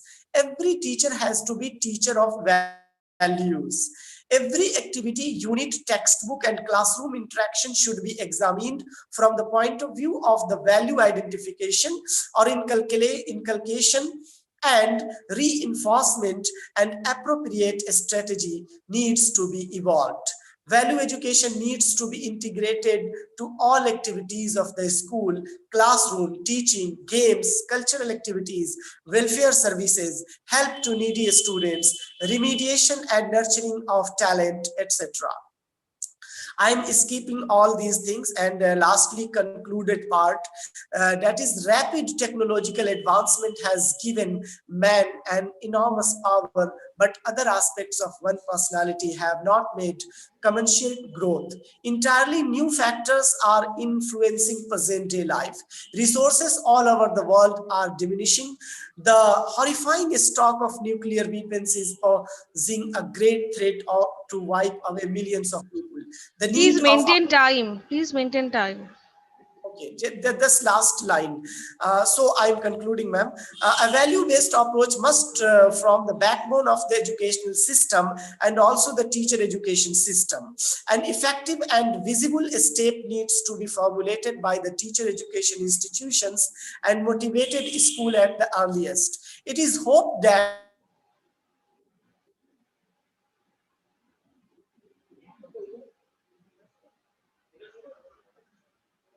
This network problem পরের জনকে ডেকে নিচ্ছে। I think there is some network issue. Our next paper presenter, Professor Ashish Vishwas, please proceed with your paper. Am I audible? Perfectly. Thank you to the organizers and the New Alipore College for giving me this opportunity to present my paper. Hello everyone, I'm Ashish Vishwas, Assistant Professor, Department of English, Bamanpukur, Mainkabir, Mahavidyalaya. My paper entitled The Ethics, Principle and the Psychological Process of Artistic Creation, a discourse on Coleridge's theory of imagination and creativity, primarily focuses on the theory of imagination and creativity of Samuel Taylor Coleridge, one of the renowned poets and critics from the 18th century England. Since time is very short, so let me just skim over to my plan of work in my paper. Coleridge's book Biographia Literaria, where this theory of imagination is presented by the author, is published in 1817 and began as the marginalia, the scribbling on the margin of the pages of various books that he read. The chapter 13 of the book specially focuses on the theory of imagination, which incorporates the creative faculty of the artist and somewhat gives a direction to the ethics and principle of the psychological process of artistic creation. For him, the poet or the artist employs his higher faculty, which he termed as secondary imagination, which is the echo of the former, that is the primary imagination, the imagination that every man employs to unify the units of perception and create the world around them. The greater faculty of the artist tries to dissolve, diffuse and dissipate in order to recreate that world created by the primary imagination. This world of the artist may be supernatural but retains the semblance of truth for us to derive pleasure from. This concept of Coleridge has echoes in Descartes' Imaginatio, Kant's Einbildungskraft, or Indian concept of Pratibha, meaning genius. Since time is short, I am not going into the detail of these. Let me just connect this unraveling of this poetic psyche that Coleridge propounded through his theory of imagination, which with another frequently used concept in literature, that is negative capability. The term was coined by John Keats in one of his letters to his brother George and Thomas on 22nd December 1817, very significant because this is the same year when Biographia Literaria was being published. Here he wrote, negative capabilities when a man is capable of being uncertainties, mysteries, doubts without any irritable reaching after fact and reason. Here Keats somewhat negates Coleridge's ultimate philosophic truth, the model of the nature as created by the supreme psychic self of the artist. Rather, Keats opines a flexible vision of the world for the participants. He takes example from Shakespeare, who uses the personal experience of life and gives connotations to the highly ambitious man in Macbeth, or jealous and suspicious husband in Othello, or brooding confused prince in Hamlet, or a king full of vanity in King Lear. Shakespeare embraced evil sides of psychology of heroes instead of the good to reach the truth. So there are multidimensional aspects of truth which philosophical and psychological self of the artist among us can achieve through the amalgamation of Coleridge's secondary imagination, obviously with the corrective measure of Keats's negative capability. These qualities can provide every human being the flexibility of the psychological self to adjust with the changing dynamics of the creative field. In the post-COVID-19 era, this capacity of every artist in every human being is going to be very useful for a new beginning of a world with its modified values and truth. Thank you very much. Over to the organizers. Thank you very much. Our next paper presenter is Dr. Dimple. Please ready with your paper. Yes, good afternoon to everyone. I'm sharing my screen.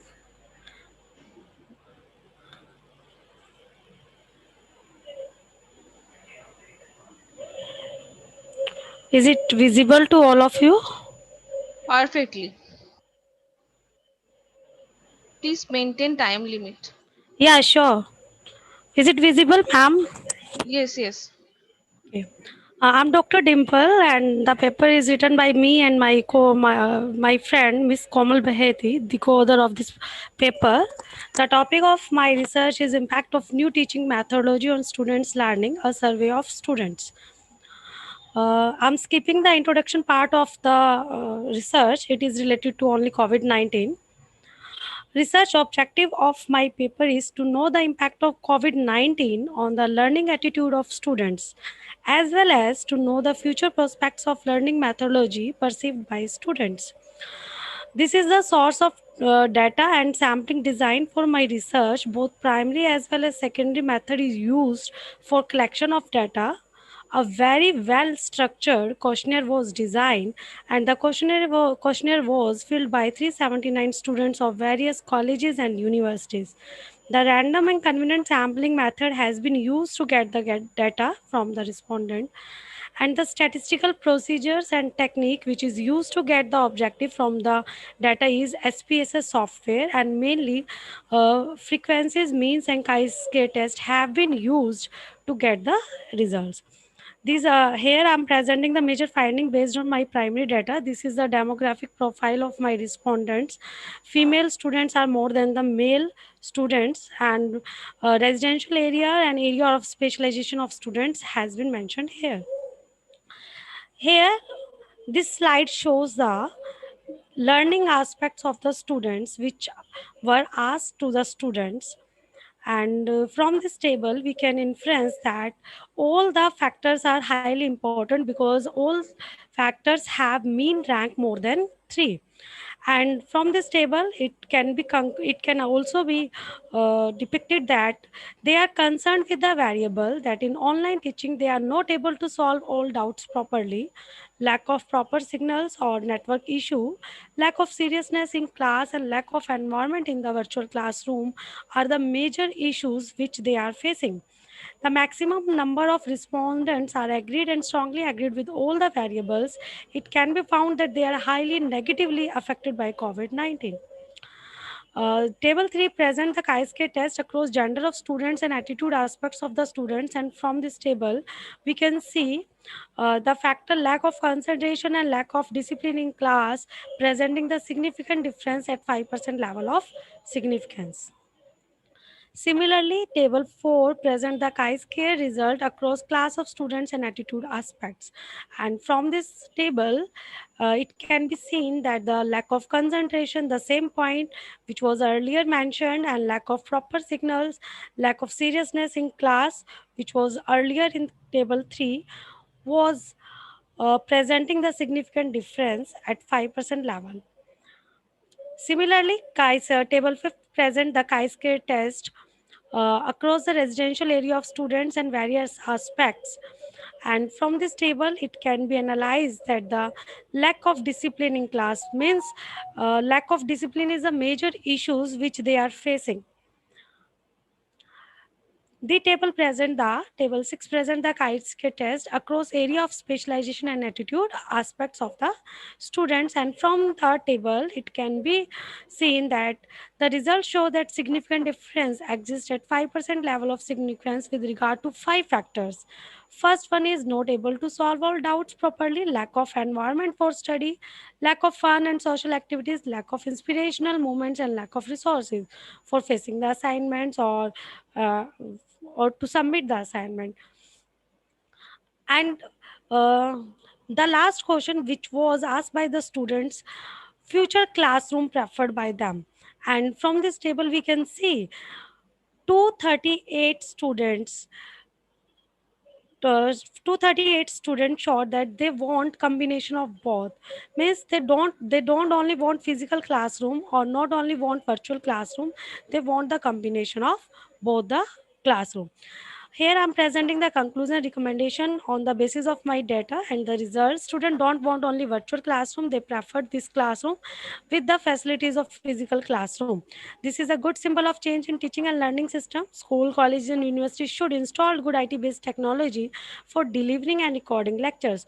Online-based new courses and curriculum should be developed. Recommendation: faculty should be trained to use IT-based technology for delivering lectures, and new method of assessment should be developed by universities or UGC. Thank you. Thank you to all. Thank you so much. Thank you. Our next paper presenter is Dr. Devostri Sadhu. Please ready with your paper. Am I audible? Perfectly. Am I audible, ma'am? Perfectly. Okay. Thank you. Thank you, ma'am. Thanks to the organizers of the webinar for giving me the opportunity. I am myself Dr. Devostri Sadhu, Assistant Professor of Sanskrit, Jayanini Datta Mahavidyapith. The topic of my paper is Bhagavad Gita in value-oriented education. One may wonder what is the use of studying Bhagavad Gita in the present days? How relevant is it to modern life? Actually, there are some misconceptions that Gita is not for young students and professionals, but more for who are in advanced stage in their life. Secondly, Gita is only a religious book, so how could it impact on our value-oriented education in life? After having these misconceptions, I have attempted to give a right perspective through this paper that the value-oriented teachings of Gita is acting as a catalyst in the development of value-oriented education in the modern days. The developing countries like India have been facing problems of lacking value-oriented education. To solve this problem, Srimad Bhagavad Gita's value-oriented teachings help a lot, not only amongst students, but also to take a greater role for institutional leaders, teachers, and overall for the society. Value-oriented education is the education that is associated with the transformation of an individual's personally from one generation to another one. Modern education, however, lays great emphasis on value-oriented education.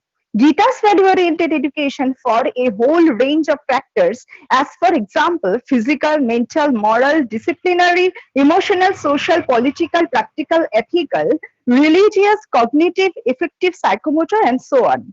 Gita's teaching establish the relation between theory and practice of education for the betterment of society as a whole. Bhagavad Gita not only a religious book, but also the documentation of the life of philosophy. For example, in any of the faculty wants to get promotion, he has to work hard, but working hard doesn't. You have to undermine others to get the success. The concept of Nishkama Karma in Gita focuses solely only individuals focus on his hard work without affecting others negatively. There are other examples. In the field of Kurukshetra, when Lord Krishna advised Arjuna to emotionally detached from everyone present in the battlefield, so serve the dharma, that is duty. But it doesn't imply that one needs to emotionally vacate himself to walk on the path of dharma. In fact, the Pandavas actually attached themselves emotionally to Draupadi to give her justice. So these are some examples, value-oriented teachings that we get from Gita. We can easily integrate that in the every aspect of modern life to attain the higher principle of living. Thank you. Thank you, ma'am. Our next paper presenter is Ramesh Yaragula. Please proceed with your paper. Hello. Yes, perfectly audible. Can you? Yeah, very good. So, thank you so much. Good afternoon to everyone. And I'm Ramesh Yaragula, working at Indian Council of Social Science and Research. And today's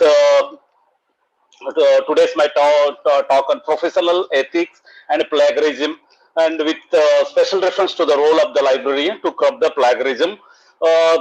Basically, these professional ethics and plagiarisms are the two different dimensions, but at the same time related to each other. How it is the professional ethics? It involves a morality. It involves honesty, integrity. These are the basic ingredients, whereas in a plagiarism it doesn't, it lacks the morality, it lacks the ethics, and these are all that way it is impacting the plagiarism, where the professional ethics and plagiarism are interrelated, related each other. And the professional ethics brings to the basically brings to the occupation at higher level. Most of the professionals, such as a medical practitioner, legal practitioners, journalists, engineers, teaching faculty, and librarians, and these business organizations follow the professional ethics for getting higher status. So they maintain the very higher status. They maintain the ethics and to be getting a higher status. In this aspect. In this aspect, especially in the academic in the academic discipline, it lacks a professional ethics. It leads to the plagiarism and academic theft and poor study habits. This kind of it impacts due to lack of the professional ethics. Especially with the advent of the digital technology, particularly in internet and web system, it increased this vulnerability of our scholarship to misappropriation. So particularly it has majorly impacted in academic field. So in this aspect, I'll just mentioning here the significance of the professional ethics and how it involves in the plagiarism, various types of plagiarisms, and what are the strategies which from government level and especially in the librarian level, how they are curbing this plagiarism. I'll just explain at the end of the recommendation, and I'll give my conclusion. So these are professional ethics. Basically, professional ethics provides an higher level of service to the stakeholders on their basis of well organized and appropriate service. This is possible only follow the professional ethics. Secondly, that professional ethics involves the principles of justice, providing the services, and it involves a moral responsibility. At the same time, professional ethics involves the dedication of the employees in their services. Professional ethics involves the loyalty and honesty of the employees providing the services. So professional services provide service up to the satisfaction level of the persons. So especially the library professionals, need to be maintained high professional ethics. Because of the pattern, it need to be maintained. The patterns and colleagues and resources need to be maintained in highly in strong moral level, and at the same time in the information and the level of LIC profession in the information society. So this is the significance of the professional ethics. At the same time, plagiarism, the various kinds of the professional ethics, lack of professional ethics, various kinds of professional plagiarisms have resulted. This is kind of a direct plagiarism. Direct method where the researcher copy the words exactly from different without any attributions and quotations. So that way it's a direct plagiarism. And the paraphrase plagiarism, it is just restructuring the sentences. That's scholars and users used to do that. They can they restructure the structure of the work, and then it publishes. At the same time, self plagiarism. Self plagiarism also, it's a kind of one's own work reuses in the next level. So that's kind of mosaic plagiarism. These are all involves in the involves in the professional lack of the professional basically, and these kind of plagiarism enables. At the end, the fabrication and falsification. The fabrication, sometimes the works doesn't not at all executed, and they manipulate, they show some kind of data. That's a kind of, this was a very highly lack of more professional ethics. And there's another, the falsification, some to maintain some kind of data, and they manipulate data in such way that the professional ethics is they disallow the professional ethics. So these are the kind of types of professional ethics. At the same time, some kind of strategies also. The government of India has taken some kind of UGC, especially some kind of regulations have taken. So to maintain this, to protect the professional ethics, and then as well as to avoid the plagiarism. So that's a kind of, that is suppose awareness, to conduct the awareness and professional training programs ethics, especially by UGC and Infobinet and all used to be. These are the guidelines are taken. At the same time, provide a plagiarism detection software to all the universities, and including the private university, and the credit courses and the implementation of credit courses and ethics and misconduct the publications. And it's a mandatory for each research scholar, especially PhD scholars. They should they should qualify the two credit courses and ethics, and these are some guidelines have taken place. Especially, and apart from the librarians' role, the librarians has majorly they bridge between the information and the users. So in this level, that the librarians have some kind of trainings have conducted. So that's kind of especially professional ethics, and prepare the brochures, tutorials, arrange discussions, and the kind of various kinds of plagiarism. The impact of the plagiarisms, and the librarians would make available to the literature related to plagiarism and copyright.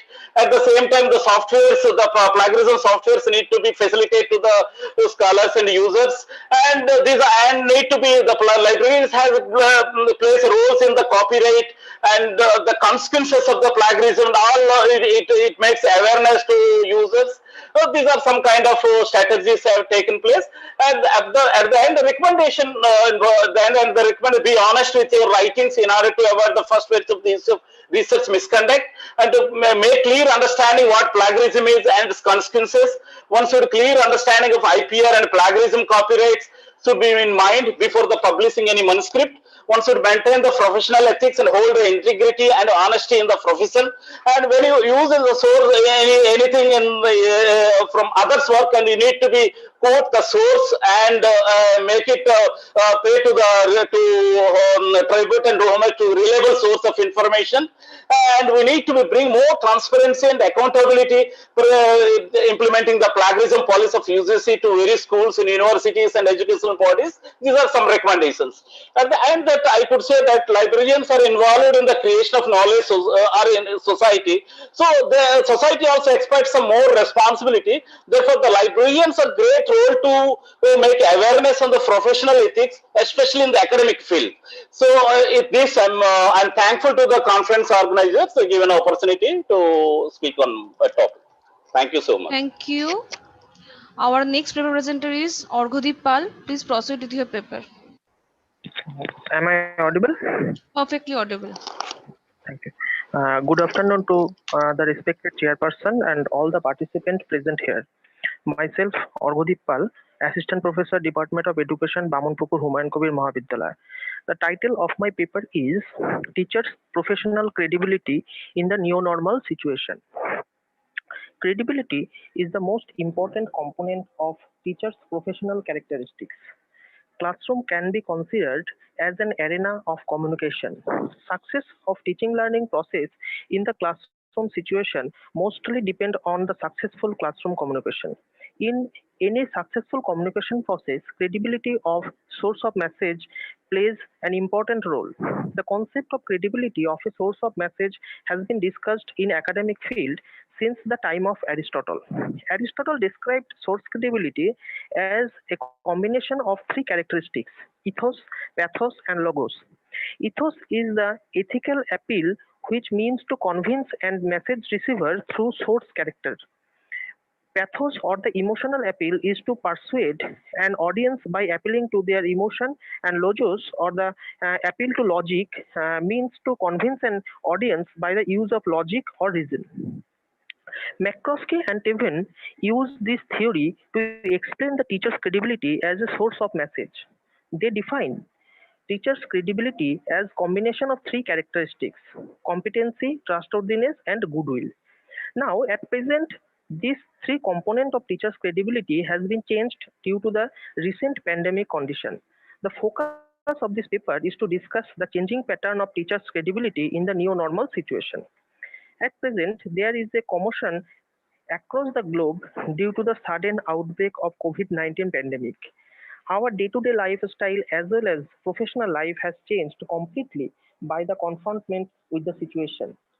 The situation demands new type of competency, trustworthiness, and new concept of goodwill that changed the concept of teacher's credibility from its root.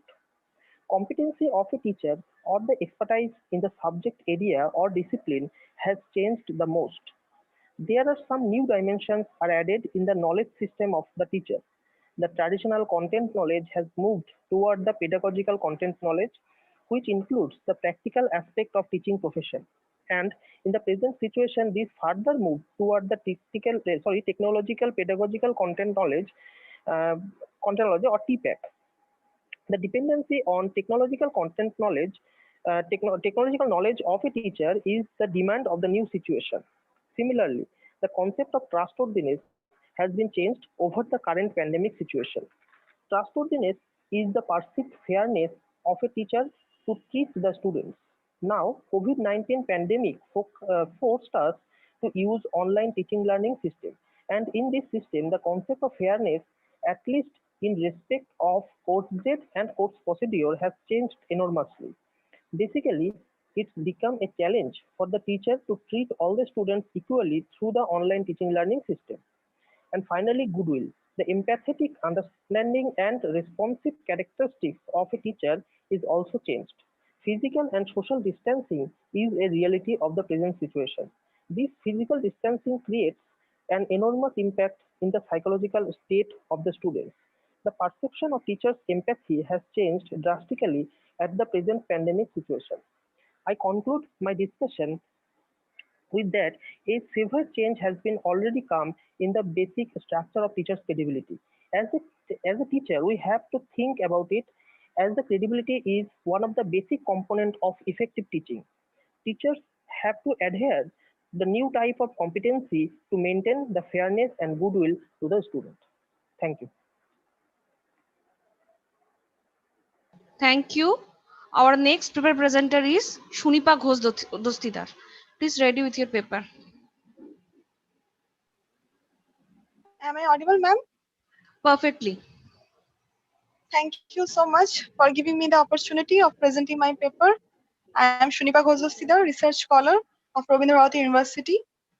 The topic of my paper is professional ethics for teachers in the context of COVID-19 pandemic.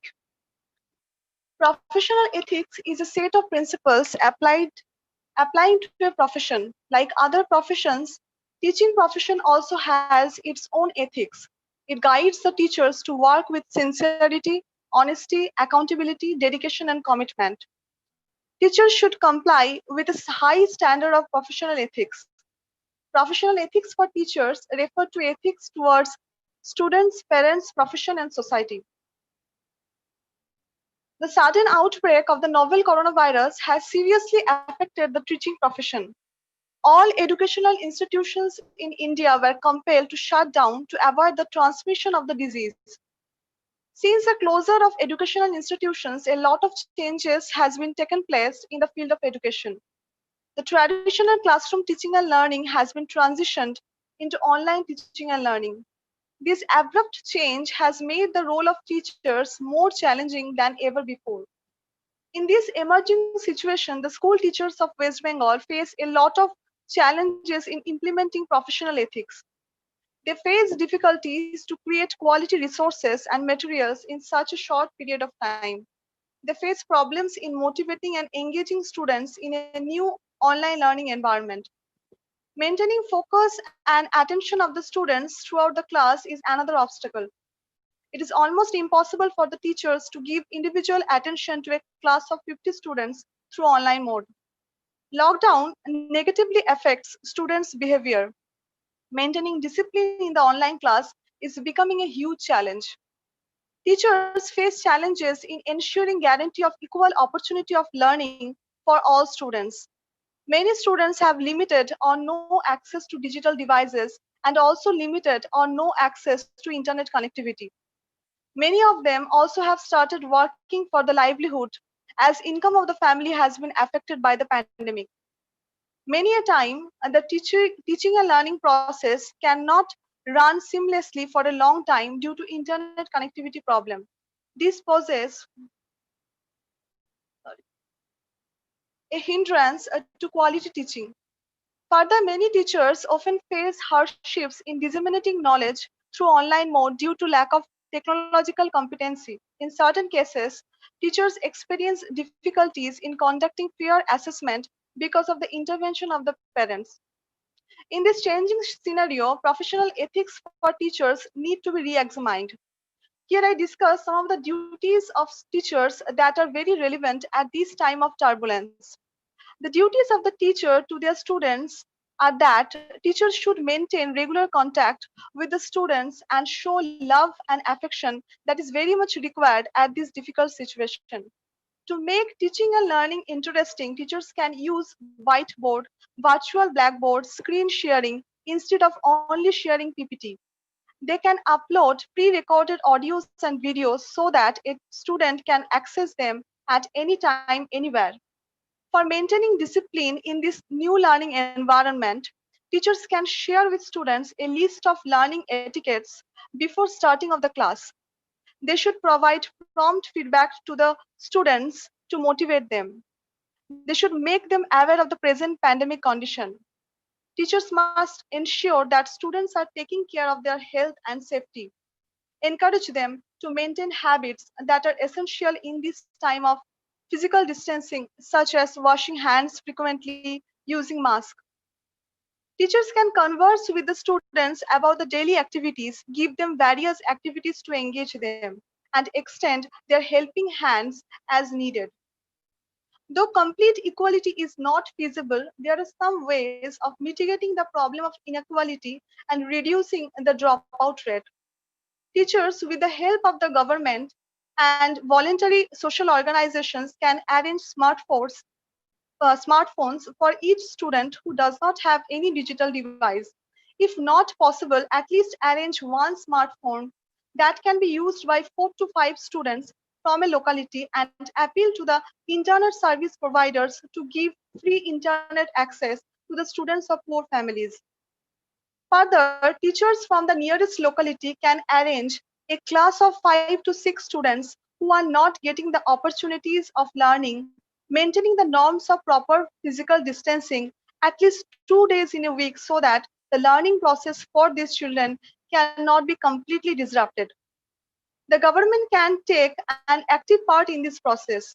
A list of students, after collecting information about the students who are not attending the classes from the head of the institutions can be made, and then government can allocate the duties of disseminating knowledge to the teachers of the nearest locality to at least 6 students at the convenient place, maintaining proper physical distancing. In this time of crisis, teachers should think and work beyond the periphery of the institutions where they have been working and work and think broadly. In this hazardous time, the teachers also have obligation towards parents. They should contact the parents on regular basis to provide information about the students and also obtain information about their daily activities, their study habits, behavior, health, and safety. Now, through the virtual window, teachers can observe the home environment of their students. They can encourage the parents to make a conducive learning environment for their wards. Teachers should advise them to engage the students in the household course so that their energies can be channelized properly. They should make the parents aware of the present pandemic situation and advise them to take proper measures to keep themselves safe and healthy. Teachers also have responsibilities towards their profession. They should adapt to new methodologies, use technology-based tools for providing effective teaching. To adapt and adjust to this new learning situation, a teacher should learn to unlearn and unlearn to learn. Rabindranath Tagore aptly said, quote, "A teacher can never truly teach unless he is learning himself. A lamp can never light another lamp unless it continues to burn its own flame." Unquote. Teachers should participate in the faculty development program. While sharing diagrams, graphs, or already developed contents on an online platform, they should mention the sources from where that were taken. They should keep themselves updated. Yeah, it is high time to raise mass awareness about the present condition of the pandemic and how people can help in preventing the spread of the disease for the sake of whole mankind. The role of teacher in spreading awareness among the people is very crucial in this regard. To conclude, I would like to say that the government should provide help and support to the teachers so that they can perform their duties effectively. Thank you, ma'am. Thank you. Our next paper presenter is Shonali Pal. Please proceed with your paper.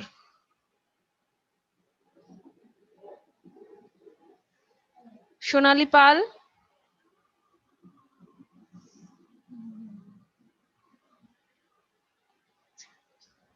Shonali Pal, are you audible?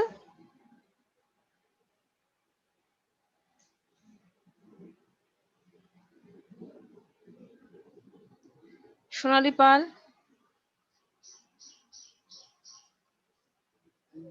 Hmm.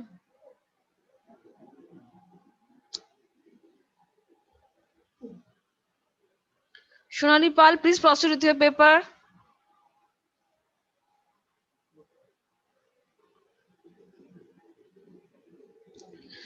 Okay, I think there is some network issue.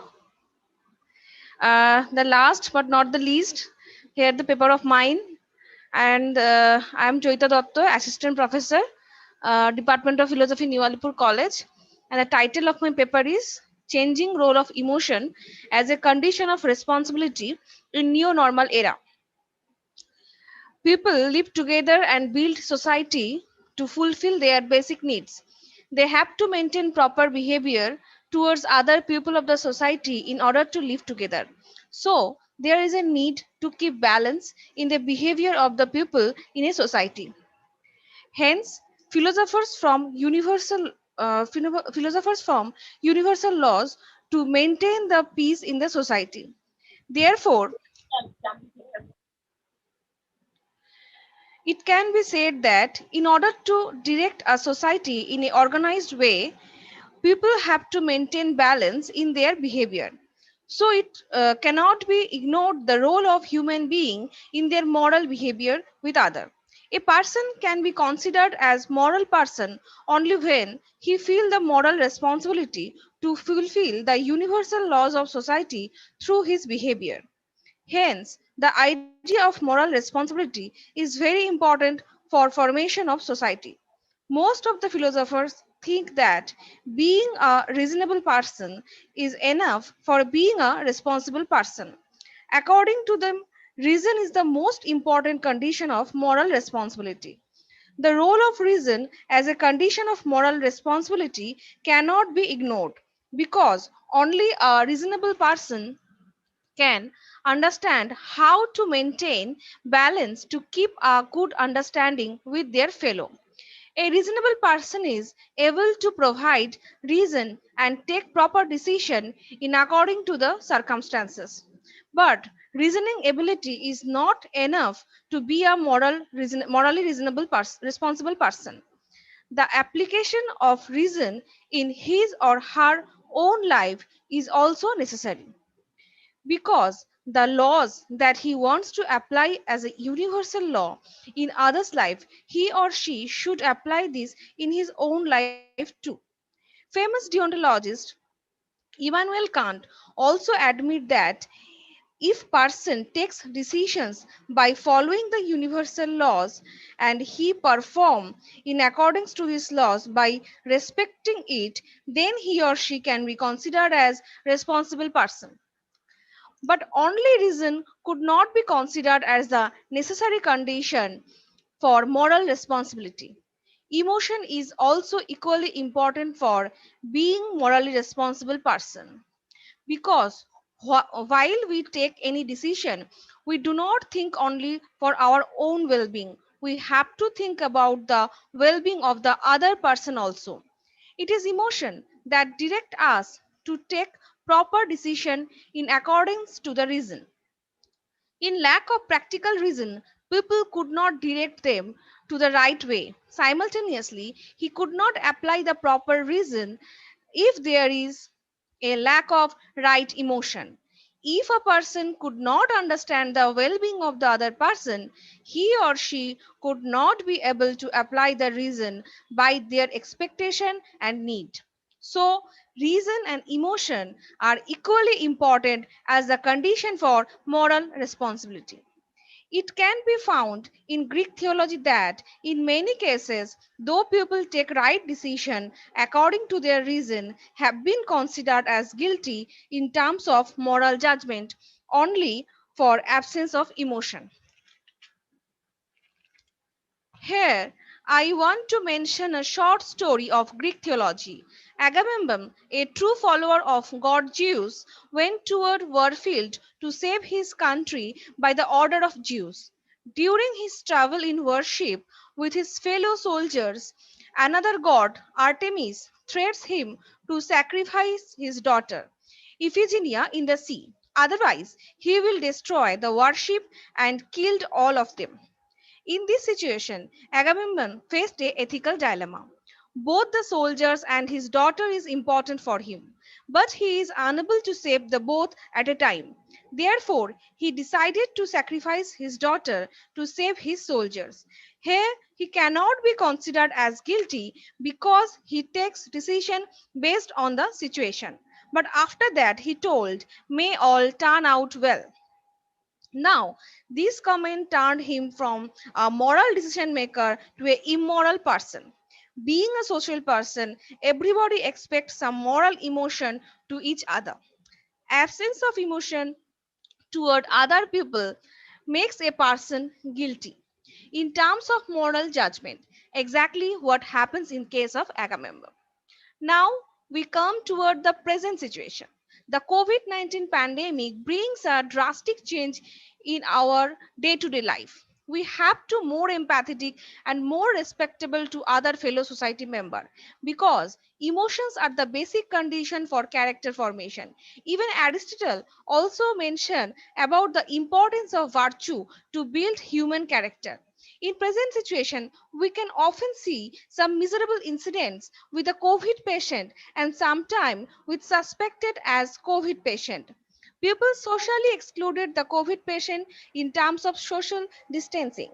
These are not the same.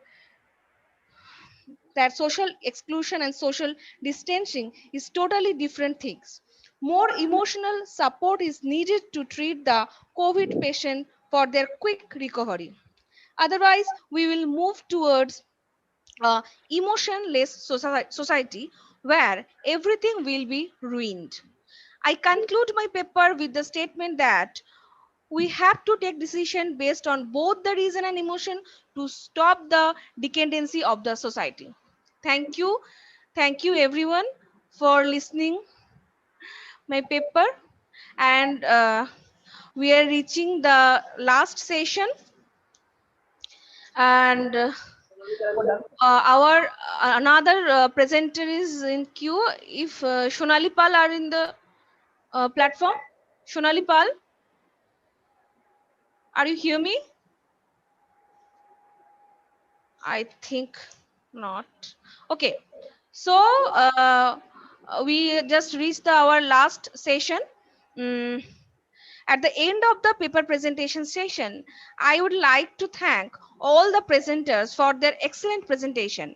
All papers are the good piece of research work in this area. Thank you once again. Now I request Professor Smita Sarkar, chairperson of the session, to discuss over the outcome of the discussion. Over to Professor Sarkar. Am I audible? Yes, ma'am, perfectly. Yeah, I think we have reached the end of the paper presentations, and I want to congratulate all the paper presenters for presenting their research within such a short period of time. I know it's extremely difficult to express everything, but you have done a wonderful job. The coverage of the topics have been wonderful because we have not just seen the COVID situation from the perspective of of enriching the value system that we have or what challenges our value system is currently undergoing. But it has covered a lot of areas, both with respect to our teaching profession, to professional ethics in other sectors as well. I thank all of you for holding your patience and giving wonderful presentations. Thank you so much. Thank you, ma'am. Thank you, for your thank such a wonderful discussion, and thank you for your patience and thank you so much. giving your whole time. That enlightened us very much. It's always good to hear from you, ma'am, and hope we will get you our future program also. Thank you, ma'am. Our my teacher, Professor Smita Sarkar. Thank you, ma'am. Thank you so much. Thank you. Now I request Professor Nivedita Sengupta to discuss briefly about the outcome of the 2 days national webinar. Over to Professor Sengupta.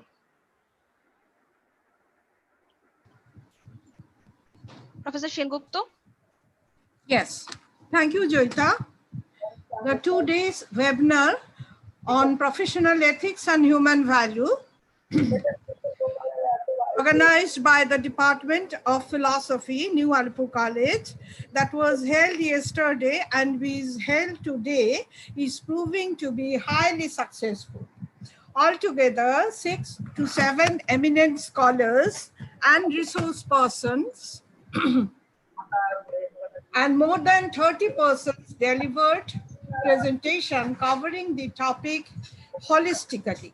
That is, throwing light on numerous aspects of professional ethics and human value. The topic is being discussed in the light of present pandemic situation. While it is next to impossible to sum up the areas covered in the presentation, a humble attempt may be made to focus on the principal common theme highlighted in the presentations. The most important common factor of this presentation is undoubtedly the emphasis on the role of altruism. It is remarkable importance to notice that altruism is not only a mean to uphold morality, but most important feature of altruism is its capacity to usher in more civilized society, which is all the more required in the ongoing pandemic, as altruism is the greatest fate of human civilization. It is worth noting here that civilization does not only incorporate continuous technological development, more worthy aspect of civilization is to inculcate moderation in pursuing self-interest. More simply put, concern for others and social benefits would promote a more healthy society, which will be, in the long run, benefit all members of the society, including underprivileged and less capable members. Thus, to promote civilization in a holistic sense, we must devise ways to foster altruistic emotion among as many members of society as possible. With these ideas in view, we are sure that the resource person of the two sessions enlightened us with their valued presentation. We are also thankful to the scholars who presented their papers to the in these participants. Thank you all. Thank you, everybody. Over to Joita. Thank you, ma'am, for your lucid discussion. At last, we have reached the verge of the program of 2 days national webinar on professional ethics and human values, organized by Department of Philosophy, New Alipore College, under the aegis of ICSSR Eastern Regional Center. On behalf of the organizing committee and Department of Philosophy, New Alipore College, I proposed the formal vote of thanks to all the delegates, participants, paper presenters, and distinguished persons. At first, I convey my heartfelt thanks to Dr. Joydeep Sharangi, Principal, New Alipore College, for his continuous support from the beginning of the program. I would also like to thanks to Sri Drivesh Bera, Vice Principal, New Alipore College, Sri Gorachad Nak, Secretary, Teachers Council, Sri Gobindulal Mondol, Barsar, and Dr. Shamobroto Das, Coordinator IQAC, for their constant support to conduct the webinar. I am thankful to Professor Shubhada Joshi, former professor and head, Department of Philosophy, University of Mumbai, for her excellent presentation in the program. Professor Joshi has more than 45 years of experience in the field of philosophy, and she has shared some of her experience with us. We are really grateful to you, ma'am, for your kind support to the program. I also convey my thanks and regards to Dr. Smita Sarkar, Associate Professor, Center for Philosophy, School of Social Science, Jawaharlal Nehru University, for her great support and guidance to control the webinar. I am especially thankful to her to take the chair of the paper presentation session. I am also thankful to Professor Rakesh Chandra, Professor, Department of Philosophy, University of Lucknow, for his lucid and crystalline presentation in the webinar. Sir, your presence in the webinar is really a great source motivation for us. I convey my heartfelt thanks all the participants and paper presenters in the virtual platform. We're really grateful to all of you to make this webinar a grand success. All teaching and non-teaching staff of New Alipore College deserves thanks from us for their continuous support to conduct the program. Especially, I want to mention the kind help of Professor Shubhankar De, Assistant Professor, Department of Zoology, Sri Shorjesh Bose, and Shourabh. Thanks to all of you for your excellent support to conduct the webinar. They worked really very hard from behind the scene, and I really thankful to all of you. At last, but not the least, I would like to convey my heartfelt thanks to all the faculty of Department of Philosophy and students who had worked very hard for the last couple of weeks to conduct the webinar smoothly. Thanks to all of you. And now I request our HOD, Professor Nivedita Shengupta, to officially end the webinar. Over to Professor Shengupta. Now this webinar is over. Thankful to everyone. It is a grand success and it will encourage us to lead another webinar in the near future. Thank you all, everyone. Thank you. Thank you.